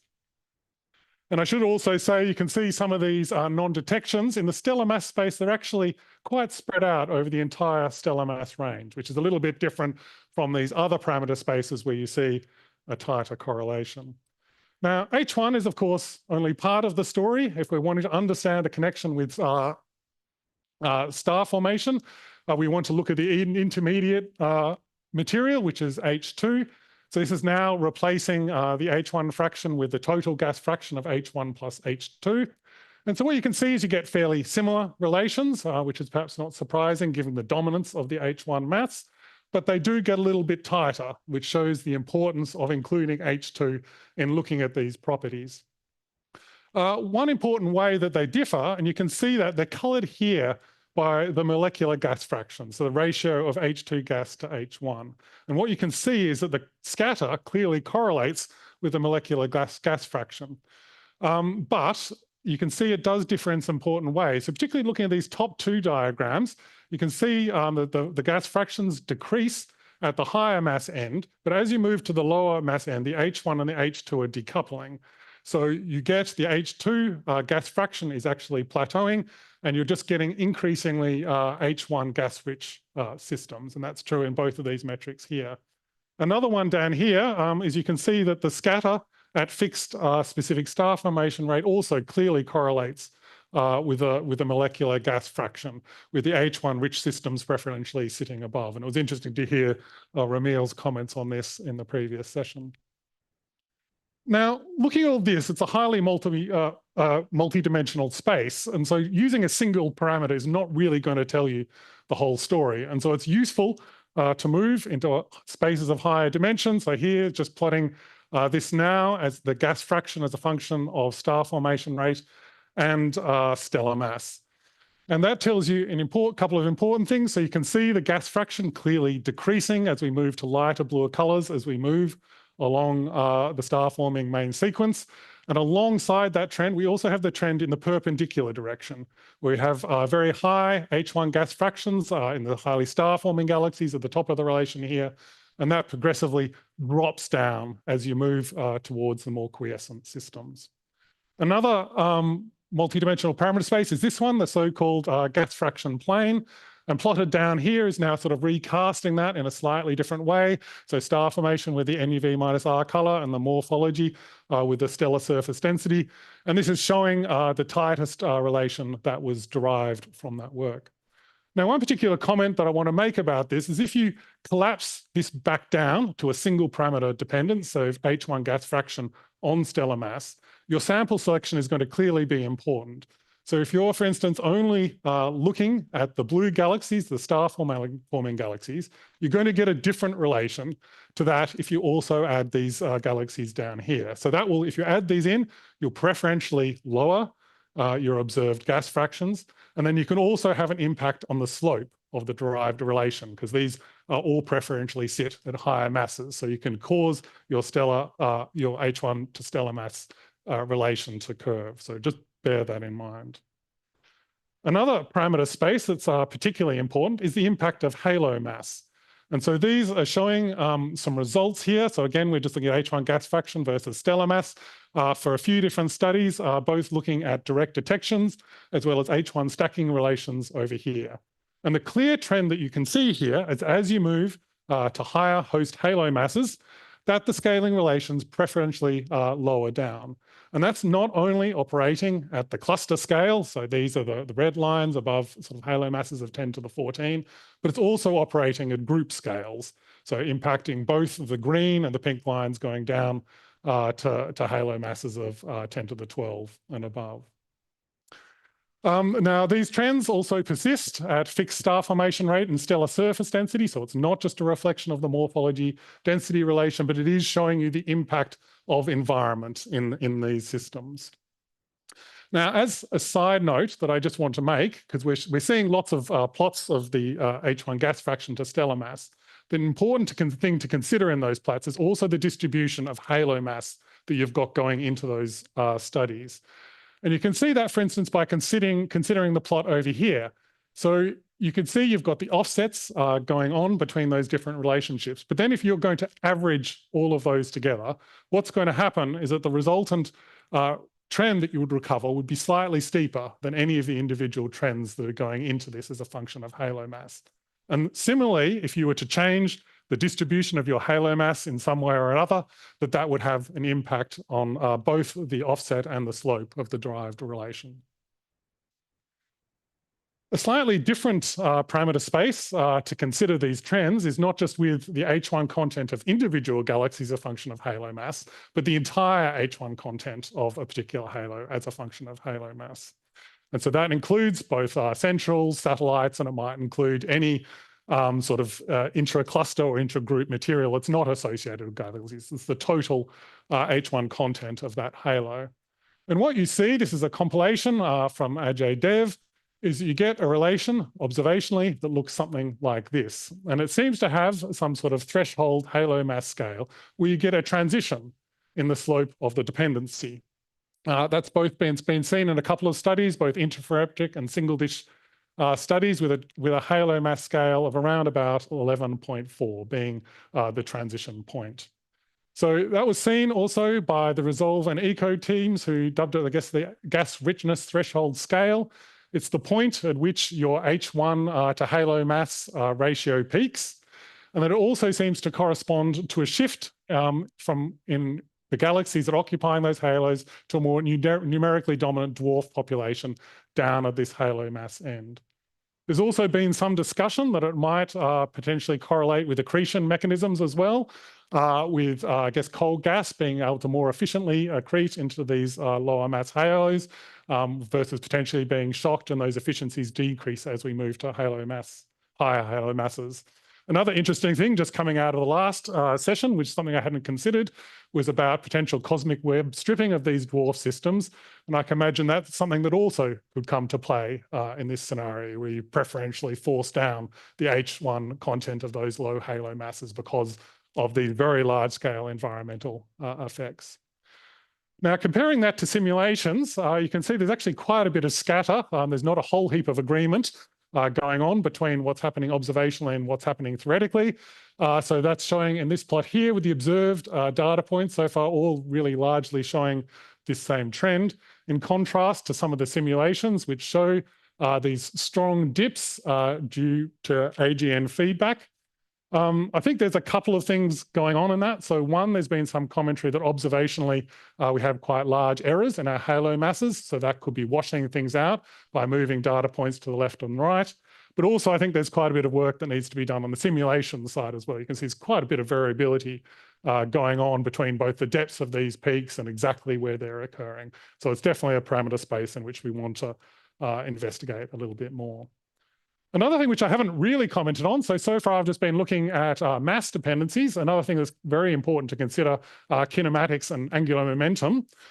Dependencies are not looking, so there's the atomic gas fraction, and they're not only looking at the mass dependencies, but also bringing into the equation the specific angular momentum of the baryonic disk, and also the velocity dispersion of the gas, so something on the order of 10 kilometers a second in a typical galaxy.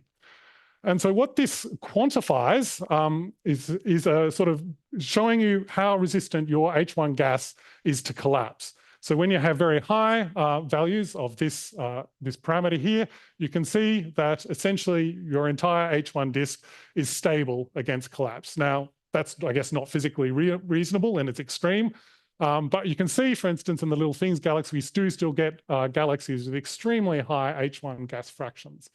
And then as you move to the left of this diagram, increasingly proportions of the disk, generally speaking, preferentially in the inner parts of the disk, can collapse into H2. And so you get lower atomic gas fractions. And so this sort of toy model seems to work extremely well for a range of samples here.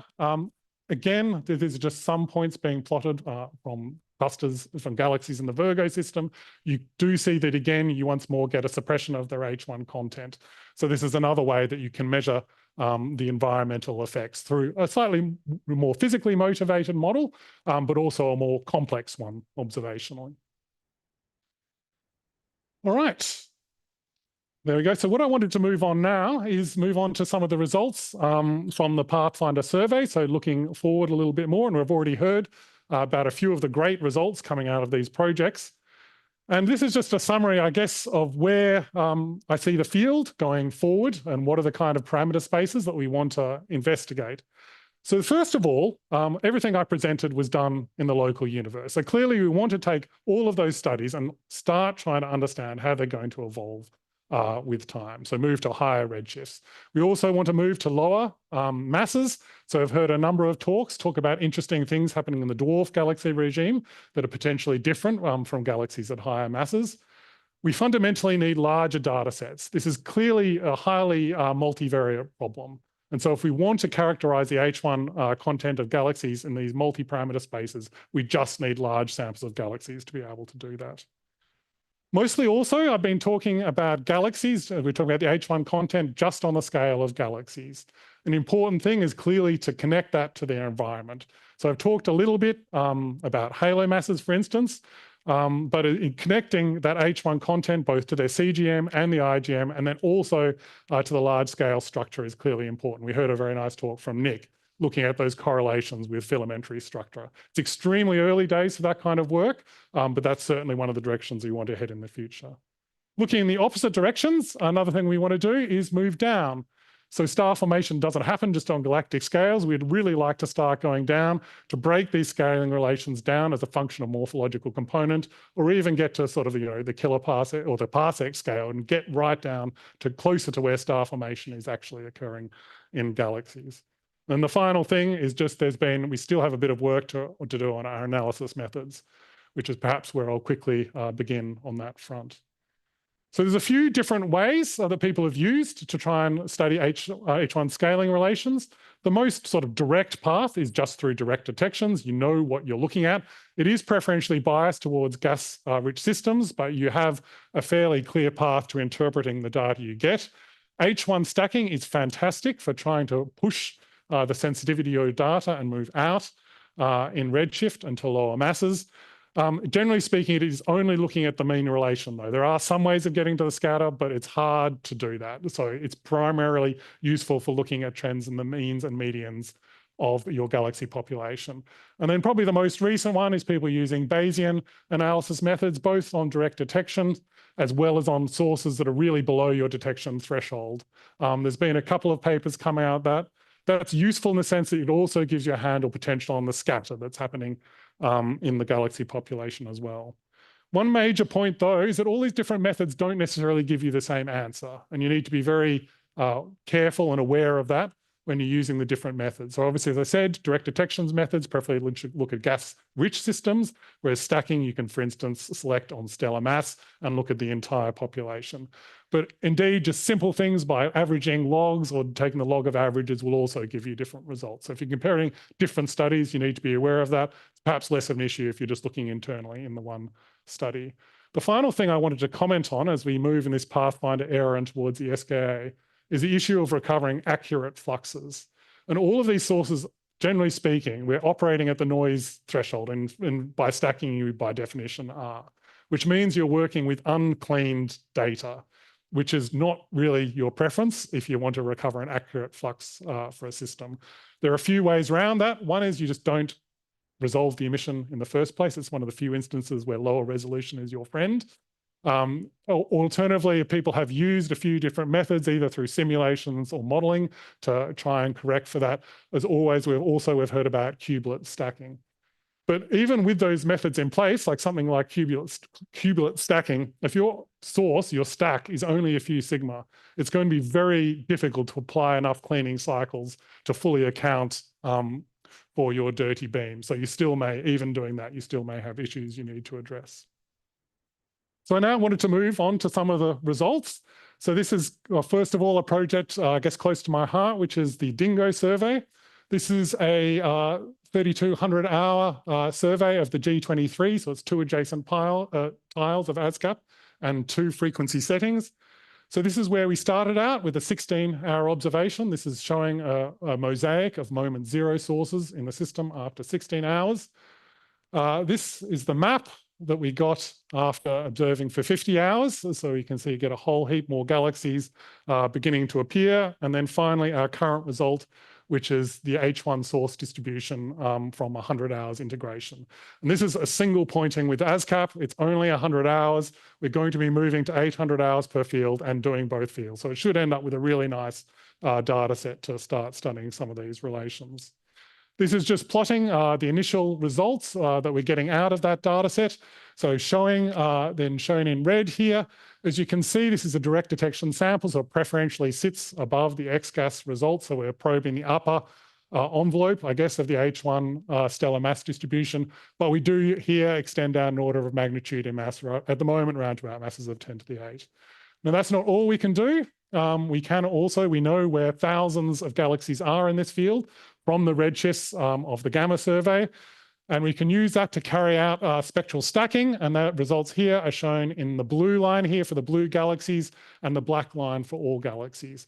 And you can see that that's pretty consistent really with the redshift 0 results at the moment. This data set only goes out to redshift 0.1. Over the past billion years, we're not really seeing a whole heap of evolution, but we do have a very nice range in mass going here. And you can see this strong drop even when we get right to the very high mass systems where the H1 gas fraction really drops off. Similar redshift range, but this is from the MIGHTY survey, where they tested a couple of different models, so both just a single power law as well as a double power law model. they found actually a preference for this double power law model. And as I commented earlier, you can get this kind of effect from the sort of the impact of varying morphology as you go along relation. So that's certainly one of the potential reasons why this has been observed. And certainly that's consistent also with a result found by Natasha Maddox in 2015. Another potential impact is this correlation between halo spin and atomic gas fraction. So in the sense that if there is an upper, I guess, limit to how much halo spin you can have as a result of accretion histories, that might also limit the amount of H1 you can have, causing an upper fraction limit here. But I think more work also needs to be done on that. We saw these results from MIGHTY. So this is now stepping out to the next redshift range, going out to redshift 0.37. The comment here was that there is some evolution occurring. They do look a little bit different, but we don't yet fully understand what's going on, I guess, with the slightly different slopes. Now, one thing that Francesco did flag with this is that there's another study that's just been done combining the results from MIGHTY H1 with the results from Chiles. And so Alessandro has very kindly agreed for me to share this result with you. So this is a paper that's just been submitted. And you can see this is the new derived relation here shown in blue. So this is now showing a very consistent slope with the redshift 0 relation, indicating some sort of self-similarity in the processes that are adding or depleting the gas as we move out to higher redshifts. It's really adding here. This is now steading up. There's more gas in a bin of fixed stellar mass that's appearing here. This is a very exciting result. And just to appreciate, we're looking at 1,000+ hours of telescope time that have gone into getting this result. So it's fantastic to see. It's also consistent with this even higher redshift result at redshift 1. If you're wondering where that comes from, so this is coming from a work by a ditcher on the GMRT. And here the difference is even more substantial. So now we're looking at around about 3.5 times more H1 gas at a redshift 1 at a fixed stellar mass than there is at redshift 0. So showing some very appreciable changes in the distribution of H1 in galaxies at that redshift. If we cast this term in terms of H1 depletion time, you can see due to the increased star formation rate, we also have substantially lower depletion times. And you can see you get timescales of around about 1.5 gigayears at redshift 1. So this is the redshift 0 result where the timescale is 4.5 gigayears, and it's dropping to around about 1.5 as we go out to redshift 1. I can probably stop pretty soon. This slide has already been talked about, but I did just want to make the comment that on the theory side, there's a lot of work to be done here. So Ramil already commented on this and the fact that at redshift 0, the simulations are doing a very good job of being able to reproduce the H1 scaling relations. But as we move out in redshift, there's really a huge amount of uncertainty going on. There are some simulations such as SIMBA, which do show this growth in H1, but equally there are other simulations here such as EAGLE and TNG, which are showing sort of exactly the reverse effect. So it's certainly an exciting area going forward to work on both from the observational and the simulation side. And I can leave it there.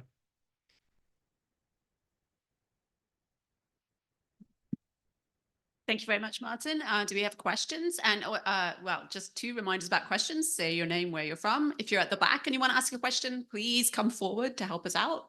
And we'd like questions from early career members of the audience first, if anyone has them. Oh, there's an online question. So we can... Oh. ECR in the audience can bump the non-ECR person online. Come on, it's your only chance.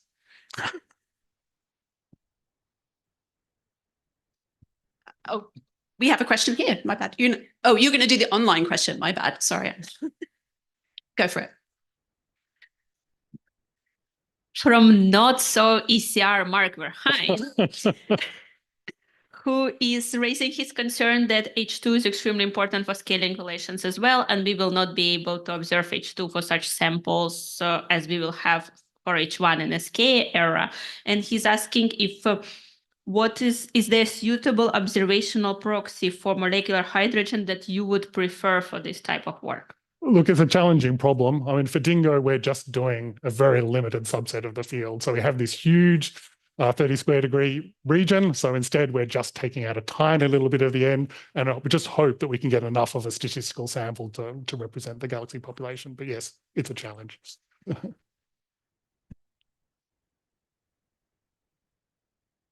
Okay, there's one more here. Gonna make me get my steps.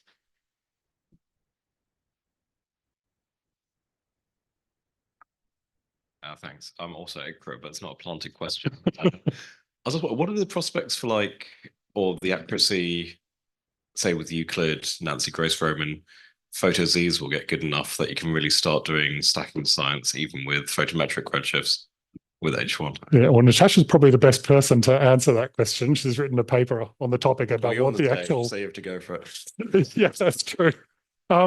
So far, no, it's not really good enough. Eventually what happens is you're just smearing your signal out. So, I mean, if your signal's in the right place, your signal goes up by n, your noise goes up as square root n, and so you can progressively win. But if you spread your signal out, you're just adding more and more noise channels in. I forget what the exact number is on what the redshift uncertainty error is that you can tolerate. Yeah. We need redshift surveys then, great. Yes, we do. Are there any more questions while I'm up here?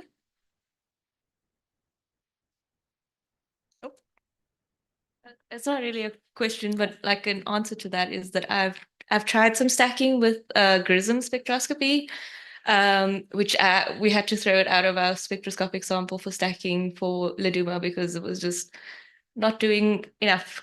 It wasn't adding much, but we're also testing if we could use some of the. Well, Lara will talk a little bit more about it. It was from the Primus survey. Yeah. Sounds like an excellent question to move to Slack, or discussion to move to Slack. So our next speaker is Ken Duncan, who's going to talk about ORCIDs, which I believe is Redshift follow-up for SKA. So it's a nice segue. Yes, thank you very much. And thanks, Aaron, for also planting the seeds for this talk. So yes, yeah, perfect.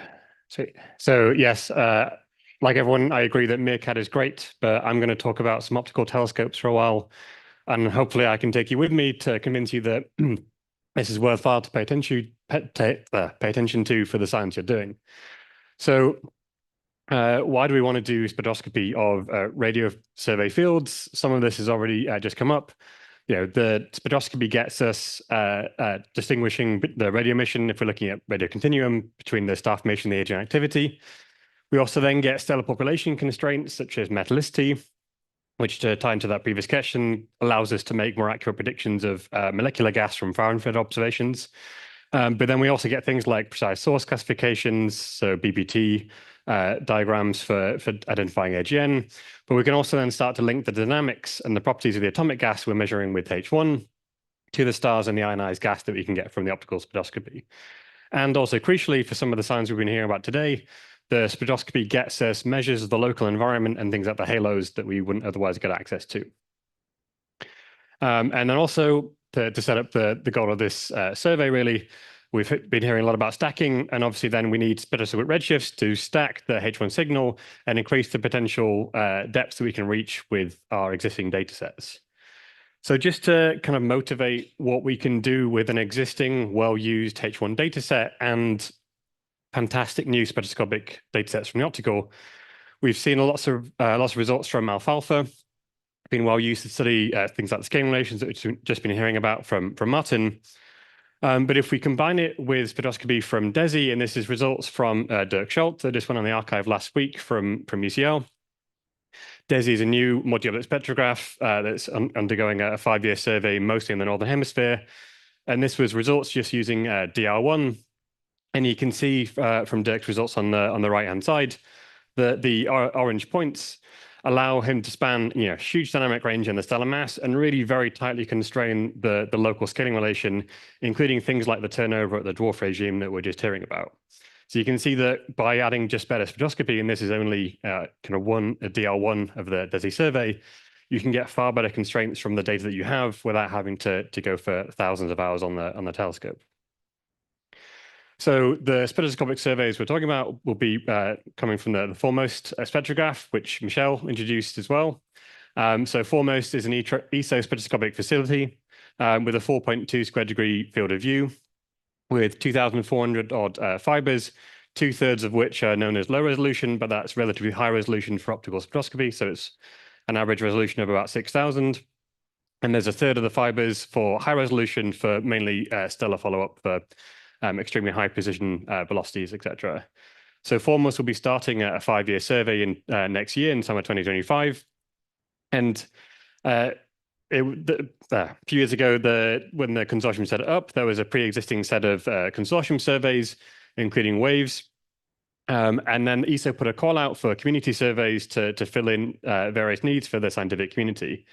So these have now been selected, and in total there are now 18 different foremost surveys, including now up to 130 plus sub-surveys. So it's an extremely complicated survey complex.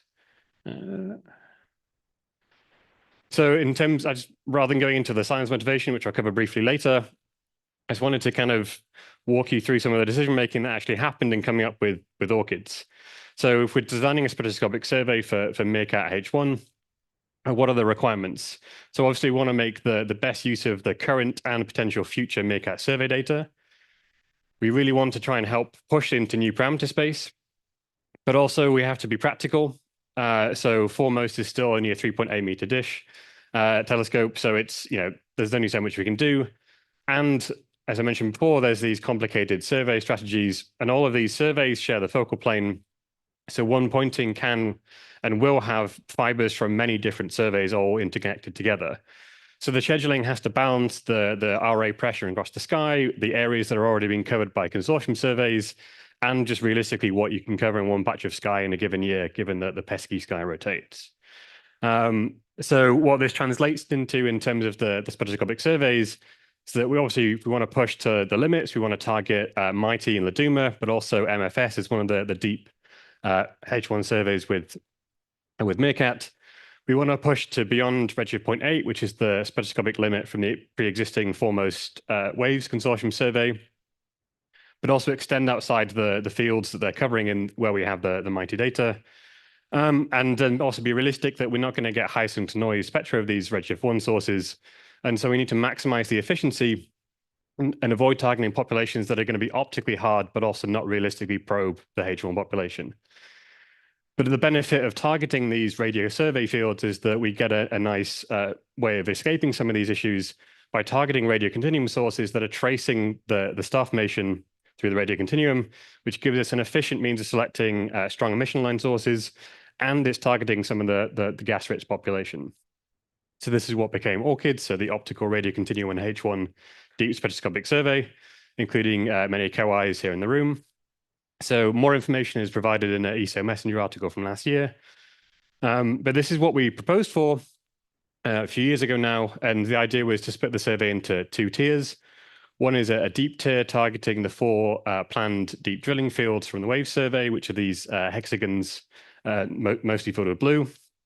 And then also a wider tier that then covered the remaining MIGHTY and MeerKAT Phonak survey data out to a low redshift. So the deep tier would go up to redshift 1.4 to try and maximize the potential for UHF stacking, covering around 16 square degrees. And then the wide tier going at redshift 0.57 to get us about 40 square degrees, where we can maybe do more detailed studies of the low redshift population. So you can see here in the I guess it's ECDFS, you've got LADUMA centered in that field. And the idea was that while we can stack on existing LADUMA data, by putting in this optical spectra, we can make it easier to get very deep constraints from new UHF observations in the future. So I mentioned before that this is a very complex survey program with Foremost, and that implies that there are you can't have everything you want. So I just wanted to give an update for those who maybe have not been following what's going on with ORCIDS, mainly because I haven't been telling you. Is that we've had to kind of drop LISS1, mainly because the MIGHTY data just doesn't cover enough of the field and it leaves very weird and horrible footprints in the survey data. And we've also then had to split the wide tier into 2 different ones, one that's using the existing MIGHTY data and the other over the MFS field using an optical color selection to pick out star-forming galaxies with the same pedometer redshift limit. So we can still do basically the same science, but just not using the radio continuum as a selection. So in total, this is going to look like about 80,000 spectra in the deep tier going up to redshift 1.4, with about 50,000 in the wide DDF tier with the MIGHTY data, and then another 40,000 spectra in the MeerKAT Fornax field survey. So this is compared to about, I saw 10,000 odd spectra in the previous slide. And this is going to be high quality, high precision redshifts because of the excellent spectral resolution of Foremost. And crucially, this is a well-controlled and homogeneous selection function that we can start to model to understand the biases that are going into our selection functions. So just to illustrate what this is actually going to look like in terms of how we can reach, so slightly hacking Natasha's plot from a few years ago. If we want to split our kind of ORCID sample into 10 bins per redshift slice, you can see in the stars the kind of mass sensitivities that we can reach in stacking, and that gives us potential to extend these scaling relations that we're seeing at redshift 0 all the way up to redshift 1 potentially and beyond, where beyond the point where we're realistically going to detect individual galaxies with a DUMA, we can start to push that even further. And in terms of the scientific goals, there's lots, and it ties into a lot of the science that we've been hearing about so far this week. So, and Ramil nicely set this up earlier as well. So very different models for gas cycling and feedback can reproduce the redshift 0 scaling relations, but these then start to diverge as we get to higher redshift. So if we can start to constrain what that normalization is changing over redshift, we can start to actually place meaningful constraints on what this baryon cycling needs to be within these simulations. But crucially, because we have the spectra, we can start to do that with much better accuracy, looking at these things as a function of stellar mass, star formation rate, the environment, thanks to surveys like WAVES, but then also things like gas phase metallicity, where we can start to look in detail at what this is doing to the baryon cycling galaxies. So that gives us one of the sort of the broad scaling relations, but the benefit of having a wealth of the spectroscopy in these deep radio survey fields is that we can do a huge amount more. And this ranges from looking at the impact of agent feedback, looking at ionized outflows that we identify in the spectra, and what effect that has on the neutral gas reservoirs of galaxies from MeerKAT, using things like the parametric stacking approaches that Martin mentioned before to look at the H1 mass function. Parametric fits to the baryonic Tully-Fisher relation beyond where we can do individual detections, but then also using the spectroscopy to get more information about the detailed individual detections that we have in the sample already. And then also for things like the OH megamazes, giving us an extra redshift to disambiguate between whether it is H1 or OH to understand what's going on. But then crucially, these are some of the best studied fields in the sky and likely the future survey fields for SKA. So by having a very complete census of the star formation and radioactivity in these fields, there's a huge legacy that's going to come from these optical spectra. So I mentioned there in terms of the future legacy, the idea and the hope is that with MeerKAT and ORCIDs, we can set the context and the expectations for these future H1 surveys with the SKA. So what we're going to be doing with stacks and ensemble measurements with Foremost plus MIGHTY and LADUMA can become then what we're looking for in individual detections and resolve studies with the SKA. And then I mentioned before, these are things like the LSST drilling fields. So there's a huge legacy resource for surveys in the future. And ORCIDs can hopefully become the prime spectroscopic resource for those future data sets. So I'll leave my summary up because I think I'm close to time, but I will just advertise. So if you want information about the sort of expected timelines and data releases, there's information at the bottom. And if you are an ORCIDs or a WAVES member, I have stickers of the logo, so you can come and pester me for those. But also just hit me up on Slack or email if you want to ask any more questions. Thank you.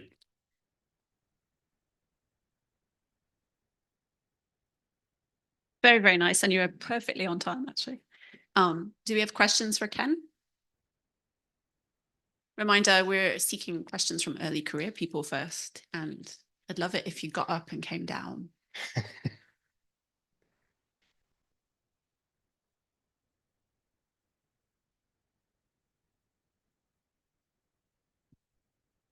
Well, I'm not early career, but I can still ask a question. So how deep are these spectra? Like, how good is the signal to noise? And are we going to get really nice stellar population models out of them? It's going to vary from kind of where it is in the population. So the primary goal, and I don't want to go into the weeds of these things. So primary goal is a redshift survey. So we'll stop once we get a redshift. but because the throughput is quite good and it is 4 meter is quite good for some of these things at low redshift. For brighter nearby sources, the actual time we need to get a redshift is far less than the minimum exposure time that foremost will be using. So in dark skies, we could get very good individual sync-to-noise spectra for some sources. But also because we're going to be stacking in the H1, we can do the same with the optical spectra. So we can take our same sample that we've binned with some bright, say for metallicity, for example, do a bright line metallicity selection and stellar mass, but then bin the spectra, and then we get detailed, aurora line metallicities, direct metallicity traces for the same sample that we can get the detailed H1 measurements for. Very nice. Okay. Oh, is that an online question? Yes, sorry. We have a question from William Waller asking if will your fibers completely sample the light of the individual galaxies? It will vary again. So we're covering such a large redshift range that we will be looking at just at the center of some of these nearby galaxies to capturing kind of most of the light of an unresolved galaxy at high redshift. So there are obviously lots of details to worry about for some of the stellar population properties in terms of like fiber corrections. But in terms of just getting a redshift, which is what we care about, it shouldn't make a huge difference. But yeah, it will have an impact depending on what you're wanting to study. Okay, great. Let's thank Ken again. Our next speaker should be online. And if I pull up my notes, I can, oh yes, just, sorry. Our next speaker is Manasvi Saraf, who's going to talk about the scatter of the H1 halo mass relation of central galaxies and improving H1 detections towards massive clusters. Do we have Manasvi online? Hi, I'm here. Can you see my screen? We can't see it yet, but we can hear you. Oh, there it goes. Okay, I think you're good now. Okay, you can see my slide, right? We can see your slide, yes. Awesome. Thank you so much. I would like to thank all the IAU GA organizers. My name is Manasvi, and I'm a final year PhD student at ICRA UWA. My apologies, I couldn't be there in person because I'm currently writing my PhD thesis from Australia.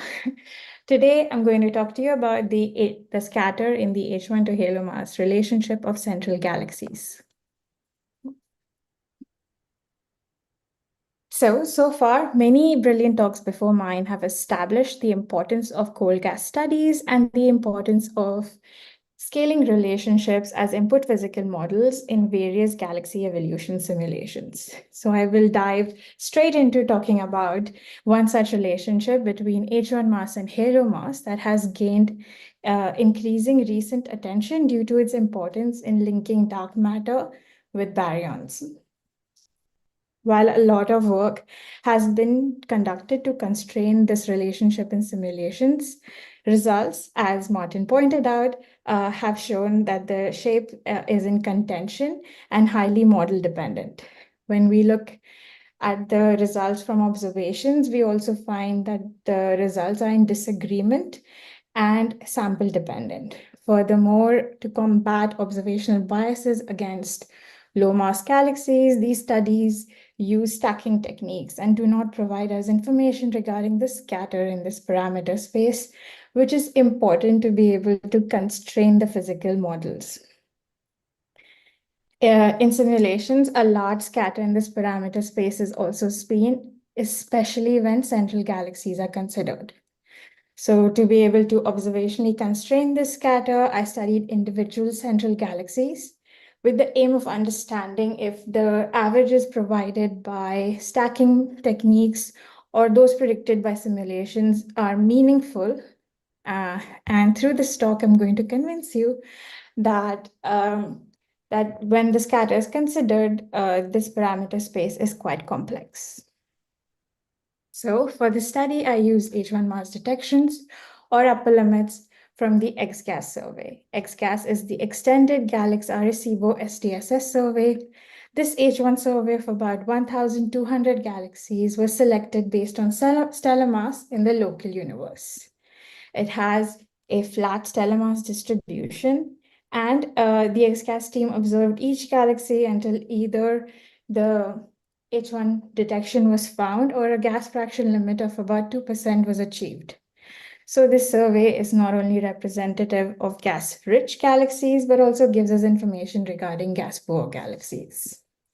The XGAS catalog also provides us information regarding the Yang group catalog, gives us halo mass estimates from the Yang group catalog, which use the abundance matching technique. I also repeated all of my analysis using dynamical mass estimates from the Sauder group catalog.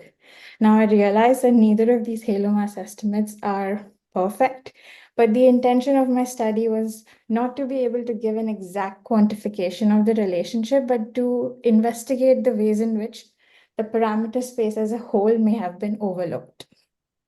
I found that despite the halo mass estimation technique I used, my results did not change significantly. So for simplicity in this talk, I will be presenting my results using these halo mass estimates.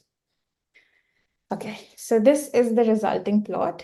Here I have shown about 750 X-gas centrals with the blue circle showing those with detected H1 and the downward facing red triangles showing those with upper limits in place.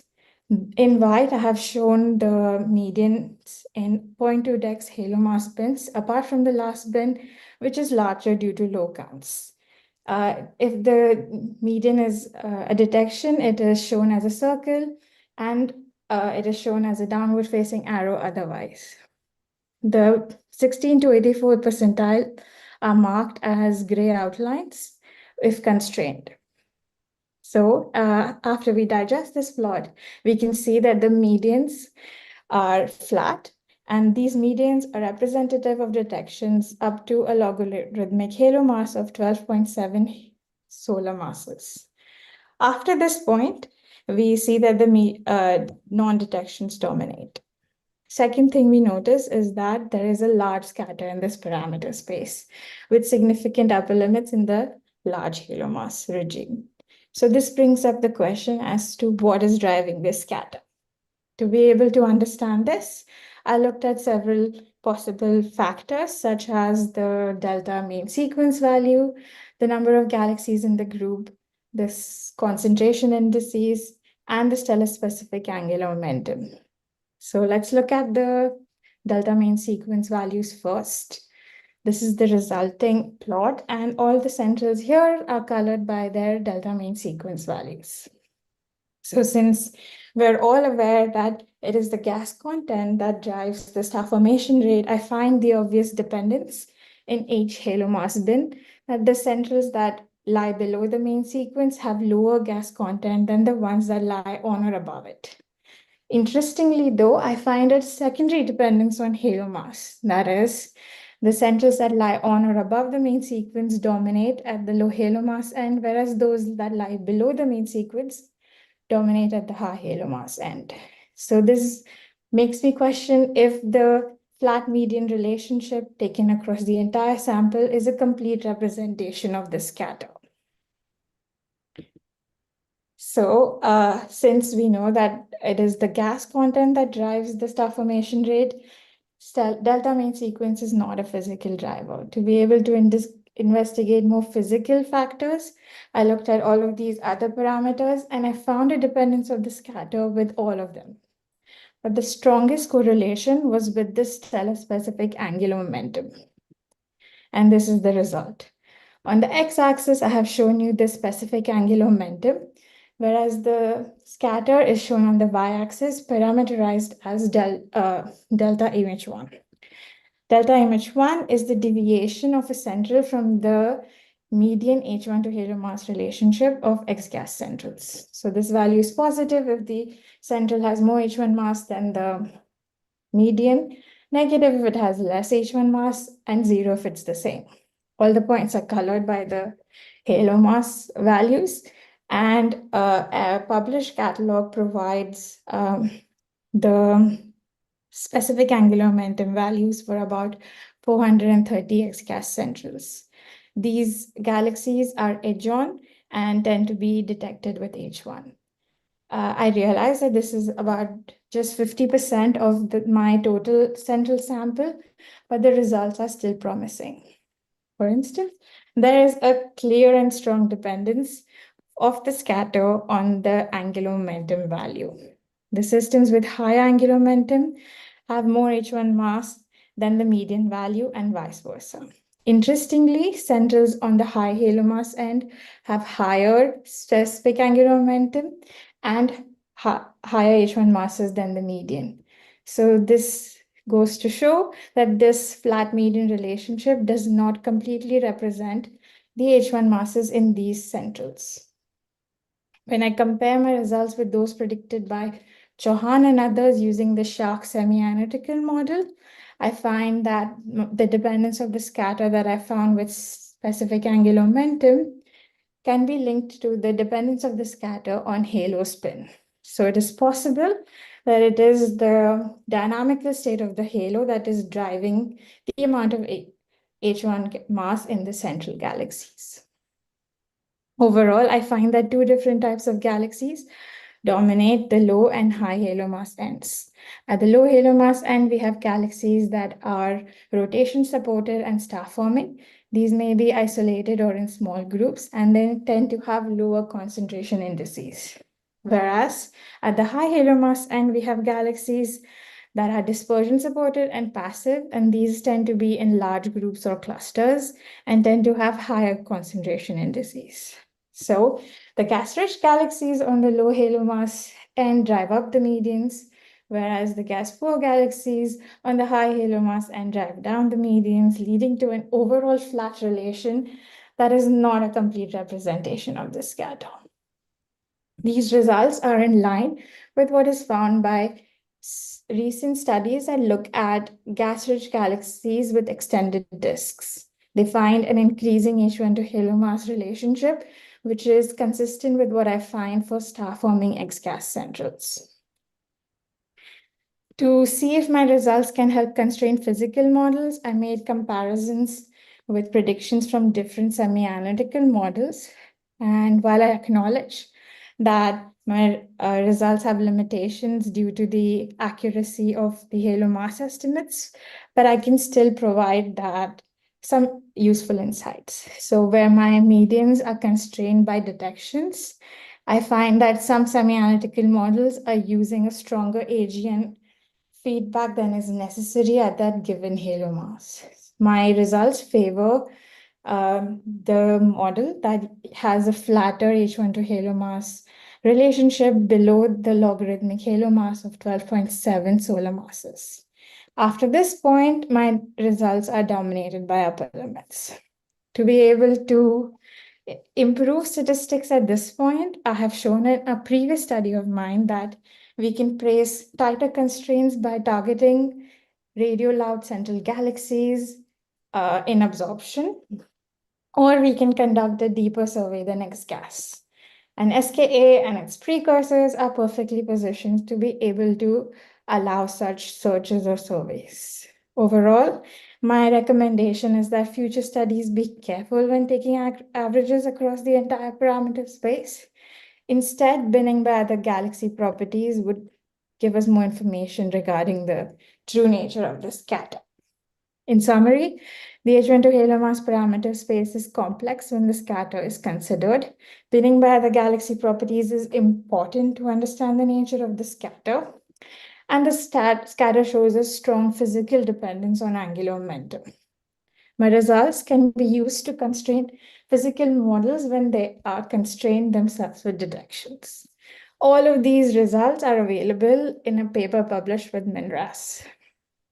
Thank you so much for listening. I'm happy to take your questions now.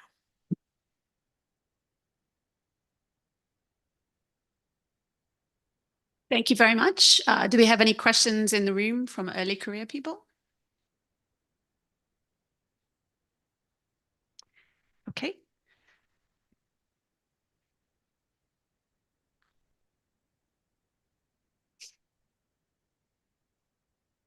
Thank you. Hi, buenas, it's Pavel Mancera Peña from Leiden. Thank you very much for the great talk. Also, it was a very nice paper to read.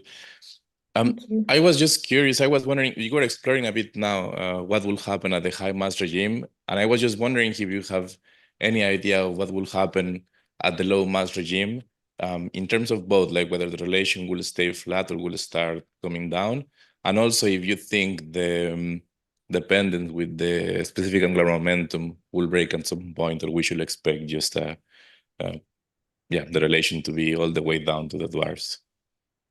Okay, so I have an interesting answer for this. It's that I don't know, but I have accepted a postdoc position to investigate exactly this. I'll be moving to UCL in London and joining Amélie Saint-Onge's group. And yeah, I hope to be able to answer what happens towards the low halo masses or low H1 masses when dwarf galaxies are at play. I don't know yet. Sorry. Thank you. I look forward to seeing what you find. Thank you. We have an online question.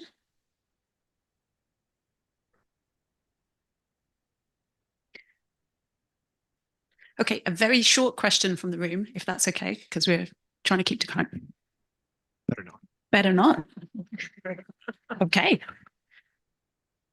So long questions on Slack would be totally appropriate. And I think we'll move on to our next speaker. Andrew? Yeah. Thanks again, Manasvi. Thank you.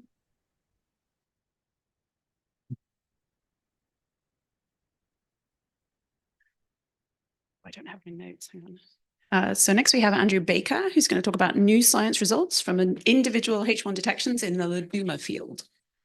Thanks very much, Karen. I unfortunately, there was a bit of a glitch, and so I'm uploading my slides late. So I think it may take a couple minutes for the slides to appear, but because I don't want to put us any behind schedule, I'll start talking without the slides.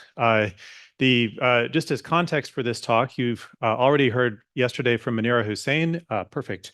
And we'll be hearing in the talk following mine from Lara Featherstone on the exciting stacking science that we're doing with Laduma data. But we're also, of course, able to do science with individual detections. And I'm going to be highlighting two projects that have been led by Amir Kazemi Moradani, who defended his PhD thesis at Rutgers less than 2 weeks ago, and John Wu, who's now a tenure track assistant scientist at Space Telescope Science Institute. I also want to acknowledge all of the members of the Laduma team, both here and not here, for their help with the data processing and source finding, possibly with a special shout out to Mark Verheyen, who I hope is online, for his help with the former. Okay, so we are, as a Meerkat Large Survey Program, committed to releasing our data in public data releases. And so I want to alert people that there is a first data release, or DR1, coming. This incorporates 127 hours of on-source time, 19 tracks, centered. You actually saw the field location in Ken Duncan's talk, and focused on the 3 ranges of the L-band spectrum that are RFI free. So I've indicated the corresponding H1 redshift ranges there. The weighting that we've been using gives us resolutions of going from 8 arc seconds at the higher frequency end to about 12 at the lower frequency end. And these are going to be continuum subtracted data products. The MIGHTY survey is actually doing all of the science with our continuum data. We were basically subtracting a sky model that we determined at the self-calibration stage, and then separately, in an innovation that Amir came up with, doing pixel-based spline fit continuum subtraction to remove additional residuals. We're also going to be releasing a catalog. This is going to consist of over 200 spectral line sources. We have sort of mostly been working towards a combination of 3 different techniques: visual inspection, which Sarah Blythe, Marcin Glowacki, and Anya Schroeder have led the way on; matched filtering, which Ed Elson has initiated; and Sophia, using parameters that are tuned to match the other 2 methods I just mentioned. That's work led by Leah Stockenstrom. I would encourage you to check out Jacinta Delhaize's poster on that work. We're complementing this now with a somewhat broader search through Sophia parameter space, led by Abhishek Mohapatra, and a guided search that's informed by looking at locations where we know, on the basis of our existing optical redshifts, that there might be H1 detections lurking, and that's work by Lara and Munira. As I mentioned, I'm going to be highlighting work led by Amir. This is work that was just submitted to APJ on the H1 mass function in our lowest redshift spectral window of the L-band. and then a machine learning project, which is a bit not quite as far along, that John is leading, but will have maybe some interesting lessons for future applications. So to lead with the results, our H1 mass function, Schechter function parameters are consistent with those that have been measured by previous surveys. I would draw your attention to the open red symbols, which are annotated as LADUMA RM. I'll explain what that stands for in a second.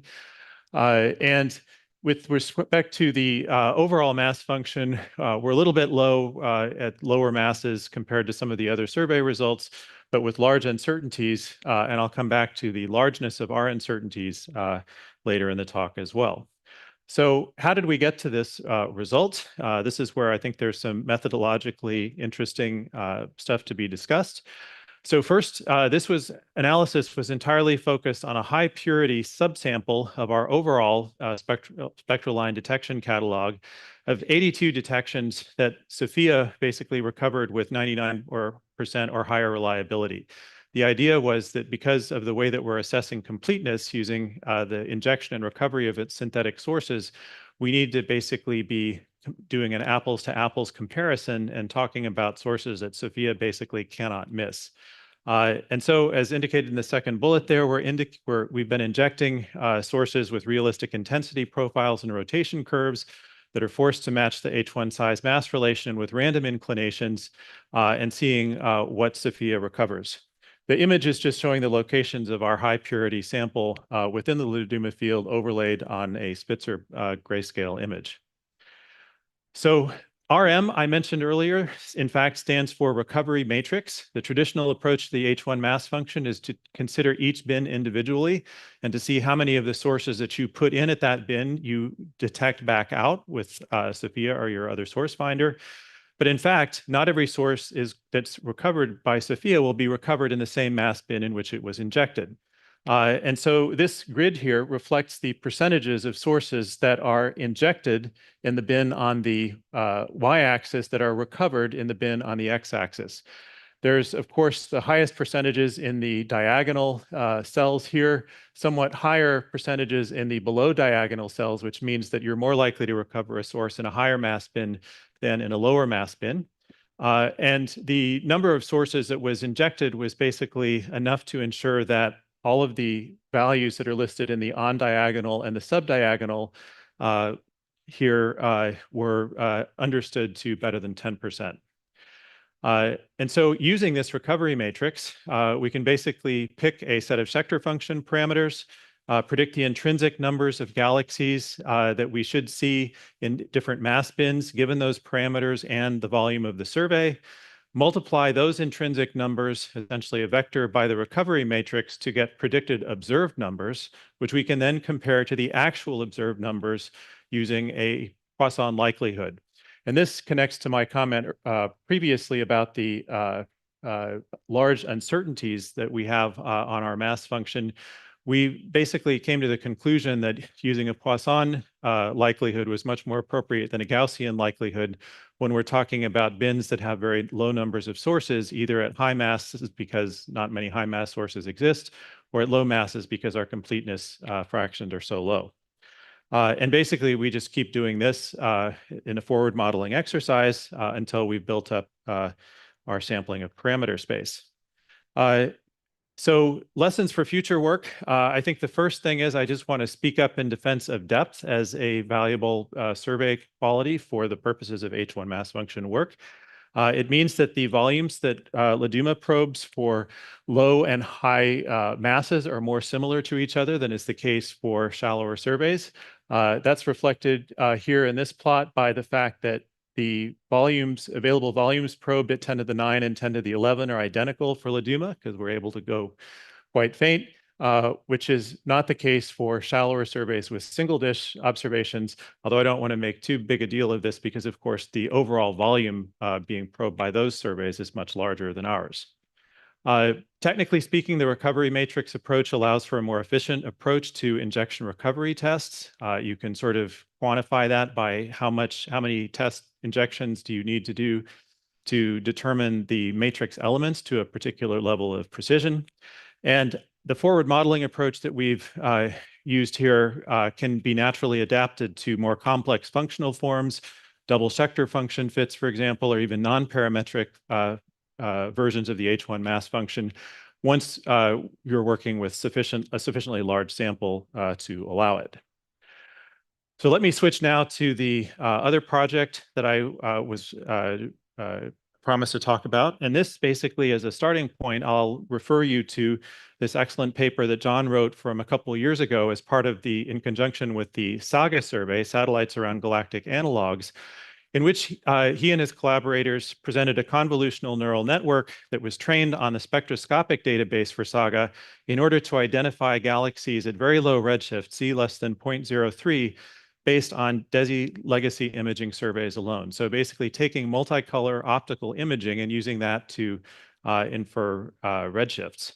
And not just using photometry, I should say, but actually leveraging all of the morphological information in those images. So he thought, why not also turn this CNN loose on the multi-wavelength imaging that we have of the Laduma field?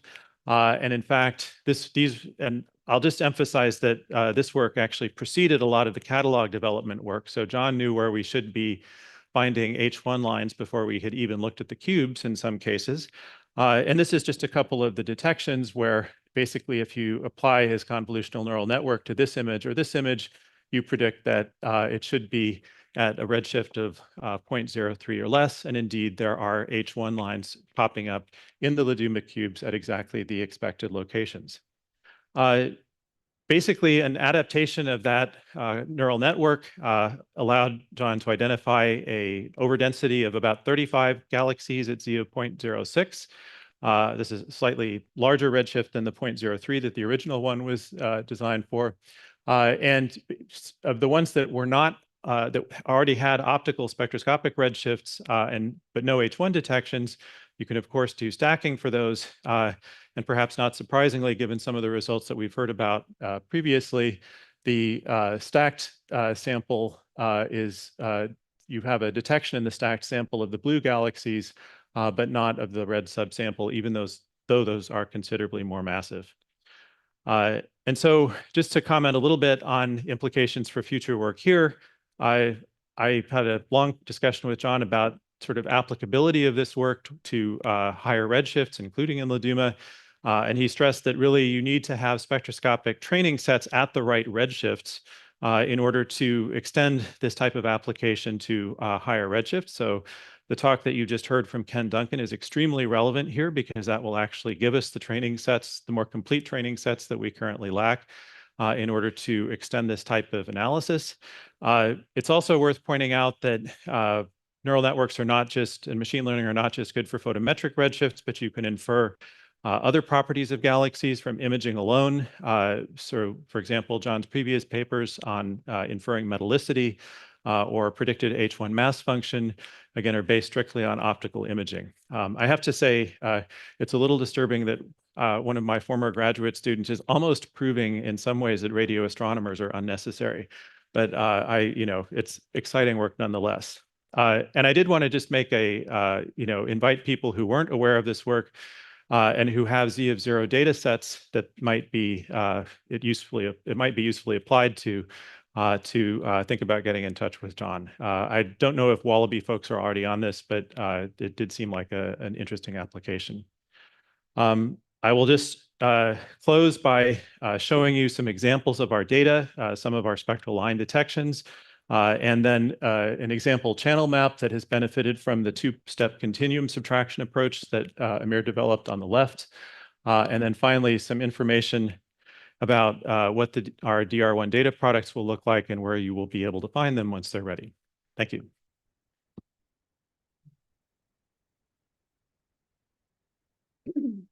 Okay, we still have some time for questions. There's one right at the back.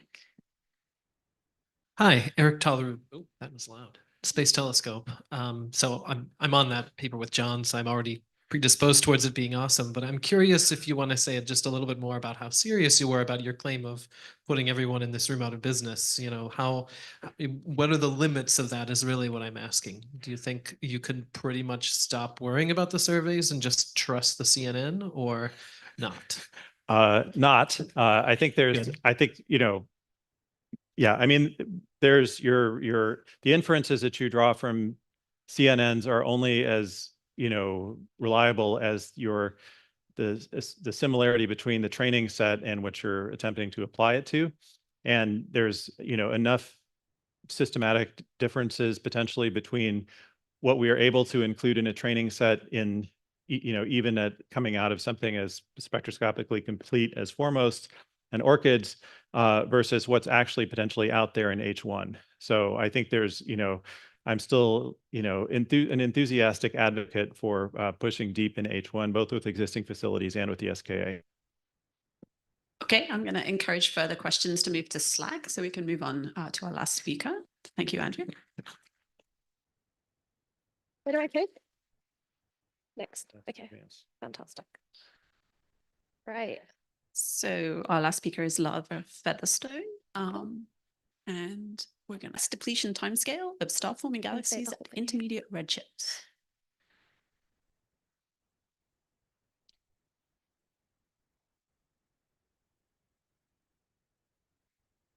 Right. Can everyone hear me?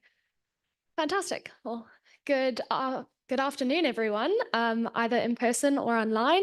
My name is Lara Catherine Featherstone, and today I will be presenting on my work titled Hi, H1, Are You Sticking Around? Also for the people in the audience who didn't want to dip before the last talk. Or more scientifically appropriate, the gas depletion timescales of star-forming galaxies at intermediate redshift, as supervised by ASOC Prof. Sarah Blythe at the University of Cape Town and Dr. Rosalind Skelton at the South African Astronomical Observatories, working with the LADUMA team. This is a work on my master's research. So let's just give a little bit of background. I'm sure if you've been glued to your seat for this symposium, you would have seen a version of this plot before. But what we're looking at is the star formation rate density, or rho SFR, which is basically how many stars are formed in a little slice of cosmic volume over cosmic time. And what we have seen is that this plot generally tends to increase. It reaches a maximum at around redshift of 2, and then it starts decreasing. And what we want to know is what's happening at this decline. How can we probe how the star formation rate is changing at these redshifts? So in order to do that, we need to look at star formation. And how do we look at star formation? Well, we look at star formation rate traces. And a great tracer of star formation is the so-called raw fuel, or atomic hydrogen, neutral hydrogen. And now we have great telescopes that are available to us, like MeerKAT and other SKA precursors, which can really allow us to probe the H1 content of galaxies as a segue into understanding the evolution of their gas cycles and what they are doing. So I am particularly interested in, and the measure of interest for my project is gas depletion timescales, which will be defined in this talk as the ratio of the average H1 mass over the average star formation rate. And now people are asking, has this been done before? And the answer is yes. So most notably, Chowdhury et al. In 2022, they considered a star-forming sample at a redshift of around 0.74 to 1.45. And they did this using a stacking technique. We've heard a lot about stacking already today, and also by Munira Hussain, my colleague. So they looked at the GMRT CAT-Z1 survey. So they looked at about 11,500 galaxies in the deep 2 fields. And what they found by looking at co-added H1 emission images and H1 stacks to calculate their H1 masses, and also looking at the 1.4 gigahertz continuum emission images to calculate their average star formation rates, they really discovered that this H1 depletion timescale decreases from a redshift of around 1.3 to 1. So what they find is that their H1 masses decline by a factor of 3, and that their star formation rates decline by a factor of 2, and that is their evidence of gas depletion. They attribute this lack of gas to a lack of accretion from the circumgalactic medium or mergers around this redshift, which would otherwise be able to sustain star formation rates. So we want to do a similar study at more intermediate redshifts, and how we are going to be doing this is we are going to be looking at the distant universe using the MeerKAT array project. Thank you, Andrew Baker, for giving a great introduction of everything I've spoken about in this FYI plot. The only thing I can tell you about LADUMA that probably hasn't been said today is that we've been calling this the Astronomy World Cup, and Leduma actually means it thunders in isiZulu, and it's often sung or screamed when people score goals in football, and we blow vuvuzelas, which is basically looks like our redshift-dependent field of view. So to give a little bit of an overview, I'm going to talk about the big picture that we're looking at here, our spectral window splits, a color selection that I've completed, and a star-forming main sequence cut that I've done in order to develop our star-forming main sequence. So the big picture, we are looking at photometry from the ZOE catalog. We're looking at, we're having our redshifts from the spectroscopic kind of catalog that our Leduma ancillary data team has collected. Our parent sample is formed by cross-matching these, and I'm looking at the L band, so just giving a full width half maximum estimate of the band ends of our L band. So due to RFI, I haven't heard much about RFI this conference just yet, but we can only look at 3 different, redshift ranges for our L band, a highest window, a middle window, and a lowest window. And we really do have to split this up because some of our data is unsalvageable. Also, just for reference, we are only considering galaxies with the log M star greater than 9 in order to be comparable to the literature. So what have I done? Well, I've done a color cut. So we used the Williams et al. From 2009. We used a modified color cut where we basically take our parent sample, we get rid of the red sequence, which, red and ellipticals, in favor of the blue cloud. And then I performed a redshift, window-dependent star-forming main sequence fit.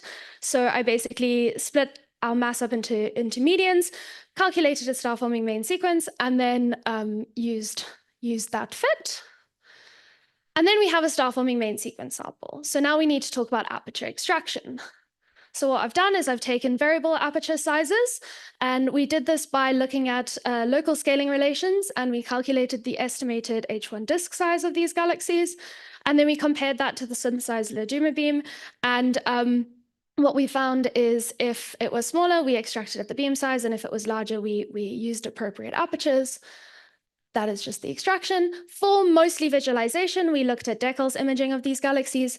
So these are really just an example of not so nice as the really nice spiral on the front slides, but some fuzzy, beautiful star-forming blobs. And then we created some stamps, which basically just show our galaxy spectrum, kind of zoomed in region of the spectrum, where it is in our field, and just some information. This is really just to go through our spectra in order to look at them. But now this is what everyone wants to see. So we did some preliminary validity checks of our galaxies, and we basically culled spectra that would really degrade the quality of our stacks. I can talk on that during question time if you'd like.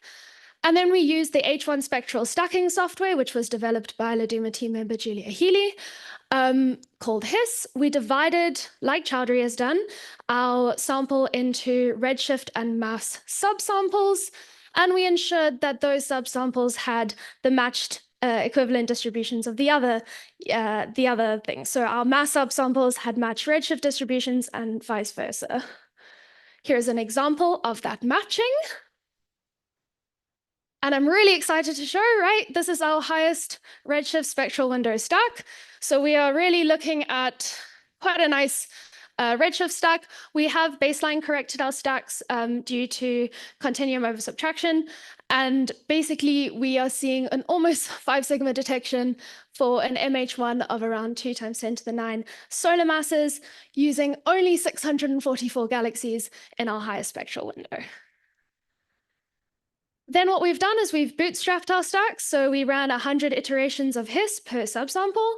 And essentially, these are a couple of stacks, which I'd like to show for our matched mass subsamples. So we're really looking at a high mass subsample with a log stellar mass greater than 10 in our middle spectral window, and a low mass subsample in our middle spectral window. And we did the same thing for our highest spectral window. So we really are seeing, unfortunately, we do suffer from low number statistics in our highest redshift bin, but that's something we can also discuss a little bit later. And now I want to kind of showcase our first pass H1 depletion timescale results. So this is basically an H1 mass redshift evolution plot. We can see the Chowdhury results are shown in blue on the right, and the X gas is shown in green on the left. We're situated in the middle here, getting H1 masses slightly lower than originally anticipated.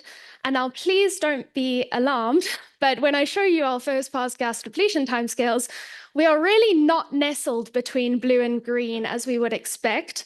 And I've heard this phrase said already at this conference, but it probably has something to do with realizing that comparing blue apples to bluer apples may not be that much more, interesting than comparing apples to oranges. And that's because when doing some preliminary checks with the X-gas results, we see that our star formation rates are actually quite different. We're still probing different samples. Those results really did shock us, and we wanted to see what was going on. So this is really the launching platform of which to really dive deep into sample selection and what we've done thus far, and how we're going to compare to the literature to ensure that we are comparing bluer apples to bluer apples. And with that, I shall go to my summary slides. So I've presented on our preliminary H1 stacking results. Our MH1s are slightly lower, our gas depletion timescales are lower than expected. However, we really need to investigate these star formation rate distributions and do some more detailed uncertainty and completeness analysis, and then figure out a fair literature comparison. So that is my talk. Thank you so much.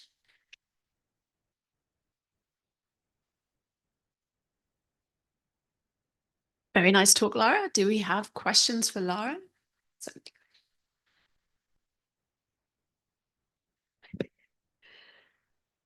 Oh. Okay. You're not going to ask a question of the previous speaker, right? No. Hi. Thank you so much for the great talk. So I wanted to ask, can you hear me? Yeah, I can. I just didn't know where I was looking. Oh yeah, well, great. Yeah, thanks for the talk. I wanted to ask, is this study including some of the latest research being done with JWST? Like, I know JWST is not working in H1 at all. It's an infrared telescope, but it's sort of like changing the whole story about star formation in the universe, that it's sort of like occurring much sooner in cosmic evolution. So, I'll just let you answer that. How do we go about just the story, because we have our H1 studies, but then there's also, different telescopes measuring star formation in infrared, and it's telling like two different stories. So how do we go about that? It's just like an open-ended question. I'm probably not the expert in the room to answer that. I can say that I haven't even thought about JWST when doing this project so far. Yeah, maybe we can talk about that afterwards and maybe kind of discuss. I'm not entirely sure how to answer it in relation to my own project, and how the star formation rate changes. I do know that we know our star forming main sequence does change with redshift. It does have some redshift evolution. So we have had to take that into account in this project thus far. I'm not sure whether we're even probing as far back as JWST goes, though. Yeah, So. Yep. Awesome. Sounds like a great discussion for the Slack. We have a question from here. Federico Lelli from the Arcetri Observatory. I actually had a somewhat related question, which is, of course, the main sequence is evolving with redshift, and at fixed mass, the star formation rates are going up. So I appreciate the complications in trying to compare apples with apples. And I was trying to think whether it may be more interesting to look just at the evolution of the stellar mass, H1 mass relation, and whether that degree of evolution in a relative sense is comparable with the degree of evolution in the star formation main sequence. Have you looked into this? I have not yet, but that is a great suggestion. So thank you for that, and I will definitely take that into account. Yeah. Very good. So I think that's actually an excellent place to end for today, with a reminder of the poster session that will start again tomorrow, I think. And also, if you have a poster and you want to engage online, please do post it in the Slack channel for discussion. Is there anything else, Betsy, that I have forgotten? Okay, there's a H1 Science breakout working group tomorrow. At what time? 12 to 12:45 right here. So Great. Thank you again, Laura. Whoops. And to all our speakers this afternoon.